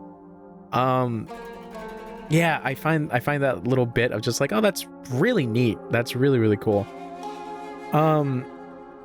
But yes, like this is completely a story. This particular ending like talks about like, you know, men have it hard too. No, it's like people are complex. You know, Kotoyuki is very understanding, which is like the really neat part. And what's really cool about it as well is that like Hinako wrote a letter to him basically saying that like, let's wait a bit. Maybe, you know, I focus on myself a little bit, you focus on you, and maybe down the line we'll see where it goes. And he's like, yeah, I can do that. And I'm like, wow, that's incredibly understanding. That's really insane. But it's like, you know, not that many people are like that, which is really nice to see. That he's like, yeah, I will agree to your choice. And you know, you get those moments of like Hinako and her parents and her sister of just like, yeah, it's just like, damn, these people needed fucking therapy, like some kind of family therapy or something. But obviously, you know, this is back in the day, so not that many people went to do therapy. These essentially, and on top of that, Hinako's family was poor, so you know, the whole thing as well of like essentially getting married for money, that was always like the big thing as well. Like, it's not just this particular family that is doing this, it's like everyone else in the town as well, that like a lot of young women get married off and basically get the wealth from the other families and stuff like that. Like it's marriage is such a complex thing as well, because like, you know, getting married, is it either based on love, is it based on appearances, is it based on wealth? It's like all these factors that's just like, do you really love me for me? And is even love a factor in all this? So yeah, it's just like it's a commentary on all these things of like marriage itself. Like, it's hard. Relationships are also a very difficult thing to keep up with as well. yeah, I like I mentioned before, it's just like this is a story about somebody coming to terms with their identity, but which identity doesn't mean that you necessarily have to get rid of the other one. You can grow. You can have these two different things. You don't have to decide that one has to solely exist. You can go down the line in life of just, maybe I just want to focus on myself or focus on this one thing, and then like maybe I'll get back to this other thing. Like that is what I really liked about this ending in particular. It's just, I want to focus on me. I am me, and I need to know me before I come to this big decision of trying to share myself with someone else. And I think I really like this ending. And yeah, even like the boss fight is really cool. It's just like these two different versions of Hinako fighting these things that are essentially trying to make a choice for her. And it's like, yeah, it's like both of them are forcing her to make a decision. You know, you have the fox spirit basically forcing Fox Hinako to like get married because you are incredibly special and this is your destiny essentially. And Hinako is like, no, I care about him. It's not because this is some kind of like destiny thing. This is because I actually truly care about him, and he's shown me a side of himself that I really do love about him. And then you have Fog Hinako fighting the Ashura, and it's like, you don't get to decide for me. I can make my own decisions for myself. You don't have to keep trying to lead me one way because of the Ashura essentially being the doll. And obviously the doll is representative of Hinako's childhood, and it's basically telling her that like, don't trust the fox, don't do it. But you know, Hinako at that point is just like, why are you trying to meddle yourself into my life? I'm not gonna listen to you. The only person I'm gonna listen to is myself. And yeah, I do like that. I do like that resolution towards the end of like, yeah, these two parts of yourself can coexist.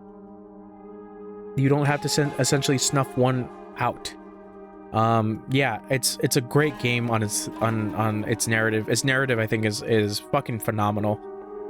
Because it highlights a lot of themes, in particular feminism, identity, gender identity, marriage, relationships, depression, anxiety, you know, all these things just like it just culminated all together. And then with this ending, it's just like, yeah, it's kind of like the cherry on top of like, yeah, you know, it's not fully resolved, but we're getting there. You know, this is a step that we can get to, and maybe we can make more steps. Yeah, but this is like the thing that I said about Silent Hill, is that like it being supernatural and these two Hinakos existing. It's like, is this representative of Hinako's psyche, her personal feelings? And yeah, I'm just super curious of like finding out more and like listening to lore videos and stuff like that. Like, yeah, I had a great fucking time with this game.